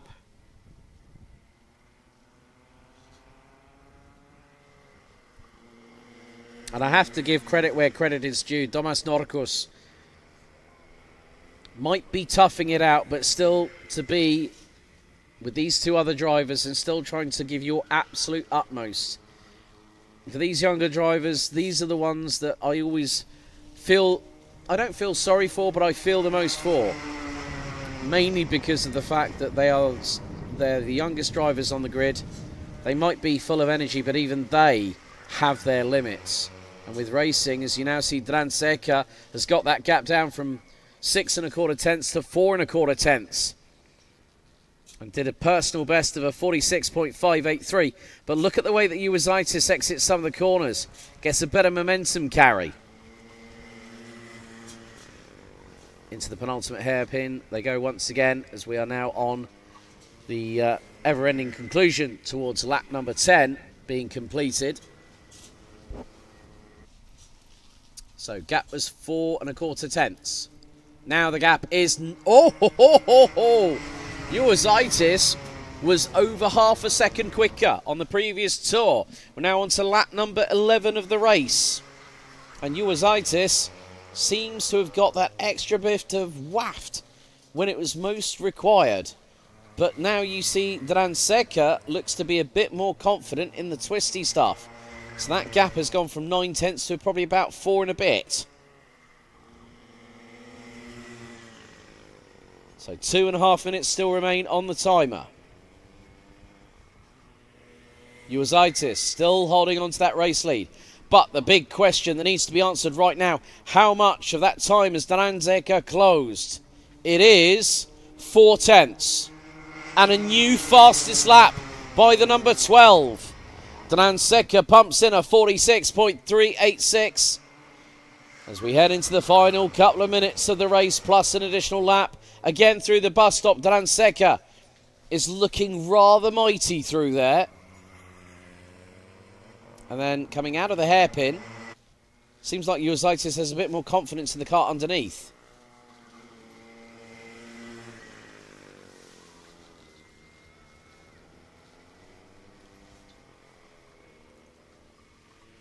So again, another lap about to be completed. Lap 12 done and dusted, folks. And the gap between the top two is 3 tenths. And another fastest lap of the race by Timas Dranseca. Dranseca has been holding a little bit in reserve. That's great strategy.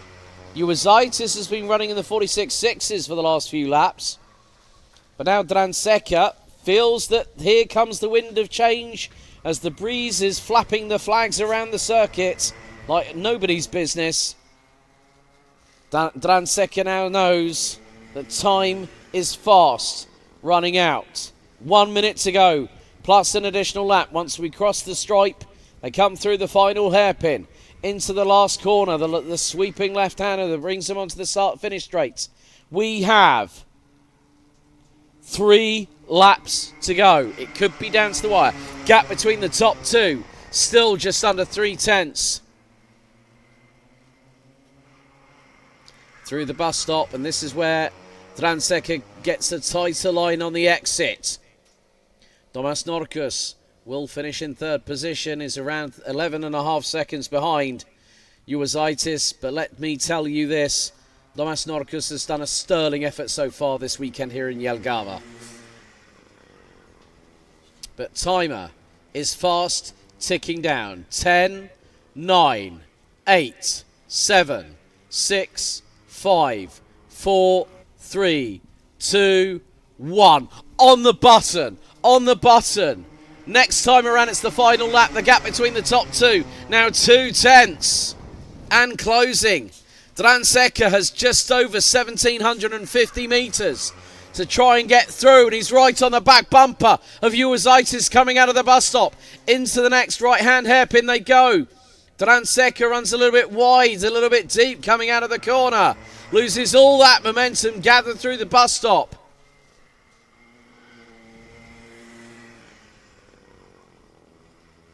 But now it's got to be time for Timas Dranseca to do everything. Everything.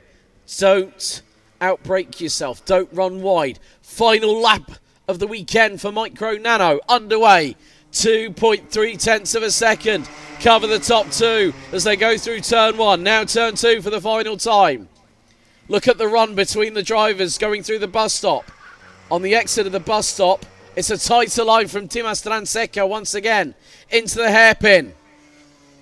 That's a lot more like it from the number 12, who's trying to tee up the number 16 of Uozaitis for a move for the race lead, which will end up being the race victory.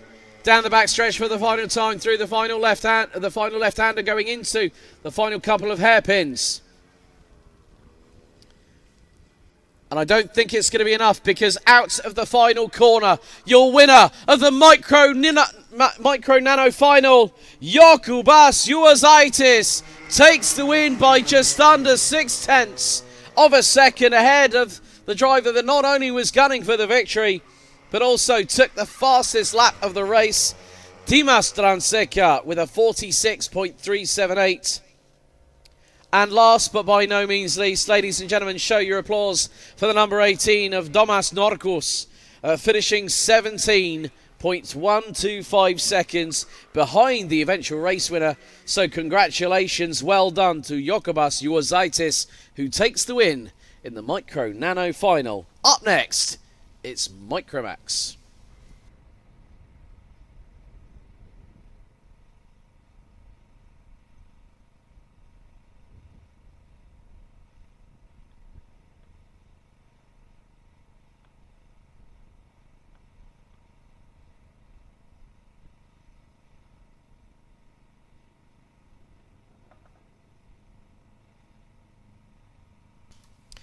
Right then, folks, let's take you through the starting grid for the Micro Max final. So, on pole position, it's Patrikas Jokius with Remigius Kliausiunas alongside on the front row. Jokubas Vaskelis and Juris Bluxna, row 2. Joris Zigimantas Stankiewicz and Oskaras Pitkovas, row 3. Christian Skakauskis and Salivide Kute ran at the top 4 rows, completing the top 10. It's Jonas Pundis with Martins Lapins. Emilis Juozaitis and Oskaras Bakutis ran at the top 6 rows ahead of Rodrigo Taurins, Armand Bujans, Dominic Stargis, Karl Josef Janimets, Vakaris Dennis, Emilis Kapkauskas, Kalis Gustafs Bernssons, Talfidas Stargis and Andreas Manusis.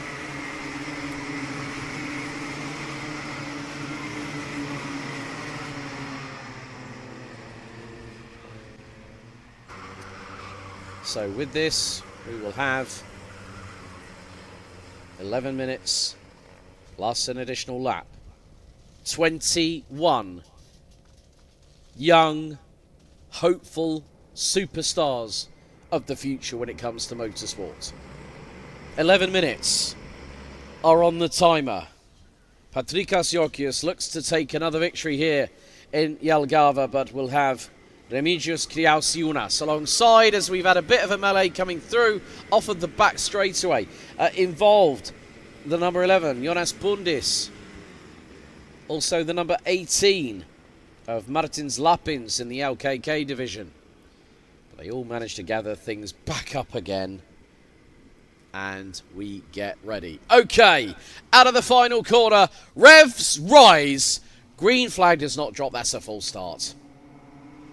And what are the drivers doing? They're signifying that they are recognising there is a full start, another formation lap. You see, folks? Nerves. Anticipation. That is what is happening right now. Some of these drivers are nervous. Patrikas Jokius doesn't need to worry about the grand finals. Why? Because he's qualified. There are others that are battling away for a championship title, and we have been given red flag is out. Red flag is out at this moment.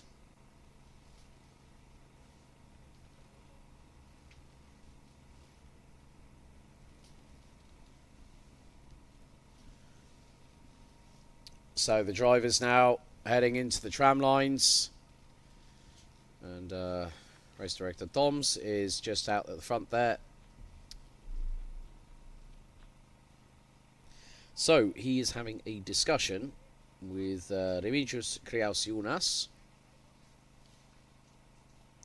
Also making sure that the drivers are in the right respective grid order.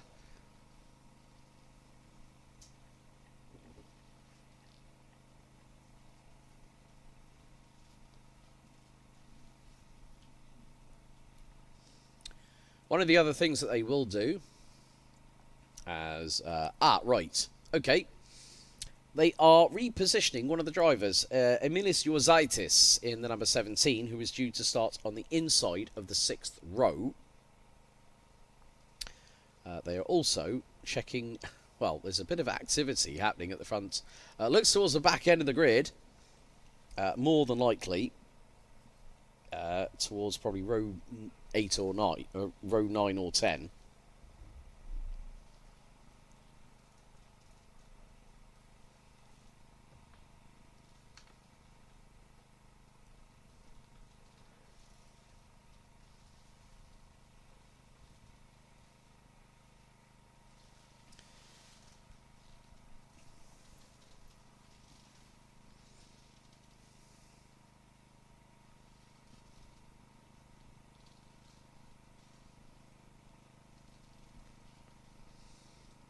So, drivers now instructed to fire up the Rotax Max Evo engines. They go around for another tour. So, 21 drivers from both Rotax Max Challenge and LKK combined. 11 minutes on the timer, plus an additional lap.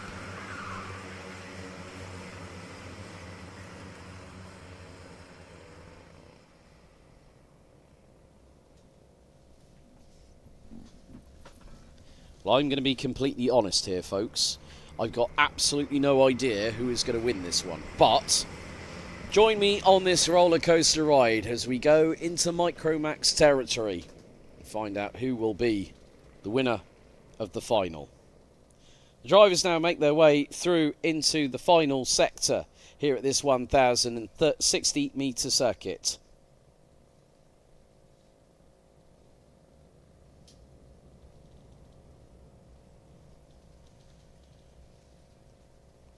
Right then, out of the final corner.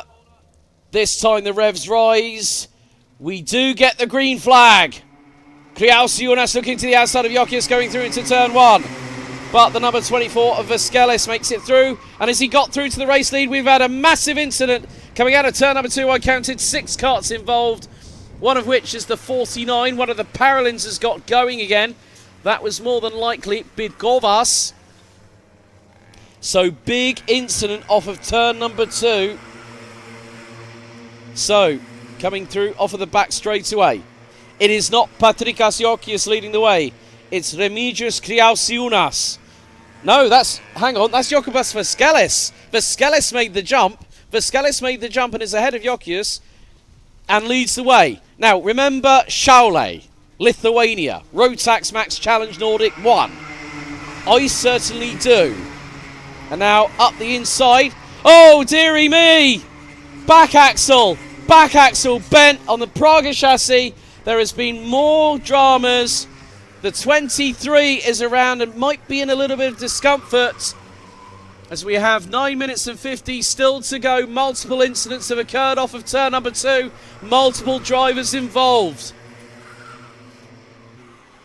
So Jokubas Vaskelis at the minute is in the race lead. Patrikas Jokius not going any further with a bent back axle on the IPK Praga as he ended up collecting, oh dearie me, also in that 23, Christian Skakauskis, 66, Karl-Josip Janimets from Estonia. They are falling by the wayside. Right, 77, Rodrigo Taurins, also out of the race. So that just goes to show things can quickly change. There is the number 63, Juris Pluksna. Didn't have a good run at Adovete for RMC 3, Rotax Nordic 3 at Adovete. Gets a bump from behind, that unsettles the back end of the cart. And right behind is Salivaid Kute. But at the moment, the driver with the fastest lap of the race, who is, well, actually, Vaskelis is no longer leading the race. Stankiewicz is leading. There's the number 17 of Uazaitis in third. Gabkauskas takes the fastest lap of the race, and look at the attrition on the left-hand side of the circuit. So there will be yellow flags at turn 2. There is an extensive clean-up operation in process as we speak.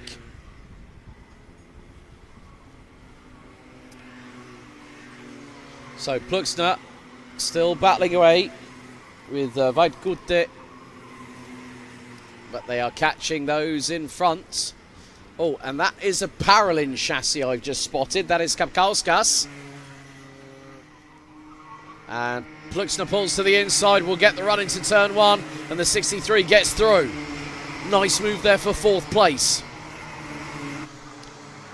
Emilius Uazaitis is the fastest driver out there, 44.689. Coming up to 7.5 minutes still to go. And there's the move up the inside of the 41 by the 98. Vaidkute through on Kapkauskas. That's for 5th place. However, Joris Igimanta Stankiewicz, who continues to lead as we're on lap number 5. did have an advantage of 0.8 of a second. Now it's just under 0.6. Juozaitis and Kapkauskas were battling away. As this is getting a bit close for comfort, going through into the bus stop and all four wheels into the air for Kapkauskas. How on earth did he hang on to that one? Well held, well held. But that just goes to show that someone trying to make a move through the bus stop, that is how close it can get. And Kapkauskas, I think, might be reeling a little bit from that one.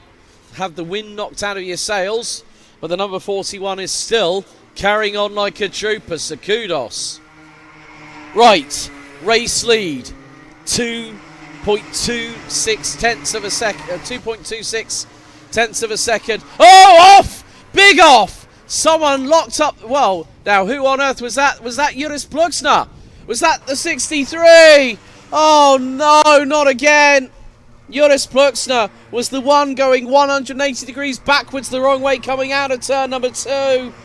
With just over 6 minutes to go, they are falling at the wayside off of that corner. Now I'm wondering, in all the melee, has there been some fluid spilt on the circuit? Or has there been an issue with the brakes on Pluxner? If something's gone wrong with that brake cable, or if there's been some fluid on the circuit, it can happen.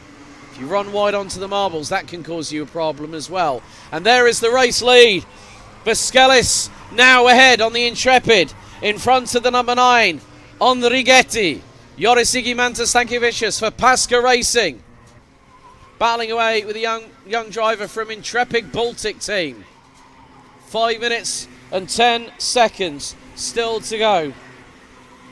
Kriausiunas in 8th has the fastest lap of the race so far, 44.262. Nip and tuck between the two leaders across the line, 0.123 of a second as we go on to lap 9 through turn 1.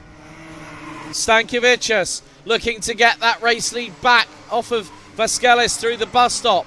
They've got traffic up ahead as well.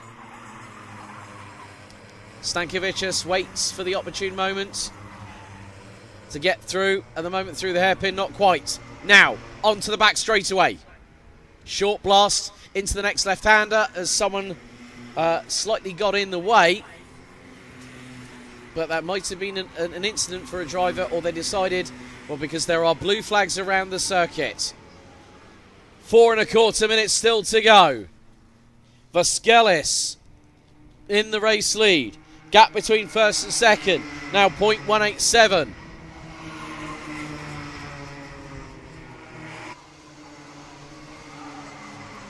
Through into the bus stop once again. Oh, Stankiewicz tried to go brazen up the inside using the curbing through the exit of the bus stop, and Vaskelis denied the number 9.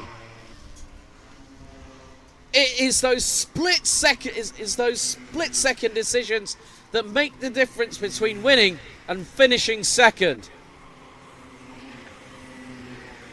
And look at the gap these two have got on third place. Emilis Kapkauskas across the line. First and second. 1/1000th off of a tenth. Literally, Stankiewicz is bump drafting Vaskelis through turns 1 and 2. Into the bus stop. Will Stankiewicz try the same move again? He looks for the curving on the inside. Right up the rear of the Intrepid number 24. But still, Vaskelis holds the line and holds nerve. 3 minutes plus an additional lap to go. And it's anyone's guess out of these two drivers who will take the checkered flag as the race winner. Because by any stretch of the imagination, both of these drivers, after this titanic lap after lap battle, gap now 72 thousandths. Stankiewicz is going into turn 1, was trying to get a little bit of clean air. Sticking the nose of the cart to the outside, through the bus stop once again. Can he time it right this particular occasion? Not quite, but it's there or thereabouts. 2 minutes and 20. These drivers have been running, get this folks, for the last few laps, in the low 44.4 second lap times. They have cantered away into the distance. They're probably trying to get their way to Ropazi Novas as quickly as possible rather than remaining here in the Algarve. 2 minutes to go. Signs from the gantry. Gap now 10th and a half. New fastest lap by the race leader. No, Emilis Uazaitis in 4th. Oh, a little bit of a run wide from Vasquez coming out of turn number 2. Could this give the opportunity to Stankovic to try and get through? Can't make best use of the opportunity at this moment. 1.5 minutes plus 1 lap. That's how long these two drivers have got. Oh, sideways going through the left-hander. Coming off of the back straight with Stankovic. Still held on to it at full terminal velocity. Right, 3 laps to go. 72 thousandths. Battle between 3rd, 4th and 5th. Uazaitis, Kapkauskas and Vaitkute. But this is the real battle when you have two gladiators at the front of the field, literally within thousandths of a second of each other. Stankovic now knows that time is fast not on his side and is trying to push the opportunity his way. But Vasquez is doing everything right, not putting a foot wrong. Hitting the braking at the right time. Apexes. Coming out of the corner and putting the power down. 1/10 with 2 laps to go. 30 seconds on the timer. They are nip and tuck. These two at the sharp end of the field for lap after lap. Absolutely enthralling to watch. Kapkauskas now takes 3rd from Uazaitis in the battle for 3rd, 4th and 5th. Vaitkute is there or thereabouts, but the timer counts down. 3, 2, 1. Penultimate lap is happening right now. 2 more corners until we have just under 1,100 metres of racing still to go. And out of the final turn, the number 24 of Jokubas Vasquez leads Joris Sigimantas Stankovic. Emilis Kapkauskas, Emilis Uazaitis and Sauli Vaitkute lead the remainder of the top 5 through the bus stop for the final time. Stankovic has got to go for broke. Vasquez will anticipate, and Stankovic goes around backwards.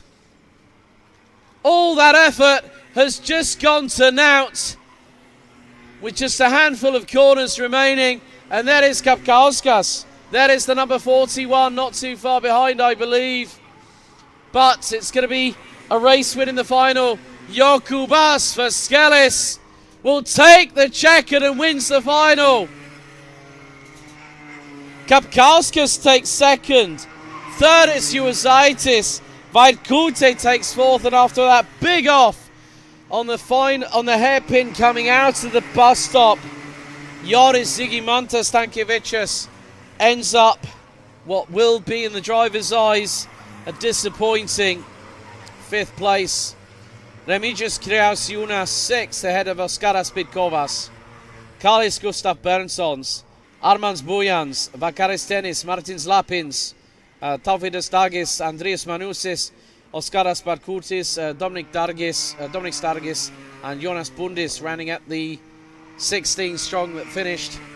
Well, there was a lot of calamity and chaos in the opening few laps of the race.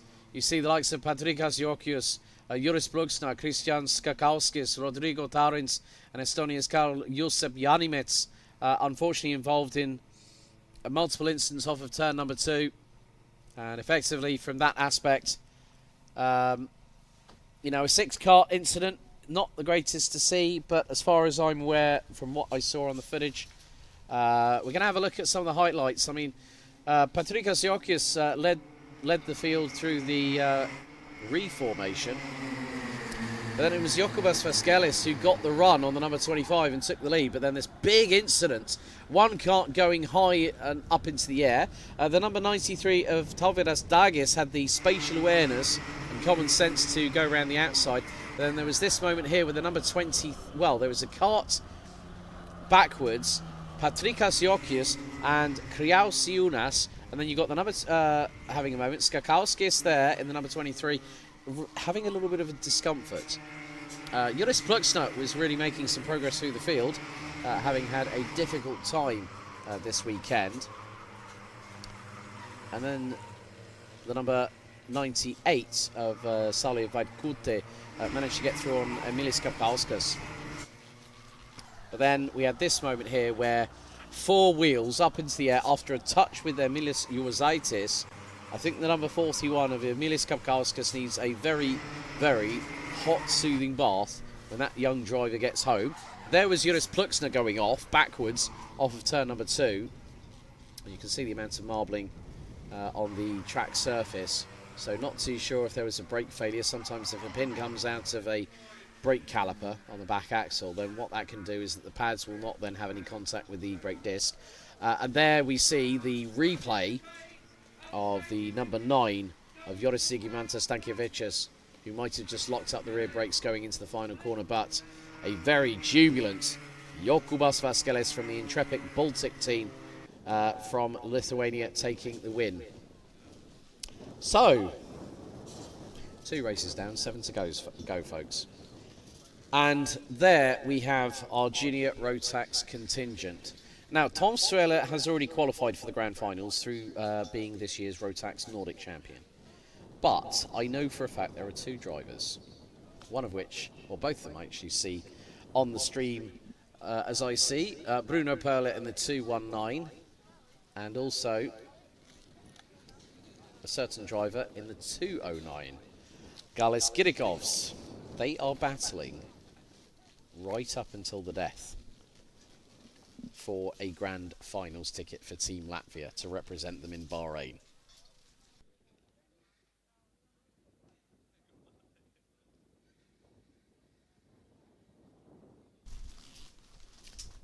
So the wind has picked up once again here at Jelgava. Big thank you to everyone that has joined us on the YouTube and Facebook streams here today. It's very, very much appreciated. Hope you're all enjoying the show.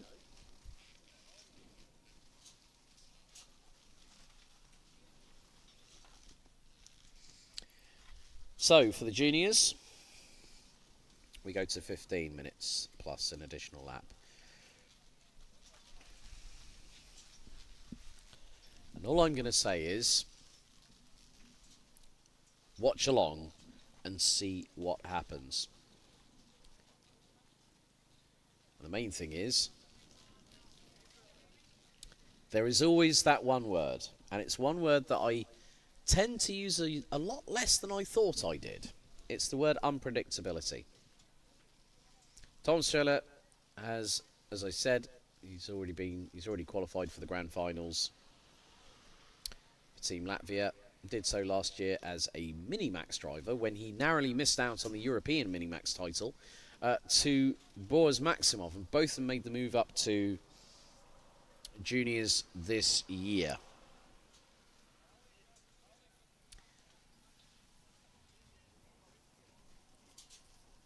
So there will be a little bit of a slight delay whilst we have got the massive clean-up operation off of turn number 2 after that Micromax final just a few moments ago.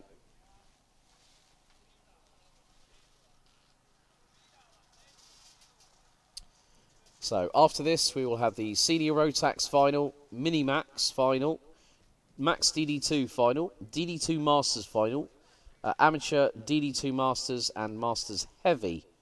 And then rounding out the show will be the Tillotson T4s. And they'll have not a timed race, but a lap race. 20 laps in total. And David Salmons and Elisabetta Zulce will be on the front row for that one.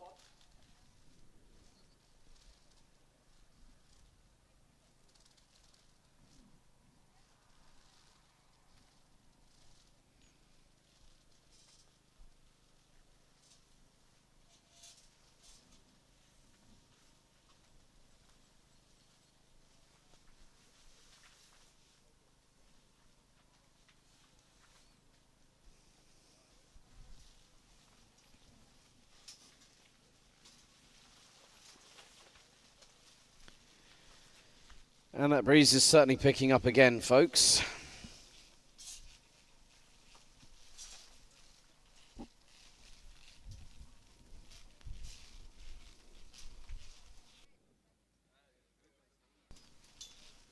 So once again, it is a case of watching what happens as it transpires.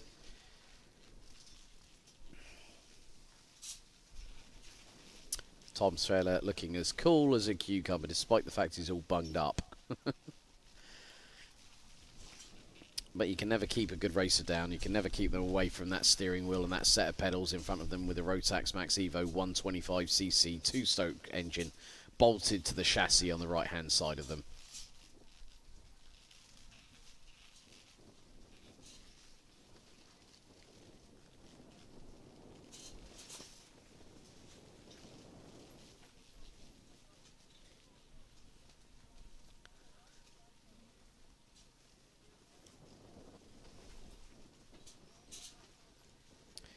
So, mechanics asked to clear the grid ahead of this last race for Junior Rotax, and some handshakes happening between some of the drivers and the mechanics, including the driver sitting on pole position, Tom Strehler.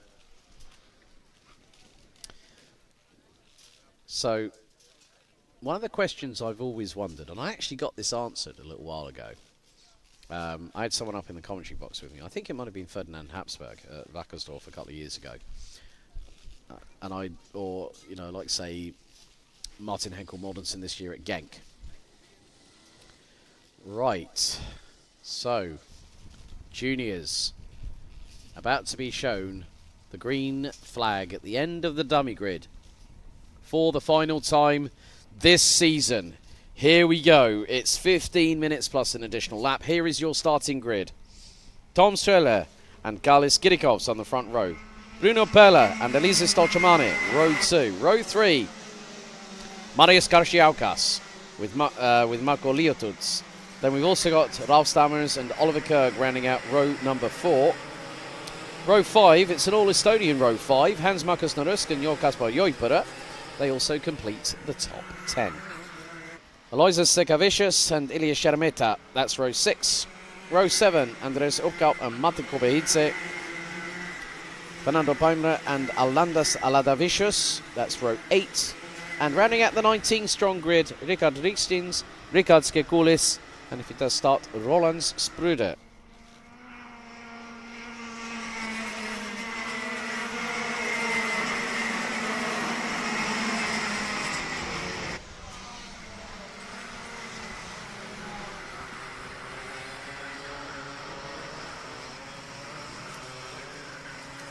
So there are 15 minutes on that timer,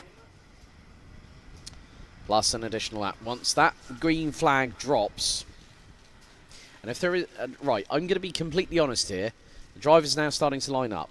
If there is a full start, the nerves will heighten. Believe you me, between two drivers that I've already mentioned. And one of them is on the outside of the front row, the other one is on the inside of row 2. Start is incredibly crucial at this pivotal point in the season. 15 minutes on the timer. Out of the final corner. Revs rise. No, it's a full start.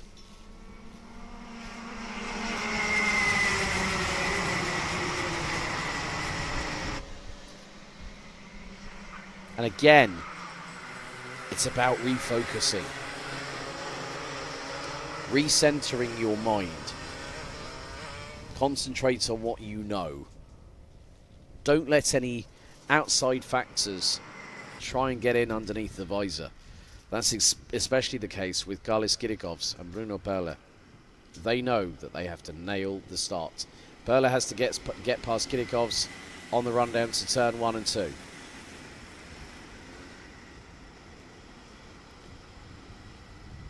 So 19 junior Rotax drivers exit out of the final hairpin.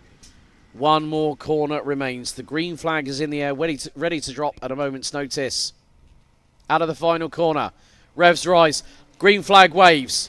Good start. And that's exactly what Bruno Perla needs. Karlis Kirikovs is nearly outside of the top 5. He is outside of the top 5. He was sixth going through into turn 2, and Bruno Perle got the absolute textbook start. And now Kirikovs, don't be clumsy. Don't be clumsy. You've got to get through nice and cleanly. And Kirikovs is caught up in the crossfire. Kirikovs, because there's a big gap between a Sodi kart in 5th place. So, 14 minutes and 20 seconds still to go. We're not out of the woods yet. Strela leads. Perle second. Stolcemani. Garciaukas. And then Stamers. That is your top 5. Now it's about how Karlis Kirikovs responds, and Kirikovs at the moment is a second behind 5th. As we've seen all weekend long, Strela, who already has a 5/10 of a second advantage after the opening lap on Bruno Perle, will try and extend that. But in the minute, that might not be happening. 4.5 tenths. And the response is starting. For those watching at home, the driver indicated purple is the fastest out on track at this moment. Karlis Kirikovs, fastest lap of the race after lap 2. 41.417. Gap between 5th and 6th position is just over 9 tenths.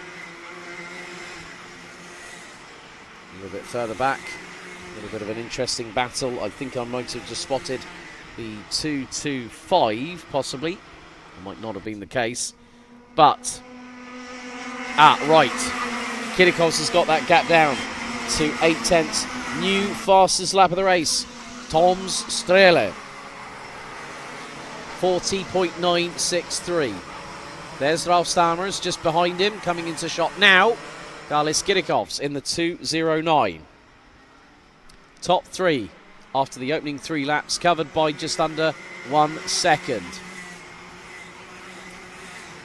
Garciaukas will make that 4 drivers. But it could be the fact that, let's have a look at the distance between Strela and Perle. Nearly a second. Second, third and 4th. Covered by 4 tenths. Kirikovs again goes slightly faster. Oh dearie me, no! Garciaukas has just gone through up the inside of Stolcemani, and Bruno Perle walks away and kicks the tyres. Kriaušiūnas has just ripped away the opportunity that Bruno Perle was looking for. It was looking also rosy for the 2.19. So Bruno Perle out as a result of that clash. Elisa Stolcemani now in second, 1.6 behind the race leader. Third place, Ralf Stamers in the 2.62 for RM Latvia. So 2 Sodi karts in the top 3. Then it's the 2.09. Karlis Kirikovs in 4th. Oliver Kerg rounds out the top 5. Jol Kasper Joipera and Marko Liotuz round out a trio of Estonians in the top 7. Ilya Sharameta, Hans Markus Narusk, and the 2.73 of Marius Garciaukas round out the top 10. Hang on a minute, because you might want to keep your eyes on Georgia's Mate Kobehidze, who started 14th, has just put in the fastest lap of the race, 40.458, and is gunning for 10th position. He's only 8 tenths of a second away, and last time around was 3.5 tenths of a second quicker than Garciaukas.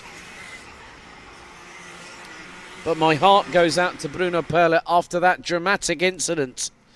Strela leads, Stolcemani, Stamets, Kirikovs new fastest lap, 40.361.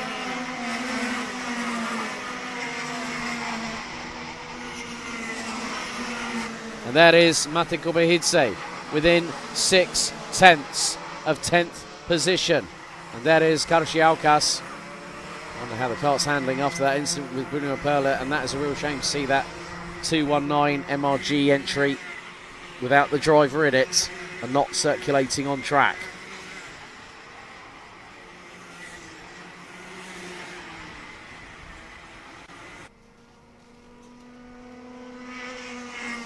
And now Kirikov's gaining, and another quick lap. New fastest lap, however, down in 11th, Mate Kobihidze, 40.317. And there is Galis Kirikovs in the 209, closing in on third position.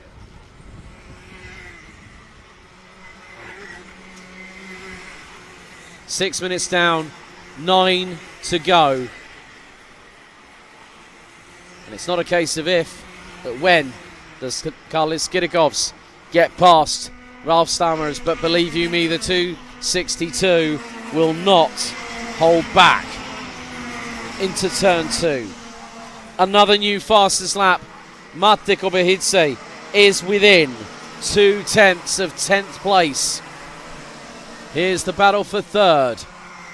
2.32 tenths of a second separating Ralf Stammers and Galis Kirikovs for P3 as they go off of the back straightaway.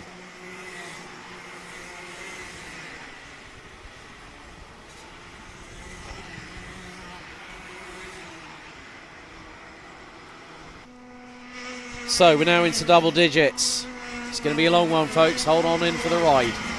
Kirikovs again closer still, less than 2/10 behind Ralf Stammers. Kirikovs has just got to be very, very careful. Kirikovs does exactly what he needs to do. Have a clean race. Don't get caught up in anything.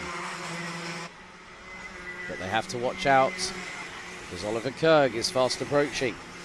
I'm looking at the lap times. Well, Oliver Kerg was not faster. And there goes Kirikovs past Stammers into P3 through the final hairpin on the circuit.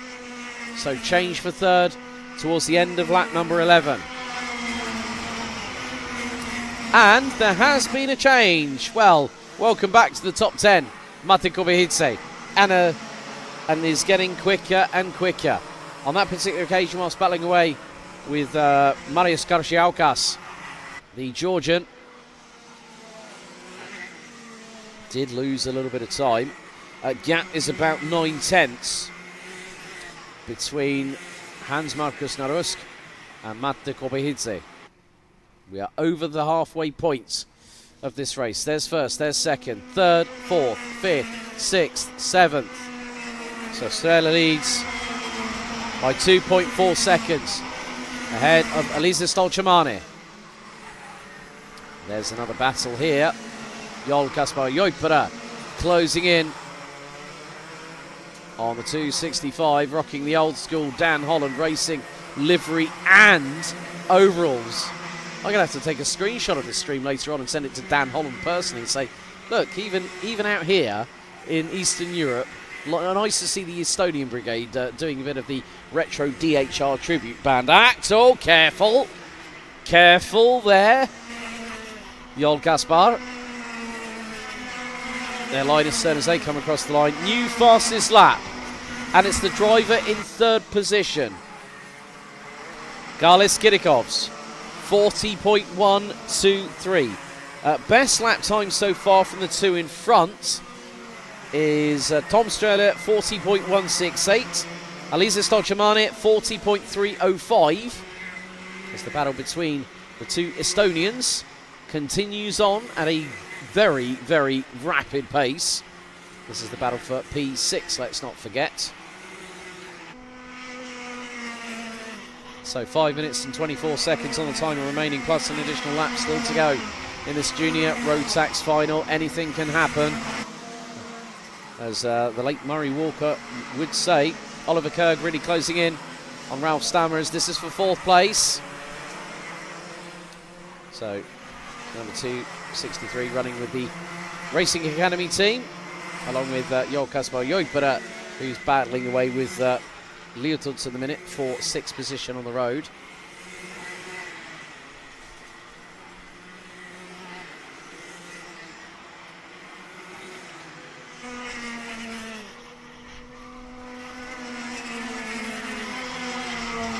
So the gap has expanded between Tom Strehler and Elisa Stolchamane.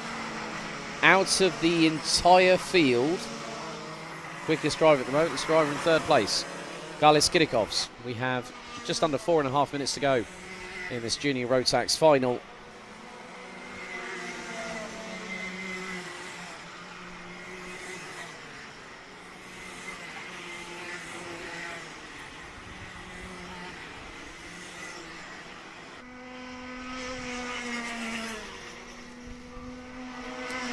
And the battle for 2nd. Right. Galis Kirikovs, last time around, was just over 1/10.5 quicker than the driver in front of him, Elisa Stolchamane. Also had the pleasure of commentating on elder brother Thomas when he was competing in the Rotax Max Euro Trophy a couple of seasons ago. Gap between them last time around was just over 3.5 tenths. With the way that Kirikovs has just been banging in the fast laps at the minute. Well, his last lap was a fastest lap of the race. Okay, across the line. There's 2nd and 3rd. Gap now, 0.228 and a new fastest lap. 40.106. Kirikovs waiting for the opportune moment to get past Stolchamane for 2nd. I think Kirikovs has the right thought process here, is to get to 2nd and stay there if you can.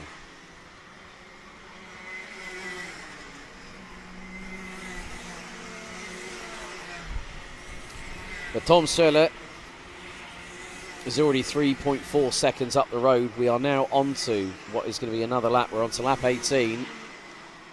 And Kirikovs not as fast as the previous tour, but still marginally faster than Stolchamane. A bit more of an aggressive use of the curbing going through into the bus stop by the 209. Mate Kobehidze has been on the rise once again. New personal best, 40.139, now up to 8th. As Hans Markus Naruska's had a bit of a drama, it looks like. As the Estonian in the 255 drops to 10th.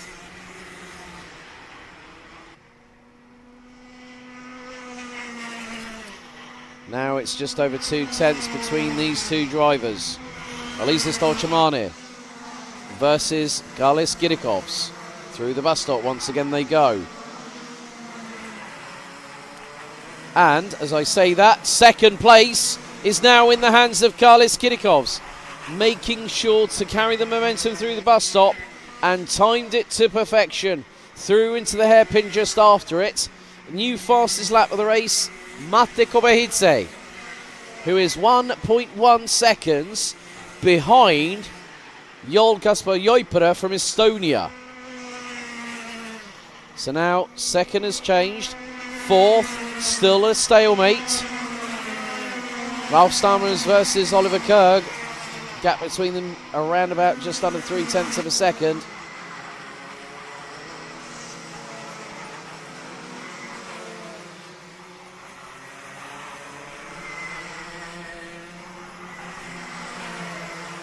There's the 2.25 of Joel Kaspar Joipere going through shots. There's Mate Kobehidze, the Georgian. Elder brother Ludo will be in the next race for senior Rotax, but Kobehidze showing a great turn of pace. Good to have finally gotten to meet and get to know their dad, Marco. So there is Kalashiaukas still running in 9th place. But you know what? We've still got 30 seconds to go. I don't think Galis Kirikovs is safe in 2nd position. And if I know how I've seen Elisa Stolchamane race this weekend, I'm just going to say, let's see where the sweet spot of overtaking is. And she's just gone through it. Okay, the race leader has taken the start-finish line once again. So 2 laps to go. Timer now expires. 15 minutes has elapsed And Tom Strehler still leads. He's 4 seconds up the road. He checked out before we'd even hit lap 3. And after what will be 23 laps of racing here at the Jelgava circuit, around 23.5 kilometres, all being told.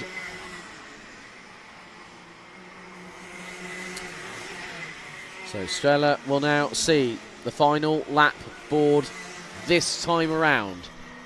And that is the sign that he's been waiting all weekend for. Karlis Kirikov's in second. Now nearly 4 tenths up the road from Elisa Stolchamani, who holds station in third as they go through the bus stop for the final time.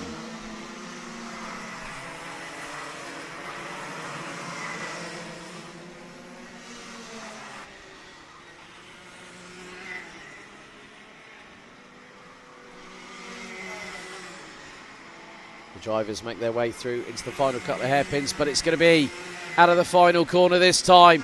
Tom Strehler will take the race win in the final, but Karlis Kirikovs knows what he's just achieved. Elisa Stolchamani rounds out the top 3 after a dramatic opening couple of laps.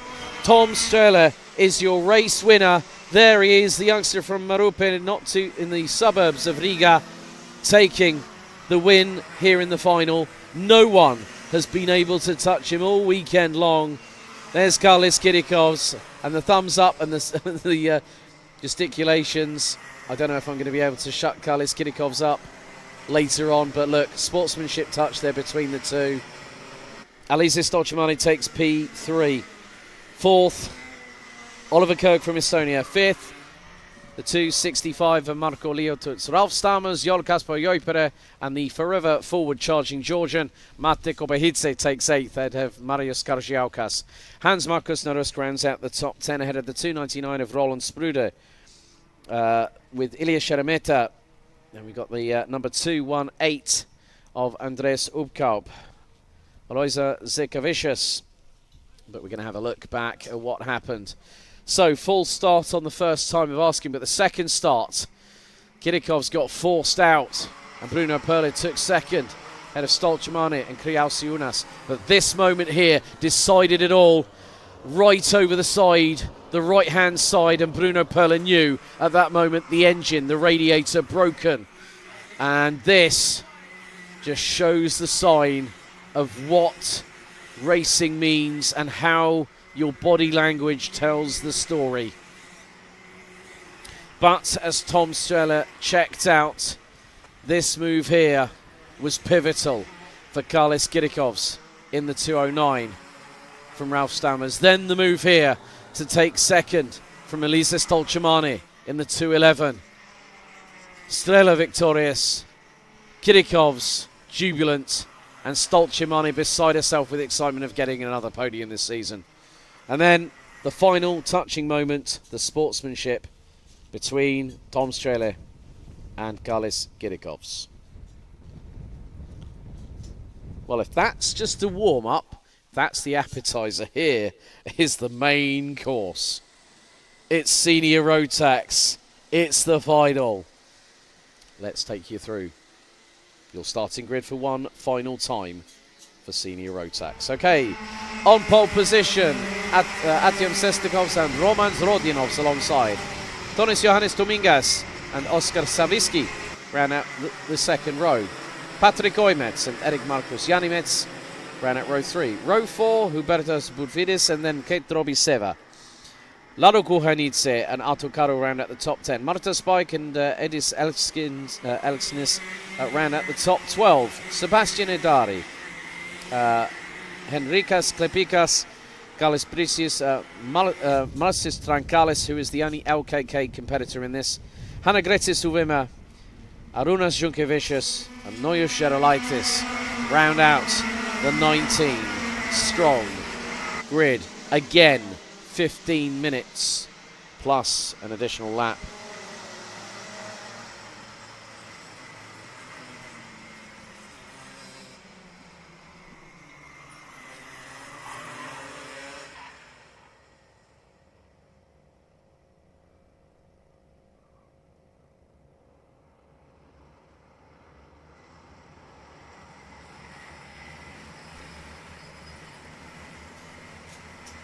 So, I see the fence on the right-hand side of the start-finish straight.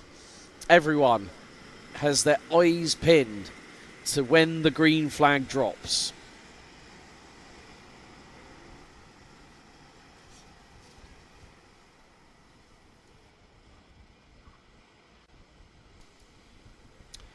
Green flag is ready. Are we ready, folks?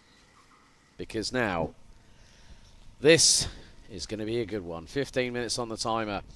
Sestakovs and Rodionovs on the front row. No, it's a false start. This is recurring trend here today at Jelgava.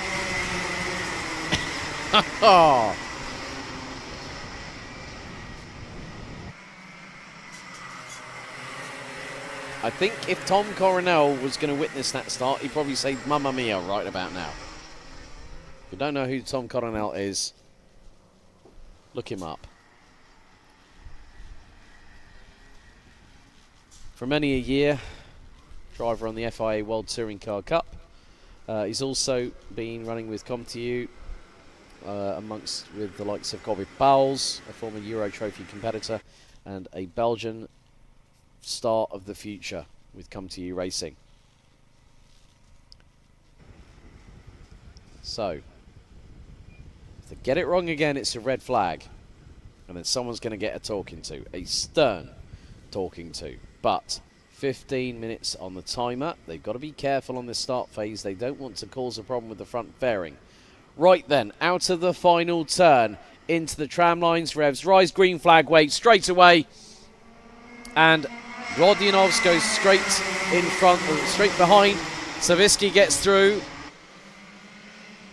That was on the 302 of Hubertas Budvidis.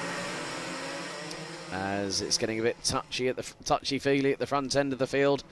Patrick Oimets in the 372, right behind Tonis Johannes Domingas. Drivers that I will be keeping an eye on. Well, Marta Spiker has just gone up into 10th place. So, about to complete the opening lap of this 1,060-metre circuit. Sestakovs leads the way by a tenth and a half. As, oh no, we've had a bit of an incident. 312, Sebastian Adari. And the 322 of Carlos Brigius. Ah, that's a shame. That's two drivers out, I'm afraid. But keep your eyes on the likes of Kit Drobiseva, amongst others. Now, what on earth has happened to Marta Spike and also the 325 of Erik Marcus Janimets. Right. That might have been more than just a two-kart incident there. Kate Drobiseva is the fastest out there. 40.266 for the young lady in the 350. That's a real shame for Marta Spike. Really looking forward to seeing a very, very strong drive through the field. So drivers that look to be out. So careful! Oskar Savitsky just got a wake-up call by Patrick Oimets. Now here's the battle for the race lead. Artyom Sestakovs, Romans Rodionovs, and Tonis Johannes Domingas. Drobiseva now up to 7th. He's just got past Artur Karu from the Jogisu Kardi karting club, running on the Tony Kart chassis. Teammate of Tonis Johannes Domingas. Quite proudly flying the Team Estonia overalls, as well as the Estonian flag colours on the front fairing, front Nassau panel, and the side pods, along with the race helmet there. So, a little bit further back, Oskar Savitsky is doing the business at hand and is now in front of Patrick Oimets, because Hubertas Budvidis has just got through on them. And again, another new fastest lap of the race. Kate Drobiseva, one of a handful, well, 3 drivers I count, including herself, that have gone under 40 seconds. New fastest lap by Sestakovs, the race leader. And Rodionovs having to defend against Tumingas. So, unfortunately out, Marta Spike, Sebastian Adari, Carles Briggs, and also the 3-3-1 of Edis Elknis.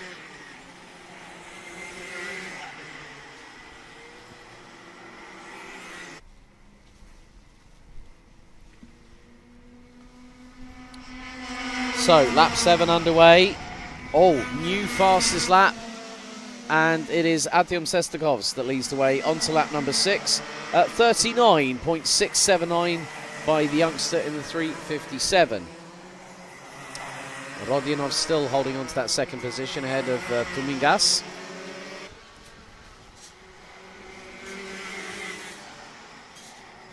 Bovidis rounds out 4th, Zavisky 5th, Oimets has dropped to 6th and is only 0.8 of a second ahead of Kate Drobiseva, who was over 0.2 of a second quicker on the previous tour. Now on to lap 8. Top 3 covered by just over 6.5 of a second. But Tumingas is starting to put the pressure on Rodionovs at this time.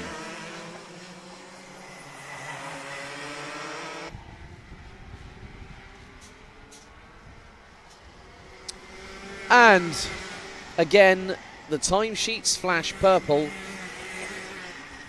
for Kate Drobiseva. 39.594 was her previous lap time. That's the fastest lap of the race so far. And Oimets has got to watch his 6. There they are, down the start-finish straight. So 9.5 minutes to go. There is still plenty of time, as Drobiseva has got past Oimets. Not too sure what had to happen to the 372. But now, Kate Drobiseva has an opportunity. There are 9 minutes remaining, and I have every bit of confidence in Kate Drobiseva, as she does herself, as well as the mechanic, as well as the people that are running her, which is SM Racing. She's been very, very quick this year. Gets her head down, closing in on Oskar Zavisky in the 389.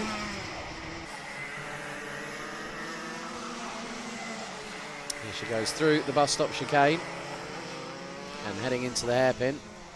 Best lap so far. Last lap from her was a 39.707. The lap previous was a 39.594 for the 350.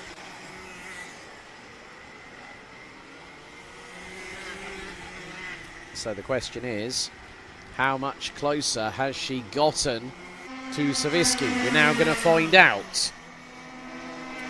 0.6. That's all there is.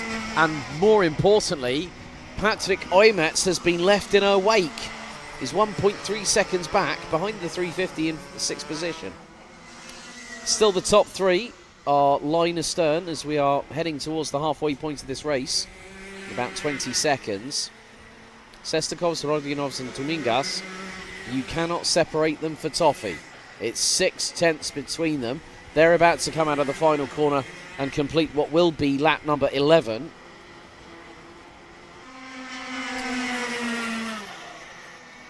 And the gap now between Zavisky and Drobiseva has dropped again.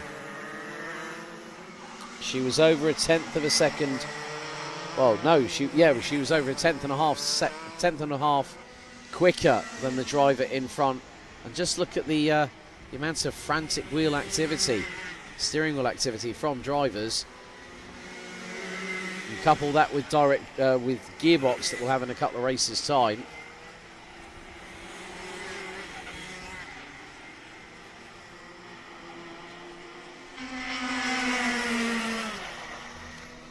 But this is the battle for 4th, And the gap between the three here on your screen now drops to half a second. I would probably even not hazard a guess, it's probably less than that. New fastest lap again from Kate Drobiseva. She's really got the wind beneath her side pods, let alone the wings. And now down the back straightaway, into the left-hander. Woodvid is still leading this. Savitsky, Drobiseva, now really battling. And Drobiseva launches it up the inside of the 389. And that is a change for 5th position. Drobiseva. Right. Drobiseva has got a slightly loose front fairing, might be slightly scraping. So I hope that might indicate that the clips might be in on the bumper.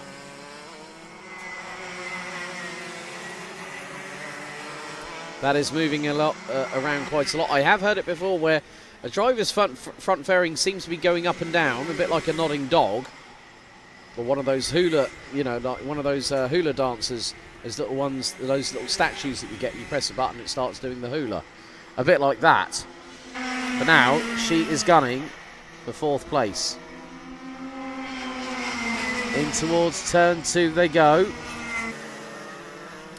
Drobiseva will carry the momentum through the bus stop. Now in towards the hairpin. How late does she brake? Well, she decides to think better of it on that particular occasion. 5 1/4 minutes to go, plus an additional lap of the senior Rotax final. And I would imagine that when you have the top 3 covered by 8.5 tenths, I think the fireworks might be imminent up there. If that starts to happen, then this trio behind will start catching them. Drobiseva very close through turn number 2.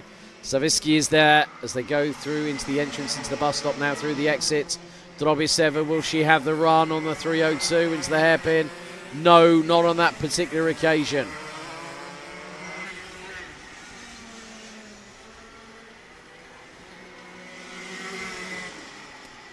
In towards the penultimate hairpin on the circuit. Drobiseva looks for the move, gets it, gets through on the 302, and Savitsky looks towards the outside into the final corner. Drobiseva denies Savitsky. That puts her up to 4th place.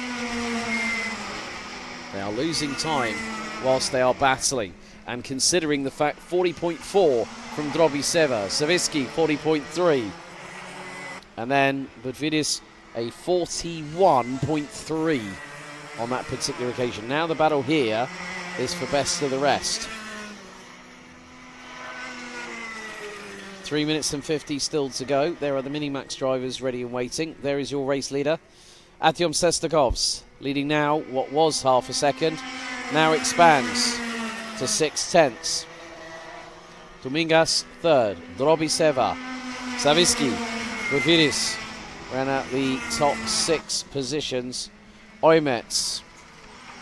Then it's Glepikas in the Dream to Drive Formula K entry, rounding out the top 8. Noyes Jarolaitis, and also with that, Lado Kuhanidze rounding out the top 10. Oh, and dramas for Erik Markus Janimets from Estonia, who's dropped all the way down to what is effectively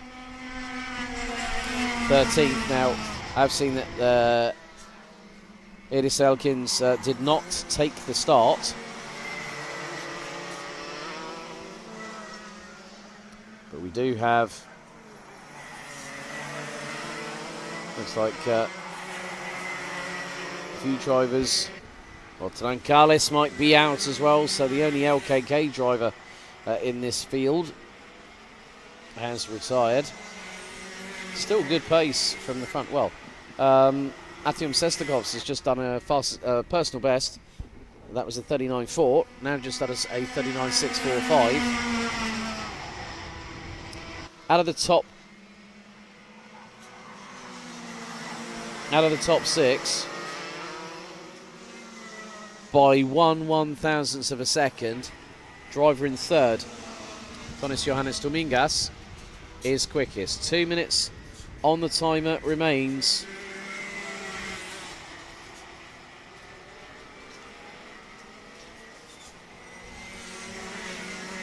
And good to see that Hanna-Greta Suvema running with the Aero Racing team in the 396.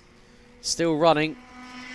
13 drivers still out on circuit, covered by quite a considerable margin. Top 7 covered by 12 seconds.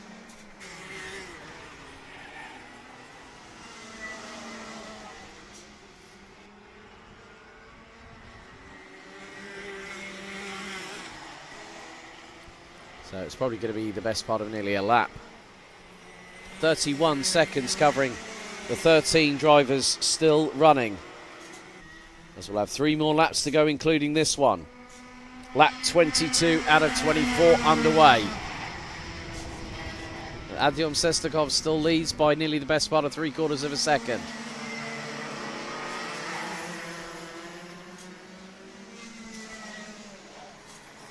Roman Rodinovs in P2. Tonis Johannes Tumingas, the Estonian, rounds out the top 3. Kate Drobiseva and Oskar Savicki round out the top 5.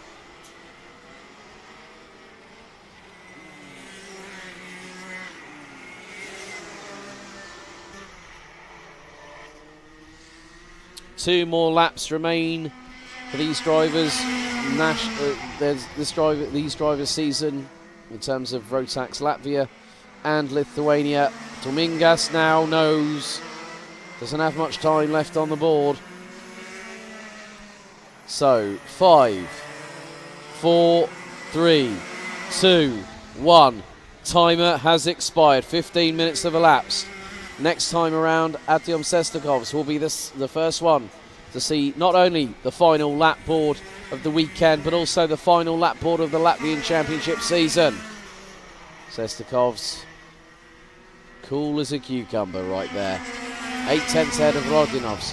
Tumingas still trying to close on in on the 362. It may not be enough at this point. And in a well-deserved 4th position, Kate Drobiseva still has the fastest lap of anybody this race, 39.394. But just 2 corners remain. Make that one, because now out to the final corner from MRG Racing, Artyom Sestakovs wins from lights out to checkered flag. Ahead of Roman Rodinovs. Tonis Johannes Tumingas, great drive there. And I have to say, one of the best recovery drivers I've seen in a very long time. Kate Drobiseva takes 4th, ahead of the 389 of Oskar Savicki, who rounds out the top 5. Hubertas Burvidis takes 6th, ahead of the 372 of Patrick Oimets. Then it's the number 361 of Noyes Jarolaitis, ahead of the 321 of Henrikas Klepikas, Lado Kuhanidze, Autokaro, Hanna-Greta Suvema and Arunas Junkevicius being the last of the 13 classified drivers. There are your results. Marcis Trankalis, the first of many casualties, along with Eric Markus Janimets, Marta Spike, amongst others, Sebastian Adari, Kalis Brichis and Edis Elksinsnis. Unfortunately did not take the start. But looking back at the replay, we have had a myriad of full starts today. But Sestakovs and Rodinovs were running in formation. Tonis Johannes Tumingas doing his level best to keep them honest, along with the 372 of Patrick Oimets, as that was a little bit of a touch between Oskar Savicki and I think the 372. Kate Drobiseva was very much charging forward, made some great overtakes, especially in the final hairpin on the track. Savicki tried to get through on the 350 later on in the race, but Artyom Sestakovs dominating proceedings from green flag until checkered here in the senior Rotax final. And up next we have Minimax.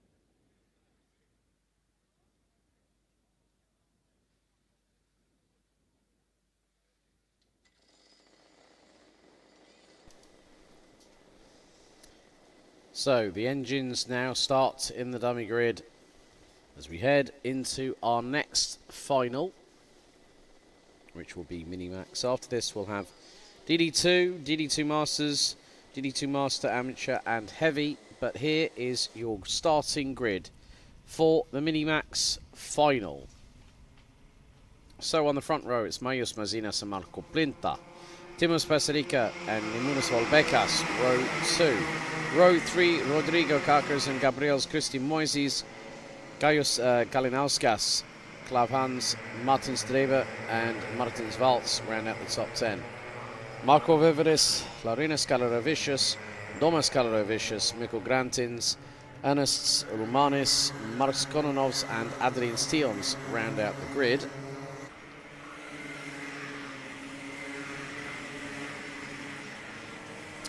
And unfortunately, the reason why Adrian Stions was demoted to the back of the grid, was excluded from the pre-final based on a technicality, reference the 2 electrodes as per the technical specifications for Rotax, reference the electrode gap. So unfortunately was excluded. So we'll have to do, as my good friend Mr. Henry Burdett likes to say, Adrians, you've got to do a top gear from the rear, my friend.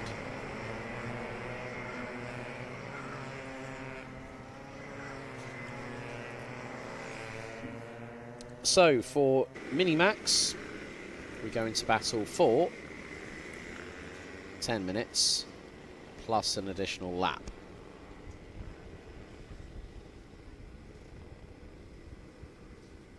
.11 minutes plus an additional lap there.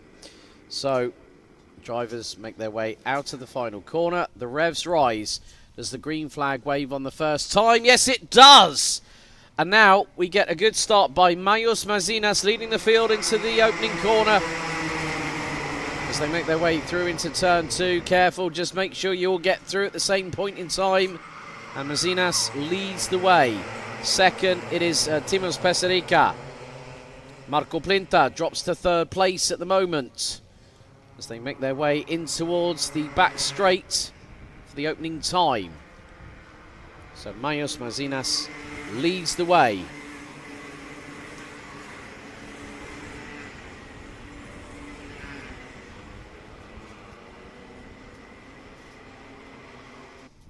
And coming out of the final corner after the opening lap, signals from the gantry. Mazinas, Peserica, Plinta, Rodrigo Kakas making some good moves up the order. The 153 for Pasca Racing now up to 4th. Then it's also the 132 of Nemunas Volbecas who drops to 5th. The 191 of Gaius Kalinauskas. Adrian Stions after the opening lap, folks. Last to 11th. That is 6th position gained on the opening tour. Oh, it's getting a bit hot and heated under the collar between Peserica and also Plinta for P2. They've got Kakas closing in the 153. As they came through out of turns 1 and into 2, into the bus stop, bumping over the curbs with reckless abandon. You've also got to factor in mechanical sympathy as part of the strategy that you'll play in a longer final. And that is very much the case right here, right now, for these drivers. So, it's not going to be easy. Oh, a little bit of side by side there between the 153 of Kakas. All 3 wide. Up the inside, Volbecas gets 2 for the price of 1. And then Rodrigo Kakas nearly drops it sideways coming through the final corner. Very, very lucky indeed, I must say. With 8 minutes and 41 seconds on the timer, plus an additional lap still that remain here in this final race for the Minimax contingent for the 2023 Rotax Max Challenge Latvia. And Adrian Stions has nearly made his way halfway up the field, and he's also put in the fastest lap, no surprise there, 42.314 for the 171. Change a little bit further back. Adrian's Tions, that's another one that he's got past. That was the 169 of Gloves Hans, I believe. Or was it? No, that was Kalinauskas. So that's Kalinauskas who's just passed. Adrian's Tions now up 10 places after 4 laps.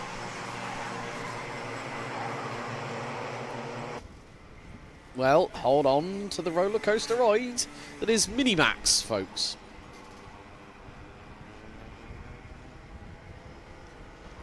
There is Adrian's Tions in the 171. Now closing in on the 113, that is Martin's driver. Tions with the fastest lap of the race, 42.314. It's over his right shoulder. Closing in is within just over 3.5 tenths of a second. Oh, someone running wide coming out of turn 2. And that was the 153. Rodrigo Carcas, who now says, right, I've got Adrian's Tions behind me.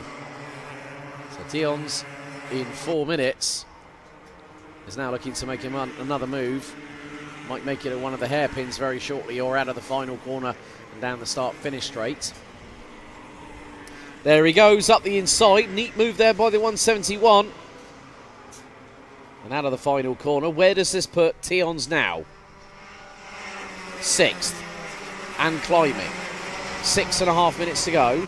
And when you think about it, 2.65 seconds in the next 6.5 minutes plus an additional lap of racing.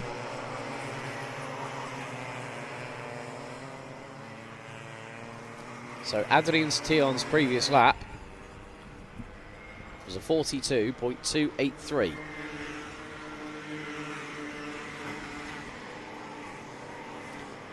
That is going to be quite crucial in comparison who's running in front of him. Marco Plinta has the fastest lap of the race, 42.211. As now Tions latches his crosshairs. Right, new fastest lap from the 171, 42.117. He's only just under 4 tenths of a second behind Martin Streber, just in front in the 113 entry through the hairpin after the bus stop chicane. Tions looks very, very calm and composed. I'm sure that his eyeballs are going like crazy behind that that visor on his race helmet.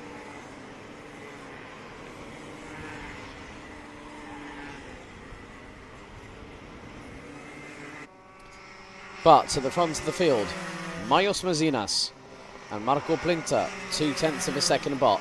Oh, look at this. Train for third. Is there a change? I think there might have been. No, there wasn't.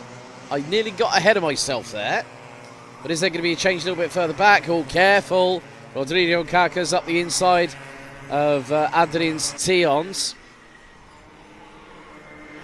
And just behind, well, that's the 191. Closing in once again, that is Gaius Kalinauskas. So it is the Nemunas Volbekas train.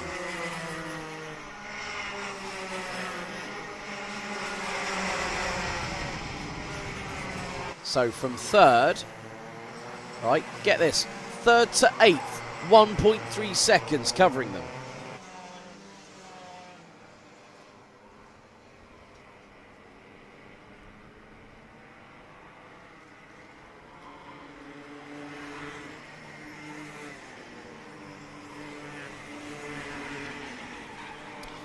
And Mazinas has lost the lead to Marco Plinta.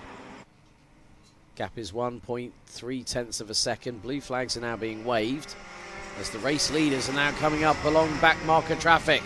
This is going to be a real test. And the one driver that just got past Enes Ulmanis. Mazinas, careful, careful, using those curbs going into the bus stop. Oh, the kart was up in the air. Sideways as well. Absolutely brilliant kart control there for the 177 from Lithuania.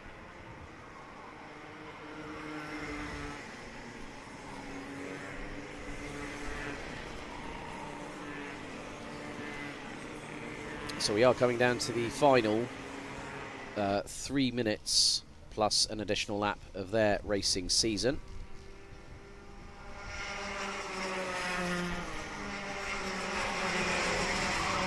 Now Adrian Styon's up 13 places, from stone dead last to now 4th. Gets the top 3 by the end of this race. I think that'll be a job well done for the young man.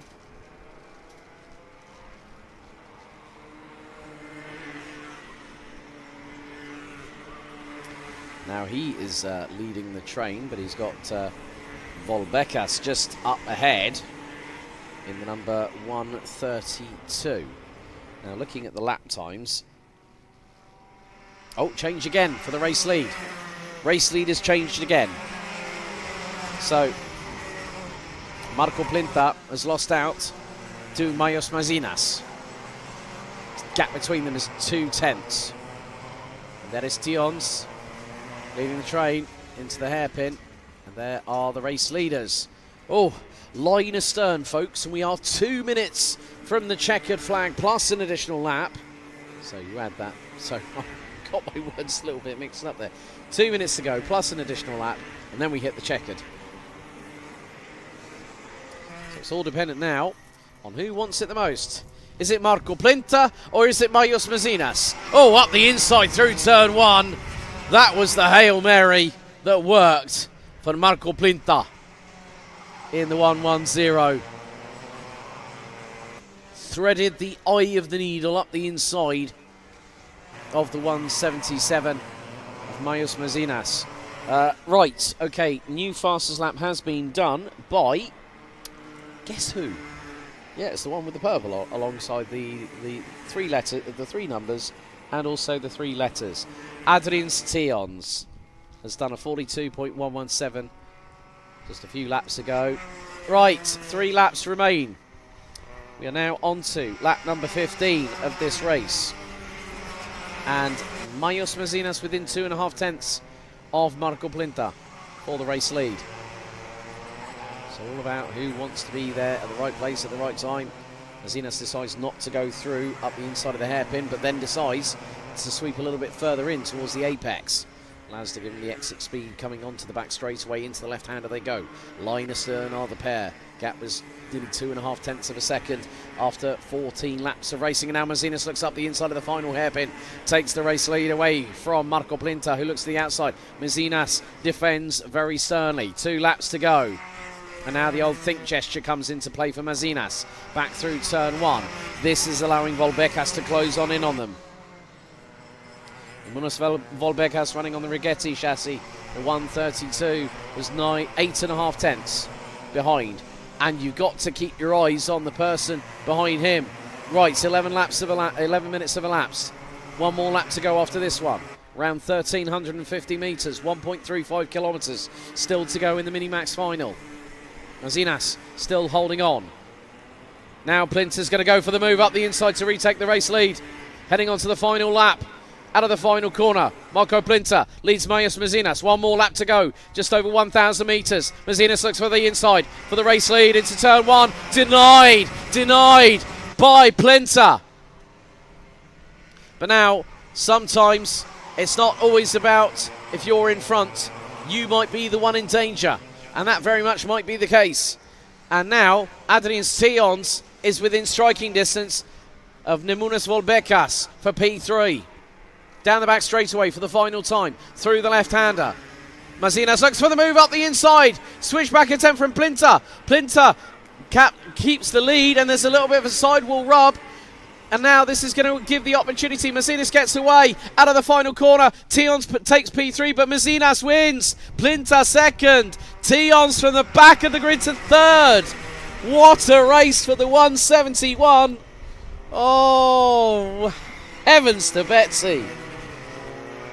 Top 4 covered by 0.58 after all those laps. 17 laps of racing. So provisional results are as follows. Mayos Mazinas wins after 17 laps. Marco Plinta second, a further 0.394 behind. Fastest lap of the race and third at the final corner, Adrian Styons. Nemunas Volbekas 4th. Top 4 covered by less than 6/10 after 17 laps. Rodrigo Kakas rounds out the top 5. Then we had Kajos Kalinauskas, Martin Streiber, Klaus Hans, Timos Peserica and Martin Zvalts rounds out the top 10. Tomas Karalavicius, Gabriel Christian Moises, Marco Veveris, the highest placed of the LKK Minimax drivers in 14th, head of Lorinas. Karalavicius, Max Kononovs and Ernesto Manis round out the finishing order. But the start. Green flag dropped on the first time, finally. But it was Mazinas that led from early doors. And had the likes of Timos Pasarica for good company, even the 110 of Marco Plinter from SM Racing. Now Plinter would start chasing down Mazinas as one driver was making his way up the field, and that was the 171 of MRG Racing's Adrien Tions. More side-by-side contretemps, including between Rodrigo Kakas, and then this 3-wide moment allowed the 132 to get through of Nemunas Volbekas. But it would be a case that Adrien Tions would storm his way from stone dead last and finish 3rd. This was the moment where Marco Plinter thought he had the race lead done, threading the eye of the needle through turn 1 on Mayos Mazinas. But it was this move here that really gave the opportunity to Mayos Mazinas. He stayed ahead for the minute. Again, returning the favour would be Plinter. But when it was all said and done, Mayos Mazinas with the penultimate hairpin managed to keep Plinter at bay, touching sidewalls going through into the final hairpin, and that allowed Adrien Tions to go up the inside and take 3rd as Mazinas took the win, Plinter 2nd, and you can see the jubilant Adrien Tions. Right. I'm going to rub my hands now because it's DD2 time, folks. Right, on the starting grid, it's as follows. Pole position, Edgars Velkans, alongside Norris Dennebergs, Maxim Shurko and Martin Sinovskis, row 2. Richard Zveg-Vargas and Patrick Snows-Lochmelis, row 3. Michalis Buka and Andreas Sinkevicius rounding out, Michalis Buka rounding out the top 8. Andreas Sinkevicius and Christian Zemes. That is your top 10, ahead of Tomas Birsins, Emils Mikkelsen's, and you lightweight Ragnar, you need the training for Bahrain. Come on, man. Ragnar Veres opting to not start, and I'm not at all surprised with everything that he needed to achieve this weekend. However, into the tram lines, green flag drops first time. And the field streams its way into turns 1 and 2. Lochmelis being hung wide round the outside to dry in turn number 2. But Maxim Shurko gets behind Edgars Vilkans as they make their way through the hairpin after the bus stop chicane. So 16 minutes for the next 3 finals. Did I say roller coaster? Yes, I did. And I'm going to enjoy every single second of this. Hope you're all enjoying the show. To the folks at home, thank you very much for tuning in with us all the way through of today's coverage. Big thank you to Edgars and the team at No Limits for their hard work behind the scenes to get this all done and get this all back up and running after yesterday. But look at how Maxim Shurko out of the bus stop is right on the back bumper of Edgars Vilkans. So after the opening lap, Vilkans does have the fastest lap of the race, but expect that to change. So through onto the back straightaway, and Shurko dives up the inside through the penultimate hairpin. Vilkans looking to try and get the switch back through the last hairpin, but after lap 1, it was Edgars Vilkans. This lap, Maxim Shurko leads the way. Dennebergs in 3rd. Veg-Vargas. Tomas Birsins. Like a cat in a washing machine. I don't know where that analogy came from. A cat trying to break out of a washing machine. He's gotten out of the washing machine. He's clawed 2 places up. 9th place for the 4-1-1. Janovskis down to 5th behind Richard Zveg-Vargas. Zinkevicius and Birsins up to 8th and 9th respectively. Christian Zemes is in 10th. Michalis Buka drops to 11th ahead of Emils Mikkelsen's. So after lap number, what is now going to be lap 3, Maxim Shurko in clean air puts in the fastest lap. Gap between him and Edgar's Vilkans, 0.27 of a second. Shurko's lap time, incidentally, 39.723 seconds. Top three rounded out by Norris Dennebergs in the RM Latvia 414 Sony card entry. Just under 9/10 of a second between the top three.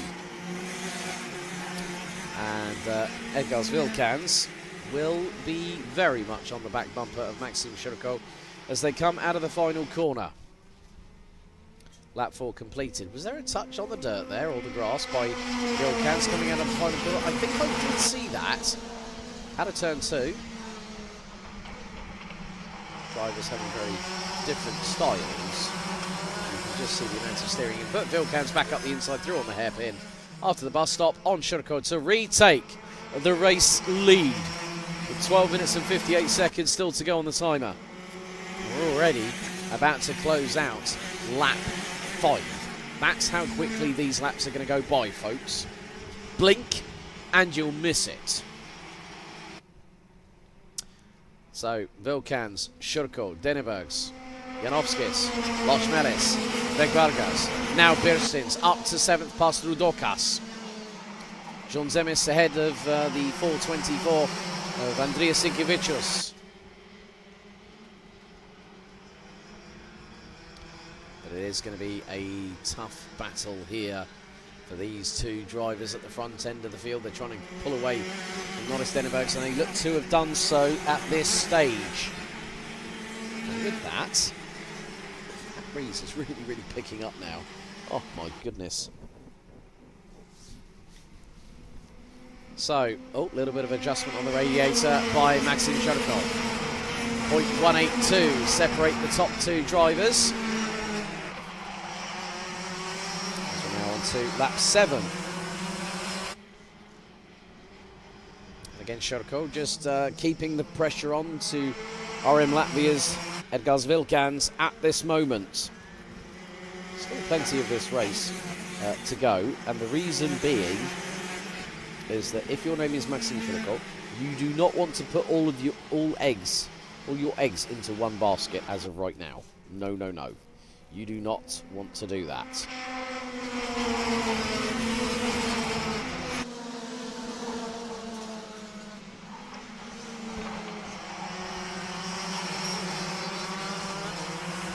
So through into one of the hairpins as they make their way back onto the back straightaway. But at Jelgava, 5 minutes down, 11 to go. Now Birstins has been on a bit of a tear. I might remember him going around the outside at the front row at Chaulé for RMC Nordic. That's when I got captivated by the certain aggressive driving style of the 411 from NRG Racing, running on the Birrell ART. Birrell ART, one of the suppliers, chassis providers for this year's Rotax Max Challenge Grand Finals. So, for those people wondering what chassis are used at the Grand Finals, well, for those uninitiated, I will definitely give you that information very, very shortly, but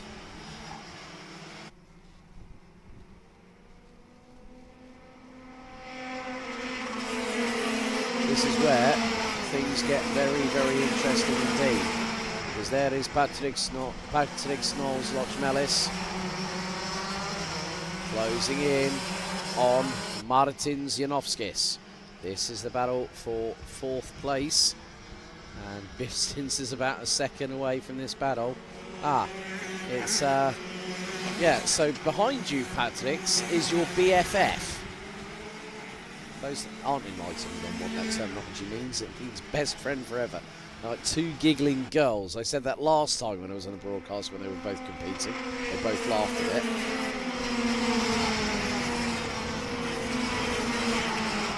It's getting a bit close for comfort between this trio. Dennebergs.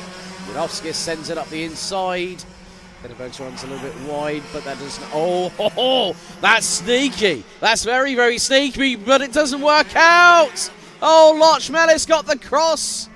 Got the crisscross on Janovskis. had the outside, got the inside line for the next corner, and there was contact between the pair of them, and Patrick Knowles-Lochmelis, you can understand, is rightfully hacked off after that one.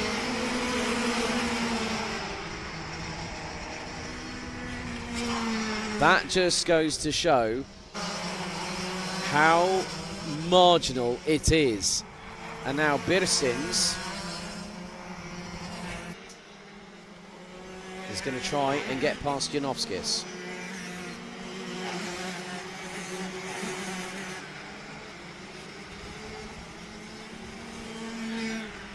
So actually, just for those people out there that want to watch more Rotax events after this one, okay, don't switch now, because otherwise we won't be happy. Currently, at the moment, there is us having a live stream here at the Algarve.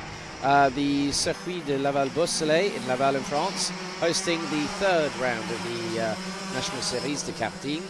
Also, Rotax Max Challenge Romania is underway at the Skatkart circuit. Also, the Hungary Rotax Max Challenge Hungary Club Sport is happening at the minute. Also, the Siete Larghi in Castello di Branduzzo, Rotax Italy, North and South are competing. Cyprus RMC Round 5 is also happening. There's quite a few other things that have been taking place at SKP at the Slovakia Ring. Also the final round of Rotax Max Challenge Germany at the Vogelsberg in Wickenborn. Right about an hour outside of Frankfurt, and of course the Newcastle Motorsports Park circuit in the United States hosting this year's US Trophy Finals, which will be broadcasted live on Kart Chaser, so you'll have to be up late for that one this evening. So, Janovskis still ahead of Birsins at this moment, making their way through into turn number 2. Now, I did see yesterday, through the heat when we were having the difficulties with the live stream, that Thomas is very, very keen to try and put a move up the inside of turn number 2.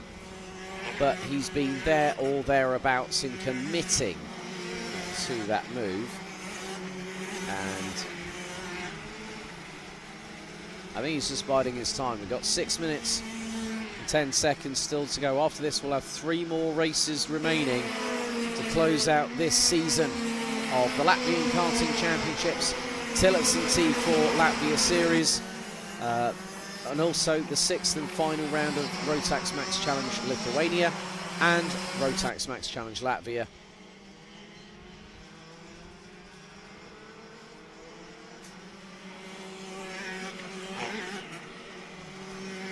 But also battle between the leaders.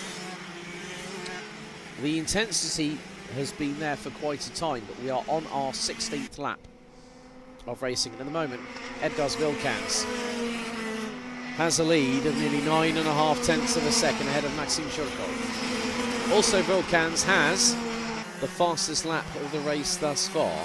Shurkov is the only other driver apart from Vilkans who has broken into the sub 39 second bracket. There is your race leader making his way off of the back straight, as we have 5 minutes to go.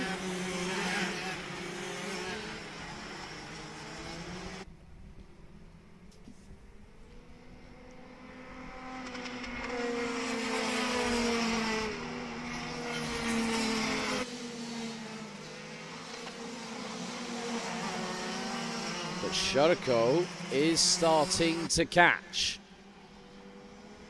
Birsins in the meantime has got past Janovskis for P4. Oh, that was a bit of an angular turn there, Thomas.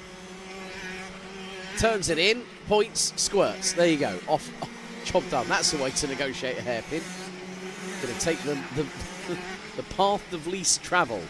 Well, it nearly ended up that Janovskis would have been back through on him and retaken that position.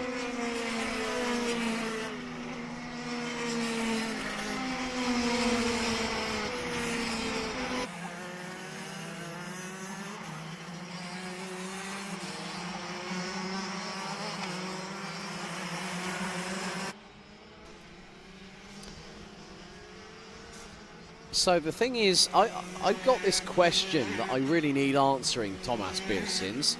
Can you, in the next 3 minutes and 40 seconds, plus an additional lap, and I'm sure he can hear me because everyone else at the circuit can blooming hear me right now, can Thomas Biersins catch Norris Stenbergs for P3? Looks over his left shoulder. Gap between them now is... Thomas is responding. Hey, that's a second and a half between third and fourth position. And what's more, Biersins was a little bit quicker. Well, more to the point, a tenth and a half quicker than Norris Stenbergs in third place. Gap between first and second has expanded yet. Right. Big development there. 4-7-1 is out. And that's Elmars Mikkelsen. So yellow flag out of the final corner with 2 3/4 minutes to go. In Elmars Mikkelsen's body language says it all. That just goes to show how quickly things can effectively go to pot. And great credit to the marshals on the start-finish straight for getting the 471 Tony car out of the way. And there is the 455. That is Ricardo Vegvargas running in 6th place. Okay, right, Vilkans is moving forward at a pace.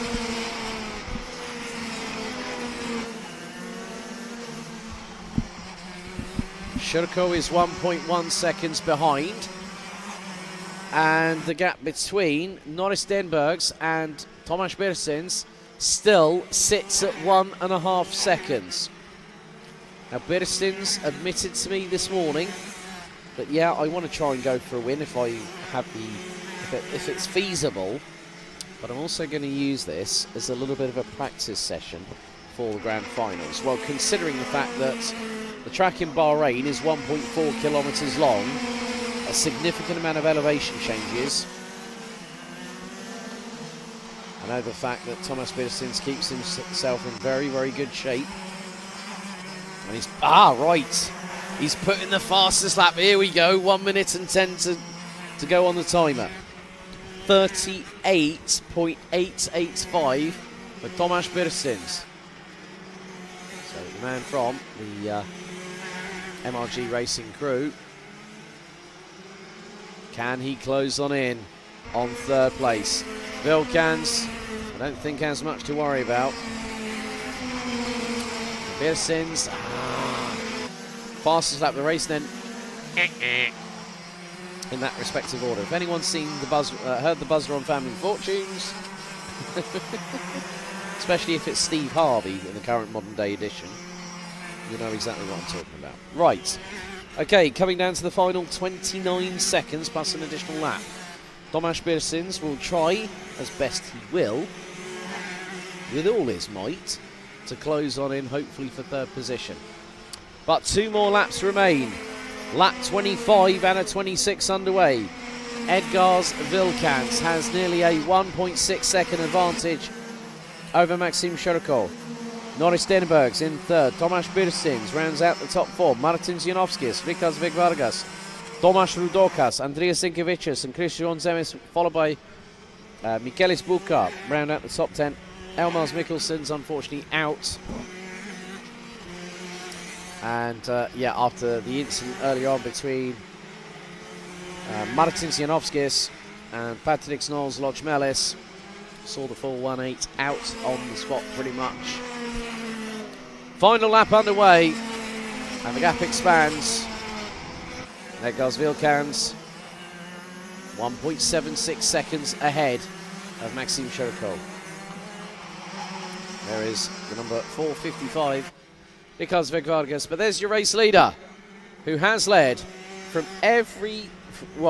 from green flag to what will now be the checkered. After 26 laps, your winner for the final race of the season in DD2, it's RM Latvia's Edgars Vilkans, winning by 1.6 seconds ahead of Maxim Shurko, Norris Stenbergs, Tomas Biersins, Martin Janovskis, Richard Zvegvargas, Tomasz Rudokas, Andreas Zinkiewicz, Christian Zemis, and rounding out the finishing order, Michaelis Buka.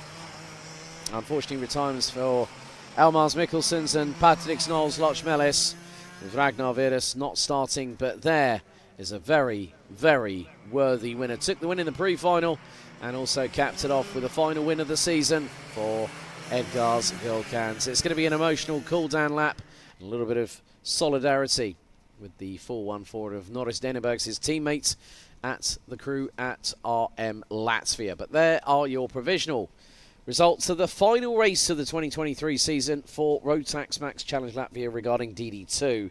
Up next, well, folks, 3 to go to close out the end of the season. Up next, it's DD2 Masters.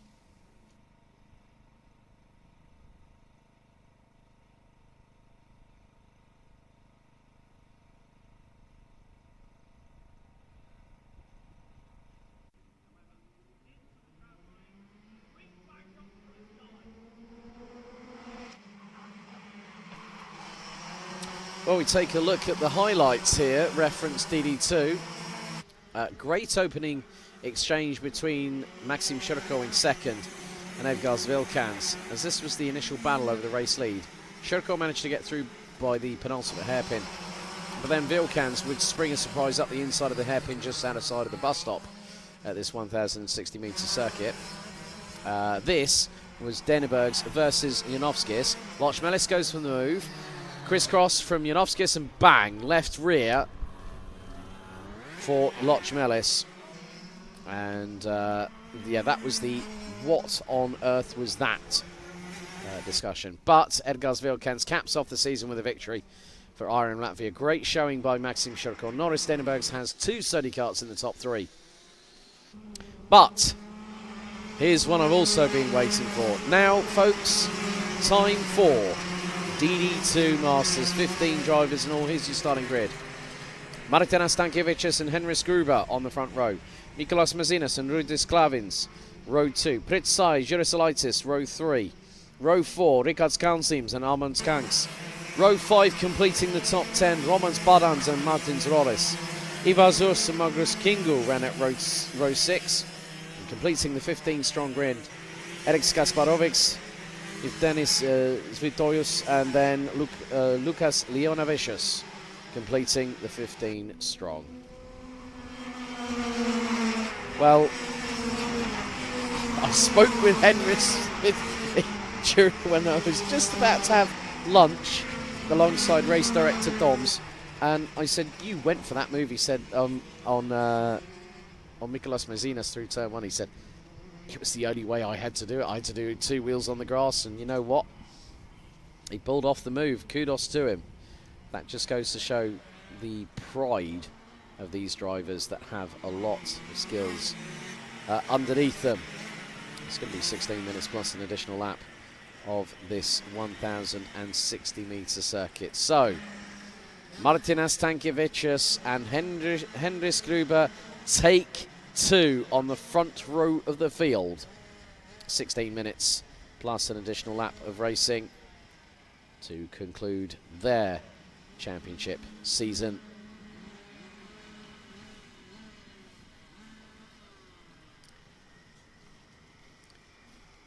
Right then, out of the final corner they go.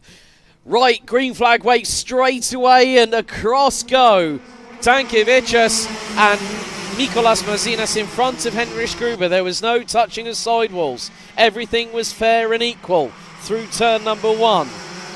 Pritsai has got himself up into 4th position as the 5.69 of Rudis Klavins drops to P5. But already within the first 25 seconds, Martinas Stankiewicz has started to extend a gap.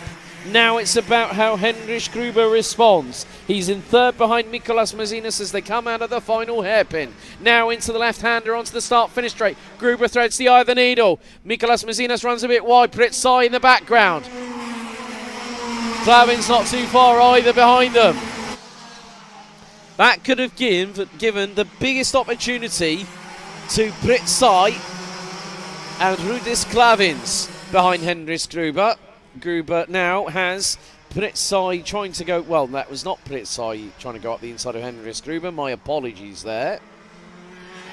And now Gruber fires it in sideways through the left-hander off of the back straight as Hendris Gruber. And Mikolas Mazinas was like thinking, oh, hang on a minute, I didn't expect that. And look at the country mile lead that Martinas Stankovičius has got, 2.1 seconds. Fighting in the mid-pack, including the 5.95 of the Paralin of Armand Kanks. And he's battling away with Jurisalaitis on the Sodi kart. That's for 7th on the road. Mazinas loses 2 positions. Oh, careful, careful. That is the 5.09 of Rickard's Kaunzims. Right. I'm not saying anything about Madonna earlier on this year. I'm just saying that word. I'm not saying what happened, because everyone can look back on YouTube and find out what I'm talking about. So, leader has a 2.3 second advantage. Pritsai is in 3rd. Hendrik Gruber is 1.6 seconds up the road from the Estonian.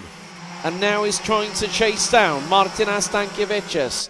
The gap after lap 3. 2.3 seconds. So let's see what Hendrik Gruber can do over the next 13.5 minutes, plus an additional lap. That gap between him and Pritsai looks to be extending at this juncture. But can he close down the gap to Stankovičius? That's the big question. And he is starting to close it down a little bit, but not on this occasion. 2.179 seconds separating P1 and P2. Mazinas now behind Kaunzims.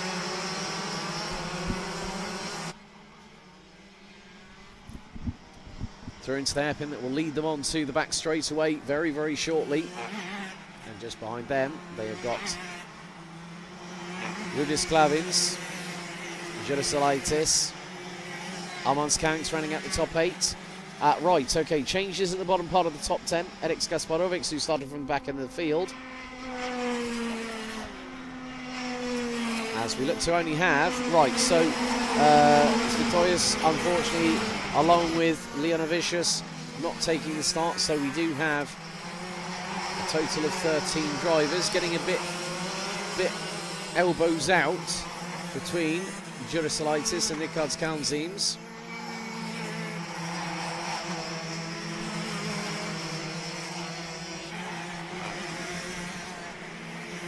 So we still have 12 minutes to go, plus an additional lap. Stankovičius, new fastest lap of the race, 40.091. Right, a little bit of a drama out of the final corner into the barriers. Oh, no, that's not, I'm sorry. That's not on there. That was an incident. Unfortunately, I am not saying any further about that. Right, okay, have we got a situation? I think drivers have been recognising some flags. Yes, red flag is out with 11 minutes and 38 seconds on the timer, plus an additional lap. So after that two-kart incident, so Rudis Klavins and Rickard's Kaunzims coming together, coming out of the final corner. So, yeah, Mazinas, and I'm not too sure. Right, so you can see here, the 5.09 is on the outside, the 5.69 on the inside. Bang, they both go in. Hard impact, they're both okay.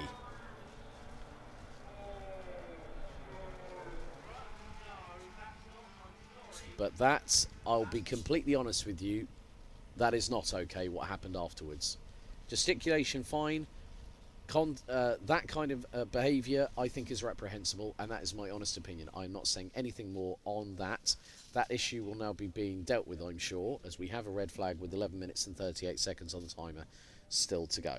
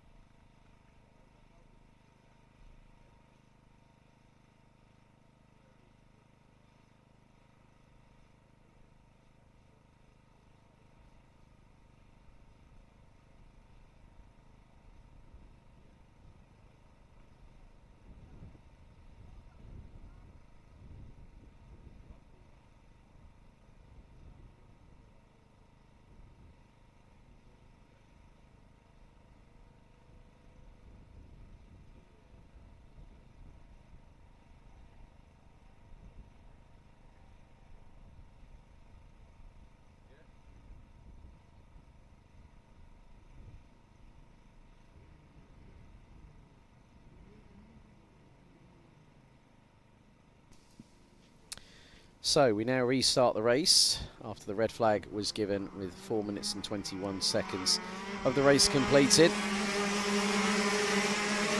So they will send them round, and then we will have a single file style restart.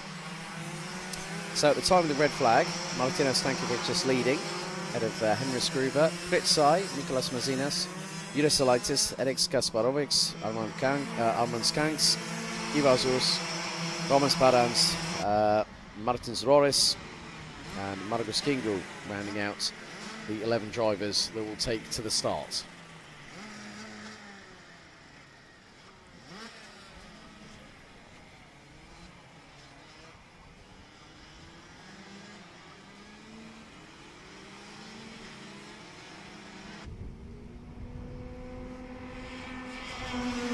So we'll give them a couple of formation laps just to get them ready. So full course yellow situation applies around the circuit, which means no overtaking.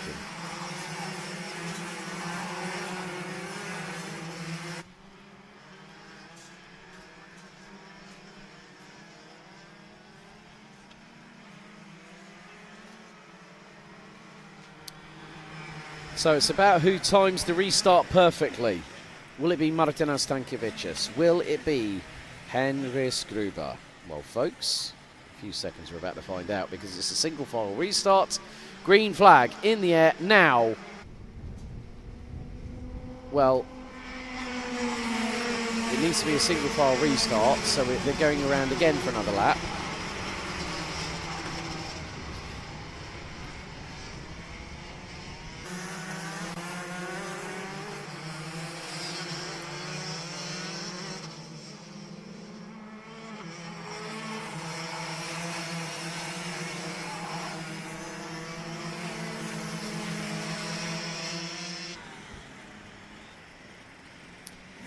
So now the field is being slowed.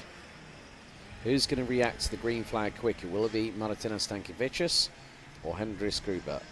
We now are about to find out as the 517 pulls onto the back bumper of the 533. Green flag drops. Now we're back underway with an 11 minutes and 38 seconds on the timer, plus an additional lap to go. Perfect start there by Stankovic. Pritzai being closed on in by Nicolas Mazinas. Juris Salaitis running at the top 5 as they make their way through the hairpin after the bus stop. 575 trying to put the pressure onto the 519.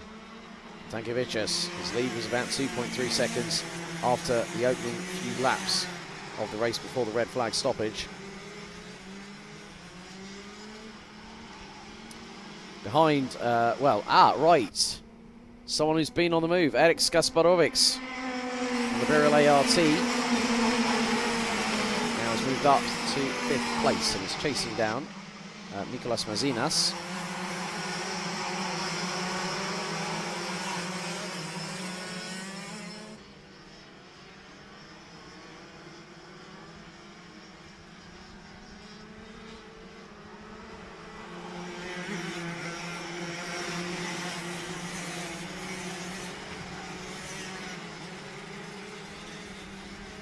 So actually we have a new chassis coming on board for 2023 with regards to this year's Rotax Max Challenge Grand Finals.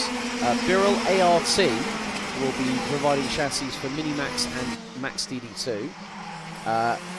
IPK Praga by IPK, as I see Eriks Kasparovic, runs a little bit wide coming out of the hairpin. And it gives the opportunity to Juris Salaitis to get through. So Viral ART, Minimax and Max DD2, Praga by IPK, Micromax and Junior Rotax. The Charles Leclerc brand joins, and they will be supplying them to DD2 Masters. Sodicart, the French brand, will be providing machinery for CD Rotax, E20 and E20 Masters. And that's by the official Rotax website. Head to rotax-racing.com for further information. And you can also follow them on their respective social media channels at Rotax Karting on both Facebook and Instagram. They have stopped using Twitter as of within the last 12 months. But Tankevicius now has a lead of 0.6 of a second ahead of Henry Gruber, Pritsai, Majus Mazinas, Gasparovics, ending at the top 5.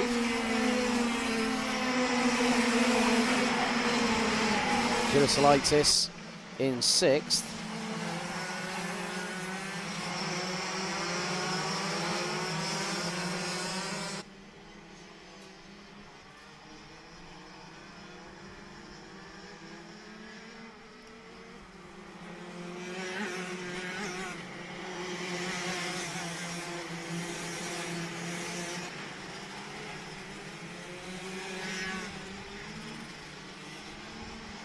So Eriks Gasparovics closing in on Mikolas Mazinas.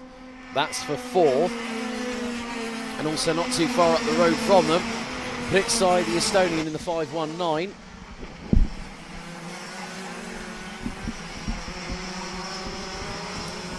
Oh, and Mazinas is getting closed in on quite significantly at this point. So we now will be able to see if Gasparovics has the pace to close on in. Zalaitis, I would probably hope that he's going to have a further opportunity to close on in on the 3 in front. So it could be a 4-horse race for this final step in the top 3. Still very much undecided over the next 7 minutes and 20 seconds who is going to be leading the way overall. Well, I'm going to say this. With 7.25 minutes left to go, Henry Gruber just put in the fastest lap of the race on lap number 13, 39.766 seconds. As Pritsai has been outwitted, outsmarted ever so slightly by Mikolas Mazinas. They're nearly going to squeeze each other. Pritsai to the outside into turn number 1. Gasparovics and Zalaitis are there or thereabouts. Mazinas leads the P3 train through the bus stop. Oh no! Big incident! Gasparovics and Zalaitis come together on the mid part of the bus stop chicane. And Zalaitis lifts the cart off to let Gasparovics to get out of the way. Oh, dearie, dearie me. That came to a head right there and then. Just goes to show you thread the eye of the needle at certain points of the circuit and the margins are minimal at best. Perfect personification of how that can happen. 6 minutes to go, plus an additional lap on the timer. Pritsai now has a bit of breathing space behind him. But to see that, well, what's happened now is Arman Kanks is running in 5th place and is about 0.9 of a second behind the Estonian in 4th.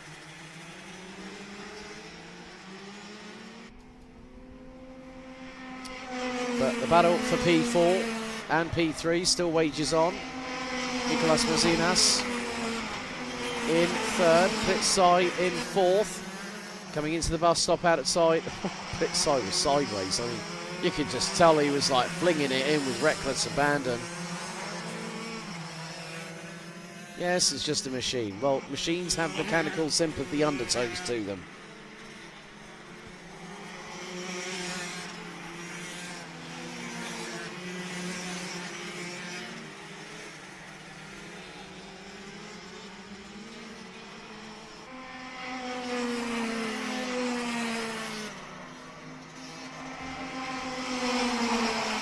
But I'll be completely honest with you, this battle here is really enticing at the moment. Mainly because of the fact that Martinas Tankevicius is the fastest lap of the race, 39.502 seconds. He's 1.25 seconds ahead of Henry Gruber, with Majus Mazinas still holding on to 3rd, despite the best efforts of Estonia's Pritsai in 4th.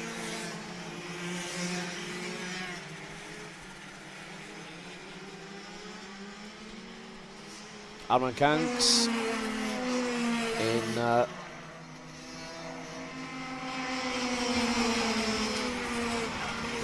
5th. Then we got Romans Badans in 6th. Ivars Us.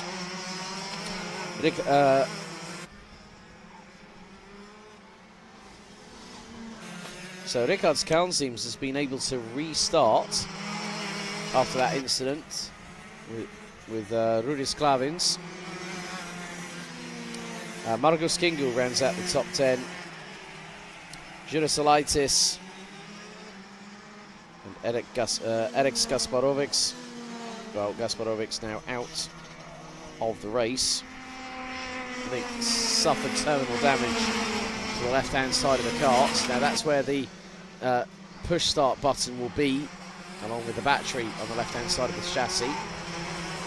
But also Gasparovics. The engine on the DD2s, they're actually mounted on the... Oh! Brilliant move there. Brilliant move there by Romans Badans. Getting through on Pritsai. Now, the big question is, it seems like Pritsai's kart has got a technical issue. And he's slowing. He's slowing. He's dead slow. Is Pritsai. His kart's breaking down. He's looking at the right-hand side. Oh, Pritsai. And that is... There was... I think I just saw something flapping about behind his back. Is that... I'm just looking here. Oh, that's... Oh, right. The lead on the top of the engine's gone. It's disconnected. So that's going to cause all matter of troubles. As Pritsai, this time is going to go... Is he going to go straight in? He's going to try and bring it back. So where you've got the top of the engine, I'm not too sure if that line is meant to be where it is. That fuel... Ah, Pritsai. He's trying to nurse it back. He's trying to nurse it to the checkered.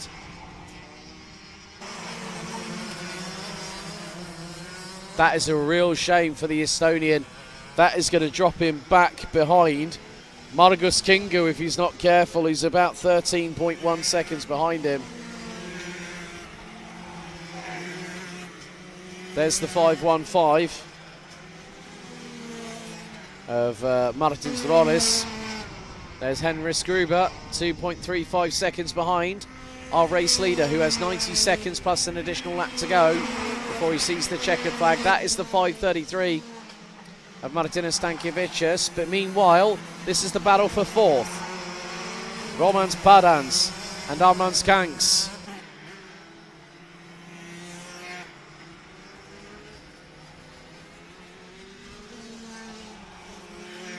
I think I just heard a very, very poorly sounding kart from Pritsai, the 519 from Aqua Racing.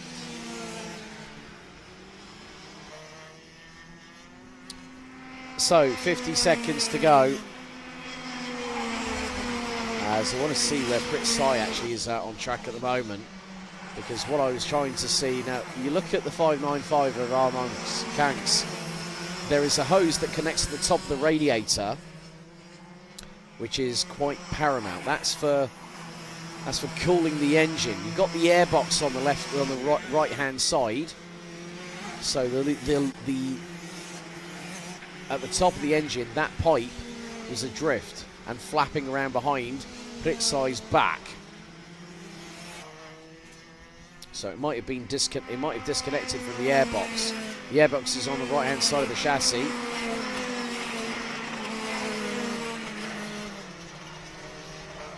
There is Pritsai. So let's have a look at his kart. So the Nassau panel's fine, just wobbling about a little bit. The hose at the top there is right across Pritsai's back. Now the airbox will be located on the left and right-hand side of the driver by the push start. So the push start will normally be on the left-hand side. You can just see, you see that airline, that line from the top of the engine radiator. That's what I was talking about, and that's probably, but he might be working with an engine problem here. Final lap underway. So let's go to our race leader, Martinas Stankiewicz, the 5.33. He's about halfway through the lap at the moment, so he's done an absolutely sterling job this weekend. Martinas Stankiewicz is very, very close to getting to the checkered flag. There it is, and the Lithuanian from Vilnius takes the win. Henris Gruber, this year's Nordic champion, comes across the line 3.3 seconds behind. Third, it's going to be Mikolas Mazinas, but there is your race winner, Martinas Stankiewicz. Fastest lap of the race as well, along with the victory and the start from pole position.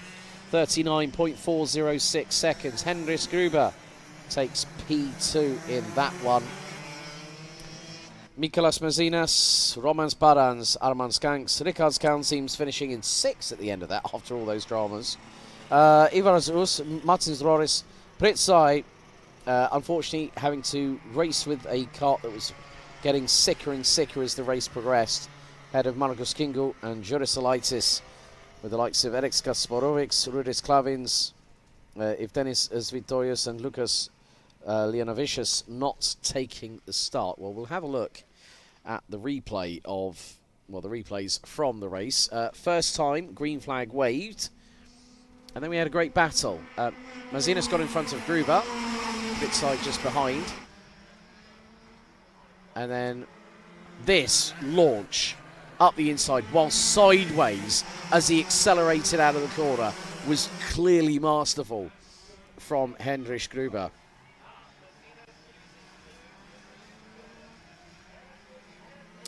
Battles up and down the order, and then we saw this moment, and this was the biggest one, and up the inside, that was the 509 up the inside of the 569 as Ricards Kalnseems gets a kick from Klavins on that particular occasion.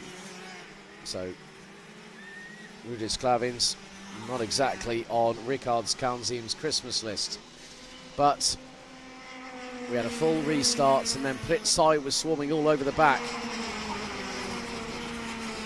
of the 575. And then this moment here, Juris Alaitis mounting the left-hand side of Eriks Kasparovics, who was saying, oh, really? And terminal damage forced the 511 out. Then there was this side-by-side moment between Pritsai and Mikolas Mazinas, but Pritsai would have to fall by the wayside as his kart started to have technical troubles, slowing down out of the final hairpin, and he would finish 9th at the checkered. But Martinas Stankiewicz took the race win, and with it, more than likely, a very good opportunity.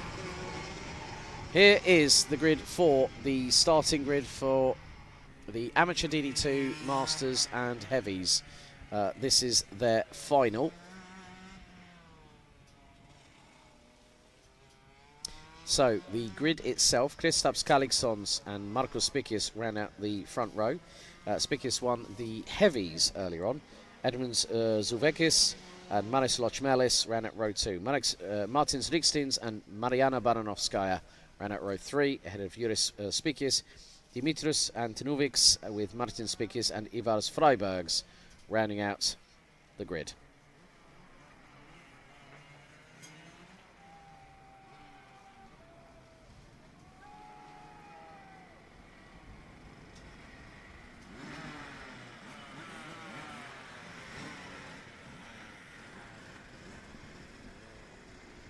So 16 minutes on the timer plus an additional lap. Then after this, we have one more to go, and that will be the final round, the final race of this season for Tillotson T4. They'll have a 20-lap race.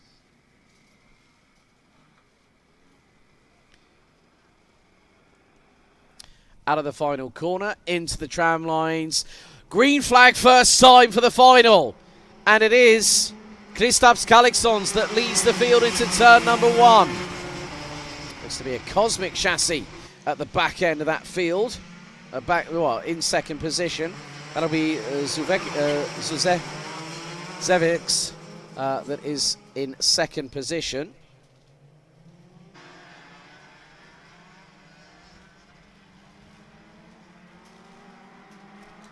So the drivers now making their way down the back straight.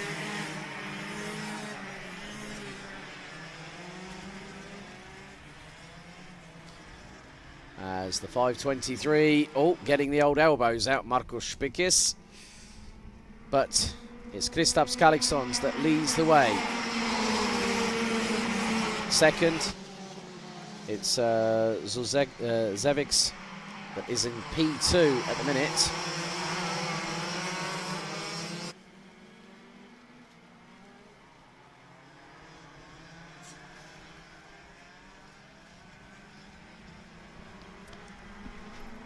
So let's see how things pan out over the course of the next few moments, because it won't be easy. Oh, a little bit of a leap up the inside of the 5:23 by Suzevics to get second place back from Markus Spikis. The old Blue Oval tribute band, as he's now going to be known from now on. Ivars Freiberg's currently running in 5th place overall.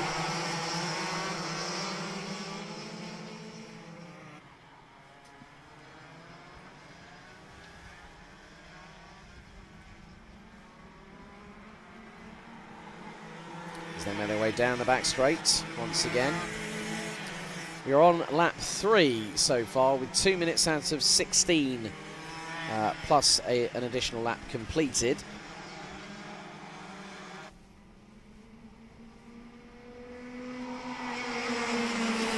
Oh, I love the sound of a 2-stroke in the afternoon on a Saturday.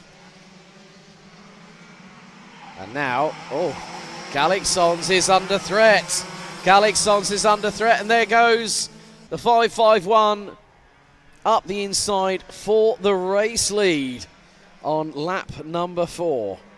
Well, it might have, some people might have said it might be only a matter of time before that happened. Well, proof is in the pudding, isn't it? So, and we've had a coming together, and again the 5:07 involved. Oh dear, it's not been a good day today, has it, Martin Spikis? Not at all.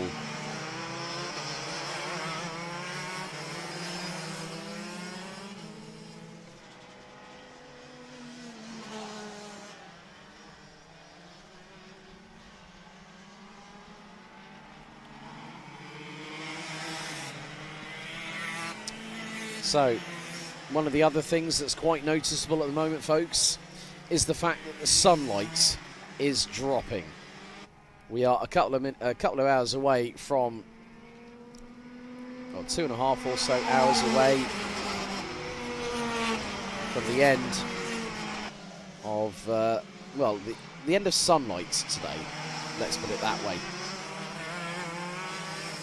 But the battles are very much on point, and they are fast and furious up and down the order, which is good to see.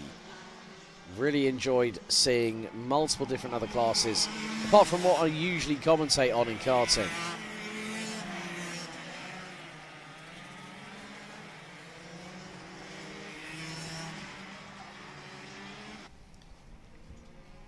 But it's half a second. Right, change for the race lead, is it? No, not quite yet. Kristaps Kalixons, you need to make sure that Zuzevics is caught napping going through turn 1. In the meantime, well, look at who's behind. Right. Kalixons gets the switchback, looks to the outside through the hairpin and gets through on the 5:51.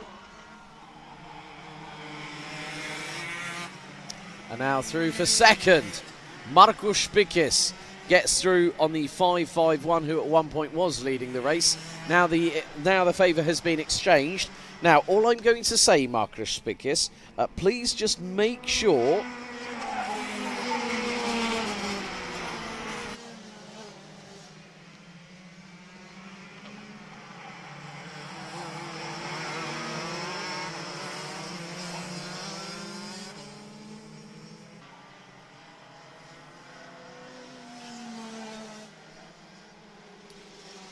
so just keep a wide berth just to be as clear as possible on that one. We don't want happening what happened last time.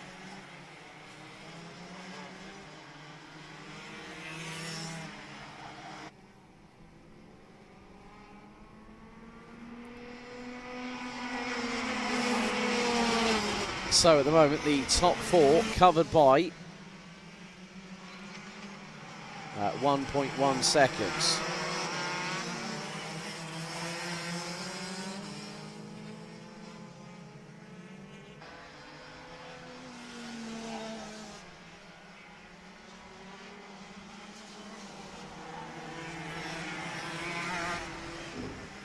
Let's speak this again, still fastest of anybody at the moment.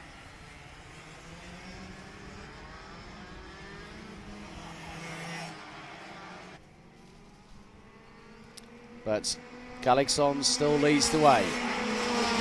Kozevics in second. Third, it's Freibergs. The Blue Oval tribute band. Right behind is Martin Spikis. They come out of the bus stop chicane. Into the hairpin. Oh, right. Martins Rieksteins. That is... I'm just wondering if the cameraman might be able to zoom out on that one. Might be able to get an understanding of where that kart is stranded. That might be on the back part of the circuit, maybe towards the bus stop.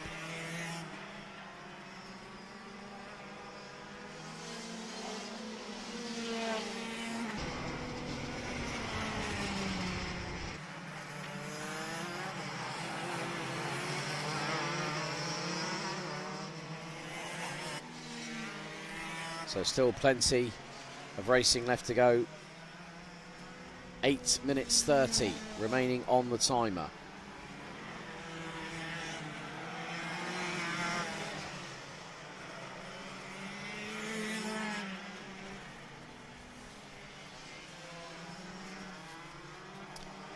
So the driver in 4th position now, gunning for 3rd.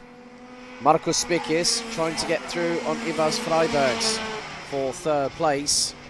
Unable to do so. Fastest lap so far, 41.323 seconds.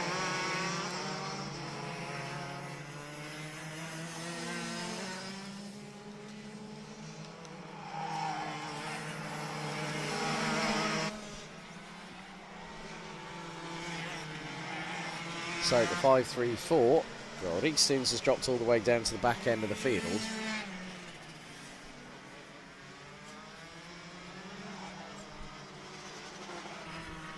Oh, someone's car's sounding very, very slow and a little bit in pain at the minute.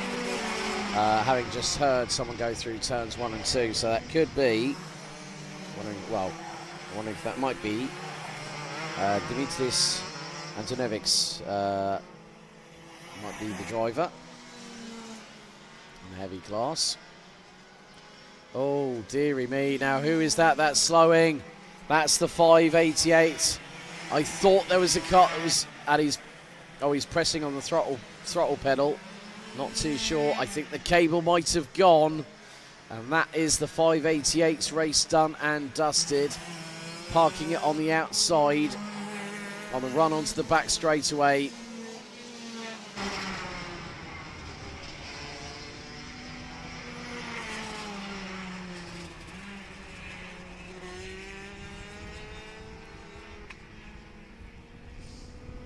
So yellow flags are out. So number 523, Markus Spikis, you cannot overtake there.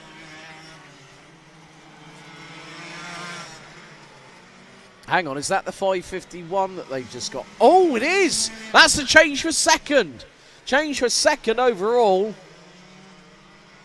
And Ivars Freibergs has just got past Edmunds Suskevics and is now, I'm looking at the lap times. Oh, the 551, he did a 43.5. 43.5. So has the 551 got a problem? If you are over 2.1 seconds off the pace of the leader, that would suggest to me there is an issue. But if he's managed to rectify it, and that to happen, and then to be up, I'm going to keep an eye on his lap time here on what will be lap number 15.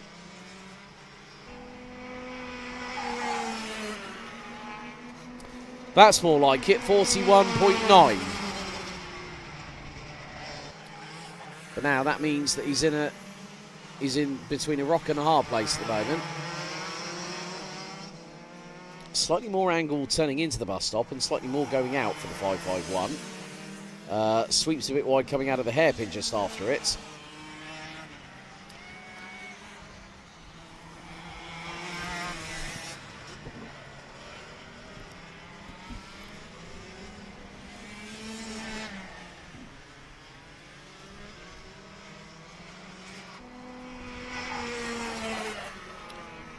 Oh, there's been a sign shown to the number 551. Markus Spikis has just said to Suzevics, come on, get a wriggle on, mate. Come on, let's go. I think Spikis needs to pass the 551 very, very shortly. Because at the moment, look at that, the lap times. 42.039 for the 523. 42.271 for the 551. If he ain't fast enough, well, Spikis, you've got to get past him on the start-finish straight. Got to get him now. 4 minutes to go.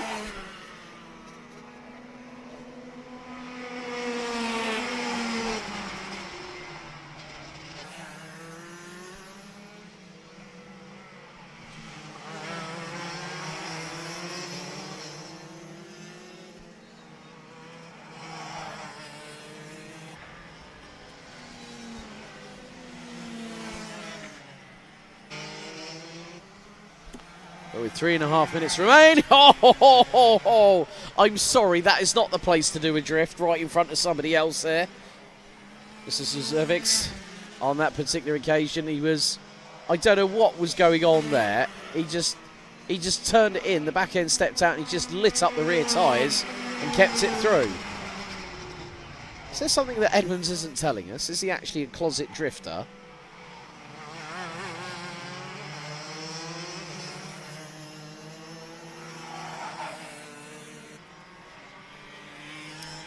So 3 minutes to go, plus an additional lap.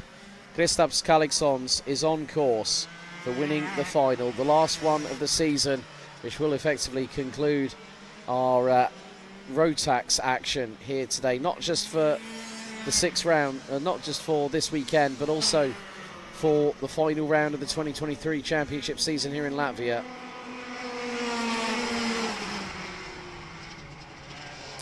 So all 10 drivers, as far as I'm aware, still running. Fifth up to P5, covered by 15.112 seconds. That's Juris Spikis. And, oh, right. Ivars Freibergs, what on earth is happening to his pace at the moment? His fastest lap so far, he just did a 42.2. Oh, right, okay. This is where things might get a little bit up close and personal. Change for second, change for third. Has Ivars Freibergs got a... Oh, he's looking at the right-hand side. Oh, no. As if it wasn't bad enough in the pre-final. Has Ivars Freibergs got a problem? He's just done a 44.3. Oh, that could be terminal for the kart. Right at the... Oh, he was in second. He was in second position, and now that has just transpired.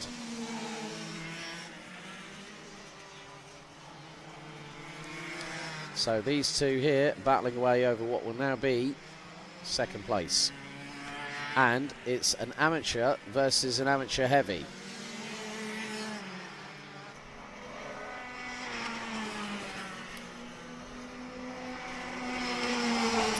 Lead between first and second now stems at 7.7 seconds as we head into the final minute. So including this one, there'll be 3 more laps to go.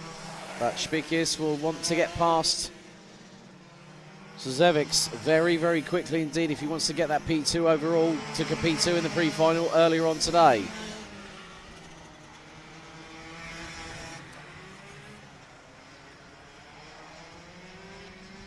Fastest lap of the race so far, 40.989. No surprise by the race leader. As we are on to our 23rd and penultimate lap of all of the Rotax action for this season. Let alone it being the last Rotax race of the champion, let alone it being the last Rotax race of the weekend. But you know what? 10 seconds to go. Kristaps Kalixons has done an absolute brilliant job at the front end of the field. Timer expires now. So the leader is 7. Is probably going to be more than likely. He's just gone through. There's the final lap board. There's the 5:26. Haven't mentioned much of Mariana Bananovskaya.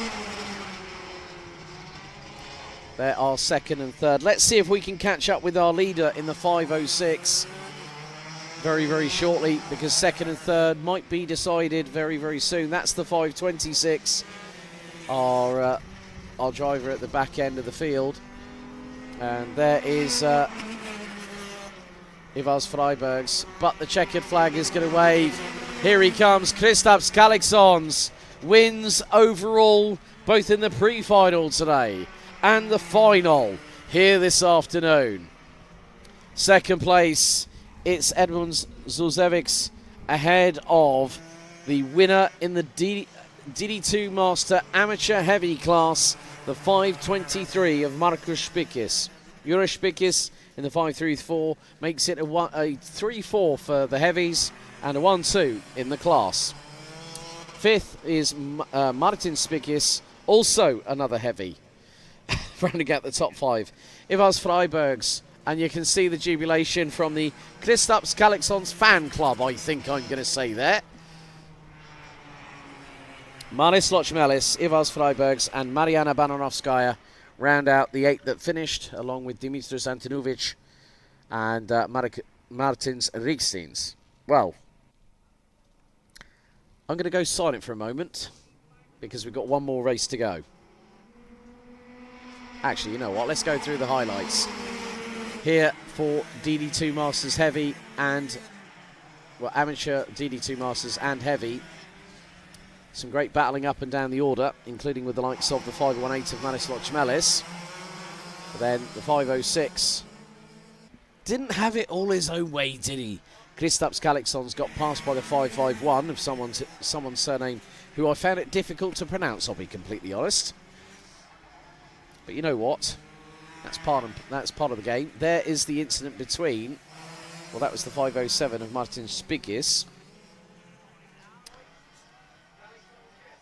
And still making their way through into the back straightaway. Then we had problems for the 5:51 who dropped a few positions. Then managed to get through. Ivars Freibergs in the blue oval tribute band. There was the 5:55 of Martins Rikstins who was off circuit, exit stage left. Then dramas for Antinovic. Antinovic coming out of the approach onto the back straight. Then Freibergs hit trouble very shortly afterwards. Started to slow. But there was dramas because Markus Spikis was saying to Zuzevics, come on, man, get a wriggle on. Then this was around the place when Freiberg started to suffer dramas. The 5:51 goes up the inside, then the 5:23 gets past, and then as he comes out of the final corner, the 5:89 looks at the right-hand side of the kart. But Kristaps Kalixons and the fan club celebrate a win in DD2 Masters Amateur.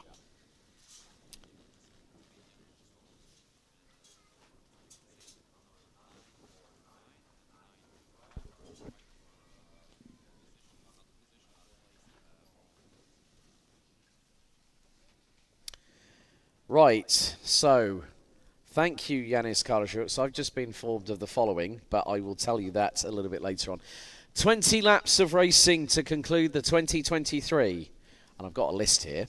Latvian Karting Championship, Tillotson T4 Series Latvia, Rotax Max Challenge Lithuania, Rotax Max Challenge Latvia season. Tillotson T4 Latvia up next for a 20-lap final. Now, next week, between the 21st and the 24th of September, it's the 2023 Tillotson T4 Nations Cup. It's going to take place at Valencia in Spain at the Cartódromo Internacional Lucas Guerrero. And I've just been informed that there is a little bit of a fight on. And I'm getting really excited on that because it means that someone might be going to Valencia next week. Everyone is on the same equipment. The Tillotson T4 C1 chassis. And we also have the 225cc 4-stroke TPP RS engines, which provides user-friendliness. And also these drivers run on the Maxxis tyres, which also feature as part of grassroots karting.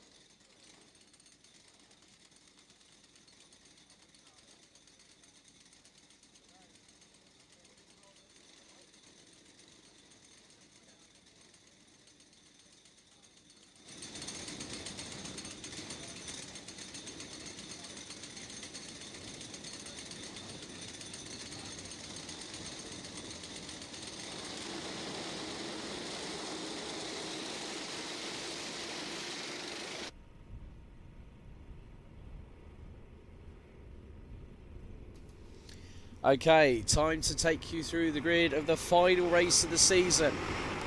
Right, here is the interesting information. The two drivers on the front row, Davis Salmans and Elisabetta Johanna Zorce, are battling for a place at Valencia next week. They are on the front row. Christopher Kaunir and Kiros Dimitrevs round out row 2. Andris Klinkans and Kristianis Kaunir, that's row 3. Petris Rusa and Daniels Petris Berzins round out row number 4. Dacia Rosberger and Martins Ritovs round out row number 5, completing the top 10. Rounding out the 13-strong grid that will compete over 20 laps, Rudolf Stoms Berzins, Iveta Agmenekalne and Gerd Slapskalns. 20 laps of this 1,060-metre circuit. Oh, there's a lesser-spotted tractor in the background doing a bit of farming whilst they're at it. David Salman's putting the hand up, just recognising a signal from the marshals. I have to give a shout out to one of my friends who's going to be competing with a few. So the T4 Nations Cup, there'll be multiple race categories which will include seniors and senior 165s, aged 15 years and above. It's being promoted and organised through RGMMC in association with the RFEDA. This, as I said, there have been moments. So will Zalmans or Zorce go to Valencia next week? This 20-lap race may decide it all at the last gasp.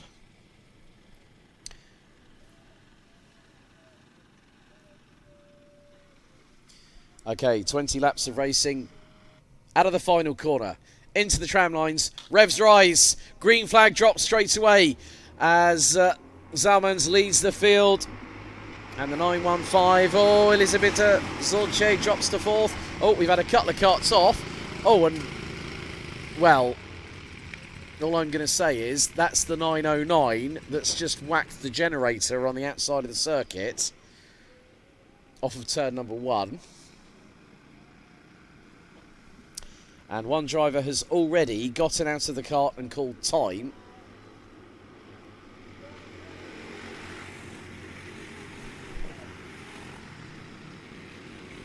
So the 949 leading the way, followed by 920, was the 925, looks to be the 915 as they come across the line to complete the opening lap. So it is the 915 of Christopher Skalnet, Andris Klinkans, and the 988 of Petris Rusa rounding out the top 4. Elisabetta Johanna Zorce rounds out the top 5 out of the 965 of Kiros Dimitrevs. And we've got the 910 of Kristianis Kaunet. David Salmans has got a lead of about 0.3 of a second as we're about to complete lap number 2 out of 20.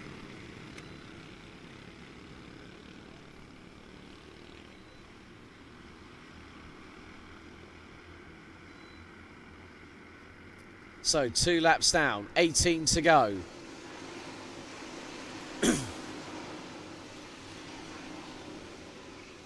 So they make their way through in towards the bus stop. And now in towards the hairpin. And then onto the back straightaway one more time. David Salmans having to overcorrect, going through the left-hander off of the back straightaway as the field make their way into the penultimate corner, the final of the hairpins through the left-hander. Lap 3 out of 20 completed. Salmans has a slender lead of 1/10.5 as the 915 of Krzysztof Kaune has the fastest lap of the race. 46.064, and Elisabetta Johannes Olce drops down to 7th position now.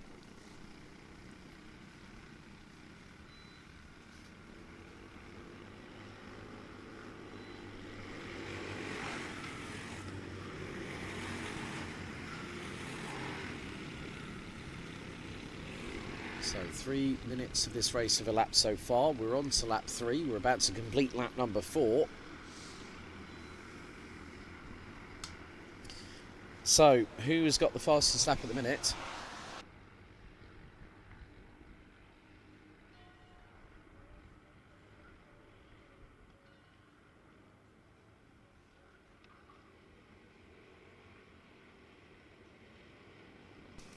Okay folks, I'm going to keep with you as much as I can because the incident on turn 1 that's taken out our electric generator has given us probably about a couple of minutes left on the live stream. So we can only apologise for that. We are trying to see if the second generator can be implemented very, very quickly. So, lap 5 out of 20 completed. David Salmans now takes the fastest lap. Petris Russa now responds in the 988, rounding out the top 4 with a 45.858 second lap time.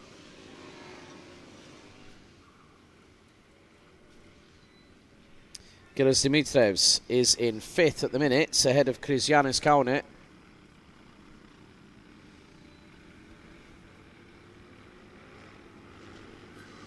But the lead is very hotly contested at the front end of the field. David Salmans still leading the way as we are fast approaching the conclusion of lap number 6.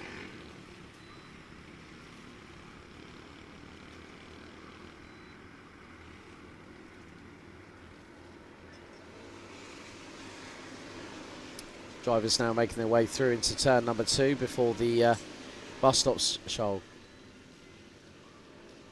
complex. Now into the... You can now see from the aerial shots ever so briefly. And, battle for the race lead still really heating up. Krzysztof Kaune right with him at the moment as they go onto the back straightaway into the sweeping left-hander down into the first of the 2 final hairpins on the circuit.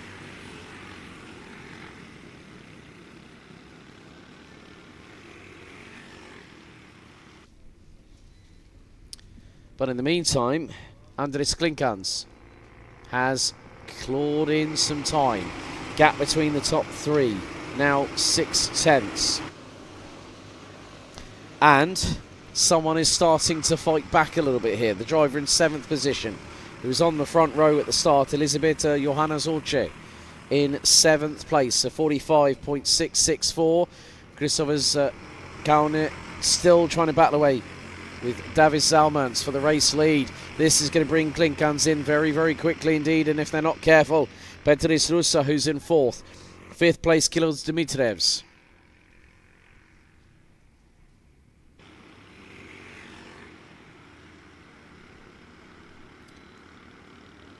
So, 12 laps to go out of 20. We're nearly at half time here in the Tillotson T4 Latvian Series Grand Finale, where two drivers are battling away for a place at Valencia next week at the Tillotson T4 Nations Cup. Zalman's just keeping it nice and calm and cool. Christopher Kaune having to fight the 949 to get through for that race lead. Wants to end the season on a high here at Jelgava. Klinkans still keeping pace with them. They come across the line. 9 laps in the books. 0.361 separating the top 3. Klinkans still now the fastest out there. 45.564. Now you can see a little bit more of a hurry up here up the inside for the race lead at the hairpin. Christofers Kaune gets the pass done on Davis Zalmans in the 949, but Zalmans looking for the inside line into the left-hander, off of the back straight, gets back through, retakes the race lead as we are fast approaching half-time. So now, as they come out of the final corner, 10 laps down, 10 to go. Zalmans now has a little bit more of a lead, a little bit more breathing room, 0.35. And keep your eyes on the likes of the driver in the 925, Elisabetta Johanszolce. She's currently running 7th, and less than half a second covers 4th to 7th position. That's a 4-cart train.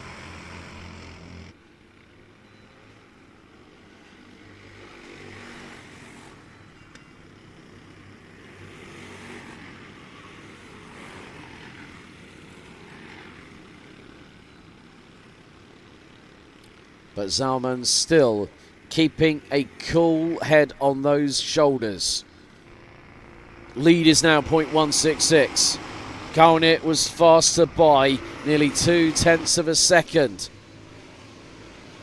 Through into the bus stop. Now into the right-hand hairpin. Kaune decides not to fire it up the inside of Zalmans, but looks for the opening. Looks to the outside. Can't get through. Looks to the inside. Zalmans has the racing line covered off. As Klinkans still right with them. Half a second covering the top 3. As we are fast approaching. 8 laps to go. Out of the final hairpin. Through the final left-hander here at the circuit. 8 laps remain. Zalmans, Kaune, Klinkans. That's your top 3.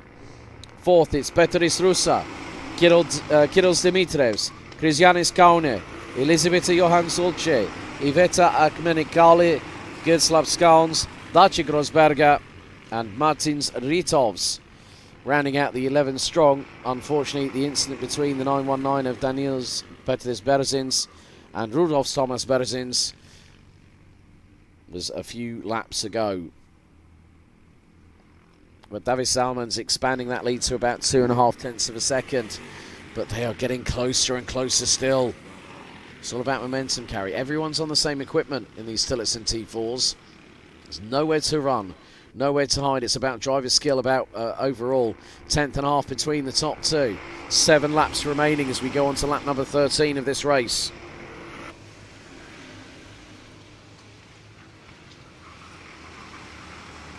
Through the chicanes again and up to the hairpin.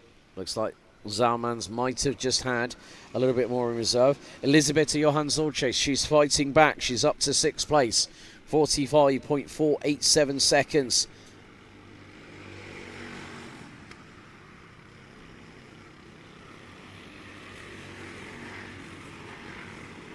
So, 6 after this one. Oh! Christofers Kaune has broken down. Christofers Kaune has broken down whilst battling for 2nd position, and he's absolutely distraught. Now, this has given the opportunity. Look where this has put Elisabetta Johanszolce. She's now 3rd, 4.76 seconds behind Davis Zalmans. Andris Klinkans is a further 2nd behind the race leader. Now this is interesting. Developments there. Christofers Kaune, technical breakdown coming out of the final hairpin with just over 6 laps remaining.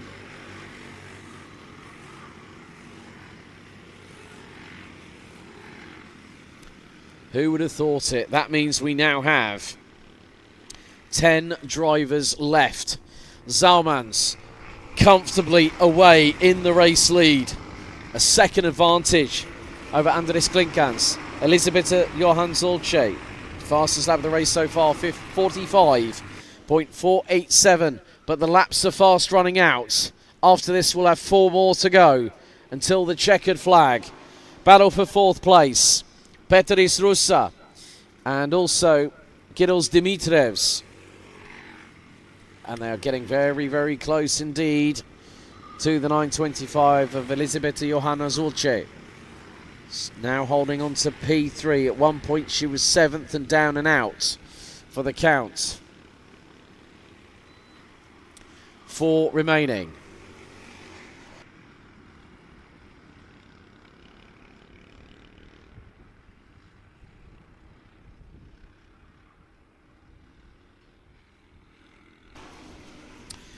So you can see it's a tooth and nail battle, 3-kart brawl over 3rd, 4th and 5th.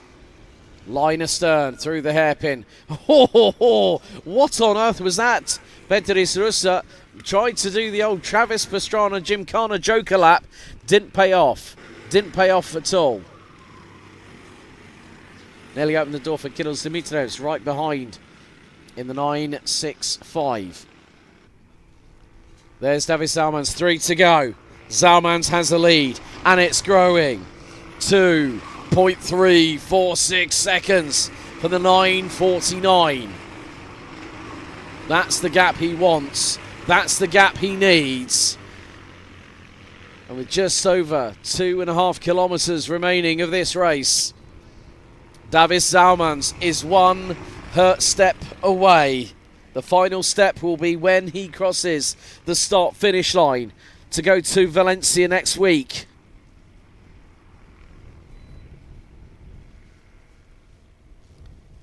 So, out of the final corner once again. 2,120 metres, that's 2.1 kilometres. 2.1 kilometres remain, that's 1.2 miles. Zalmans again, just doing exactly what he needs to do, and he's expanding the gap. Expanding the gap to nearly 2.5 seconds. Davis Zalmans having done exactly what he needed to do.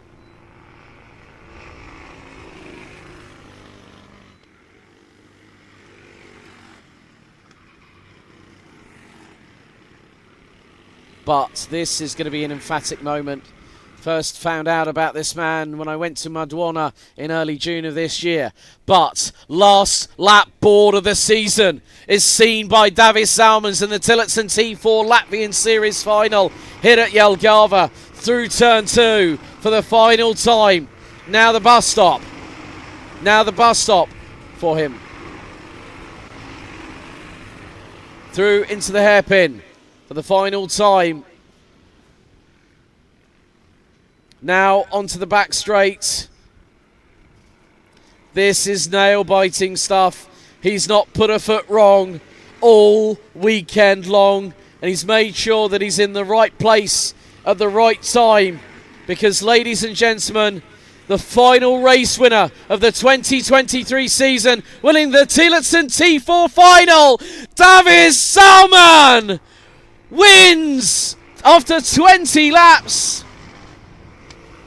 And beats Elisabetta Johanna Zolce for that place at the Tillotson T4 Nations Cup next week at Valencia. Well done to this man here. He wins by 2.7 seconds at the end of 20 laps. Second place, it was Andris Klinkans.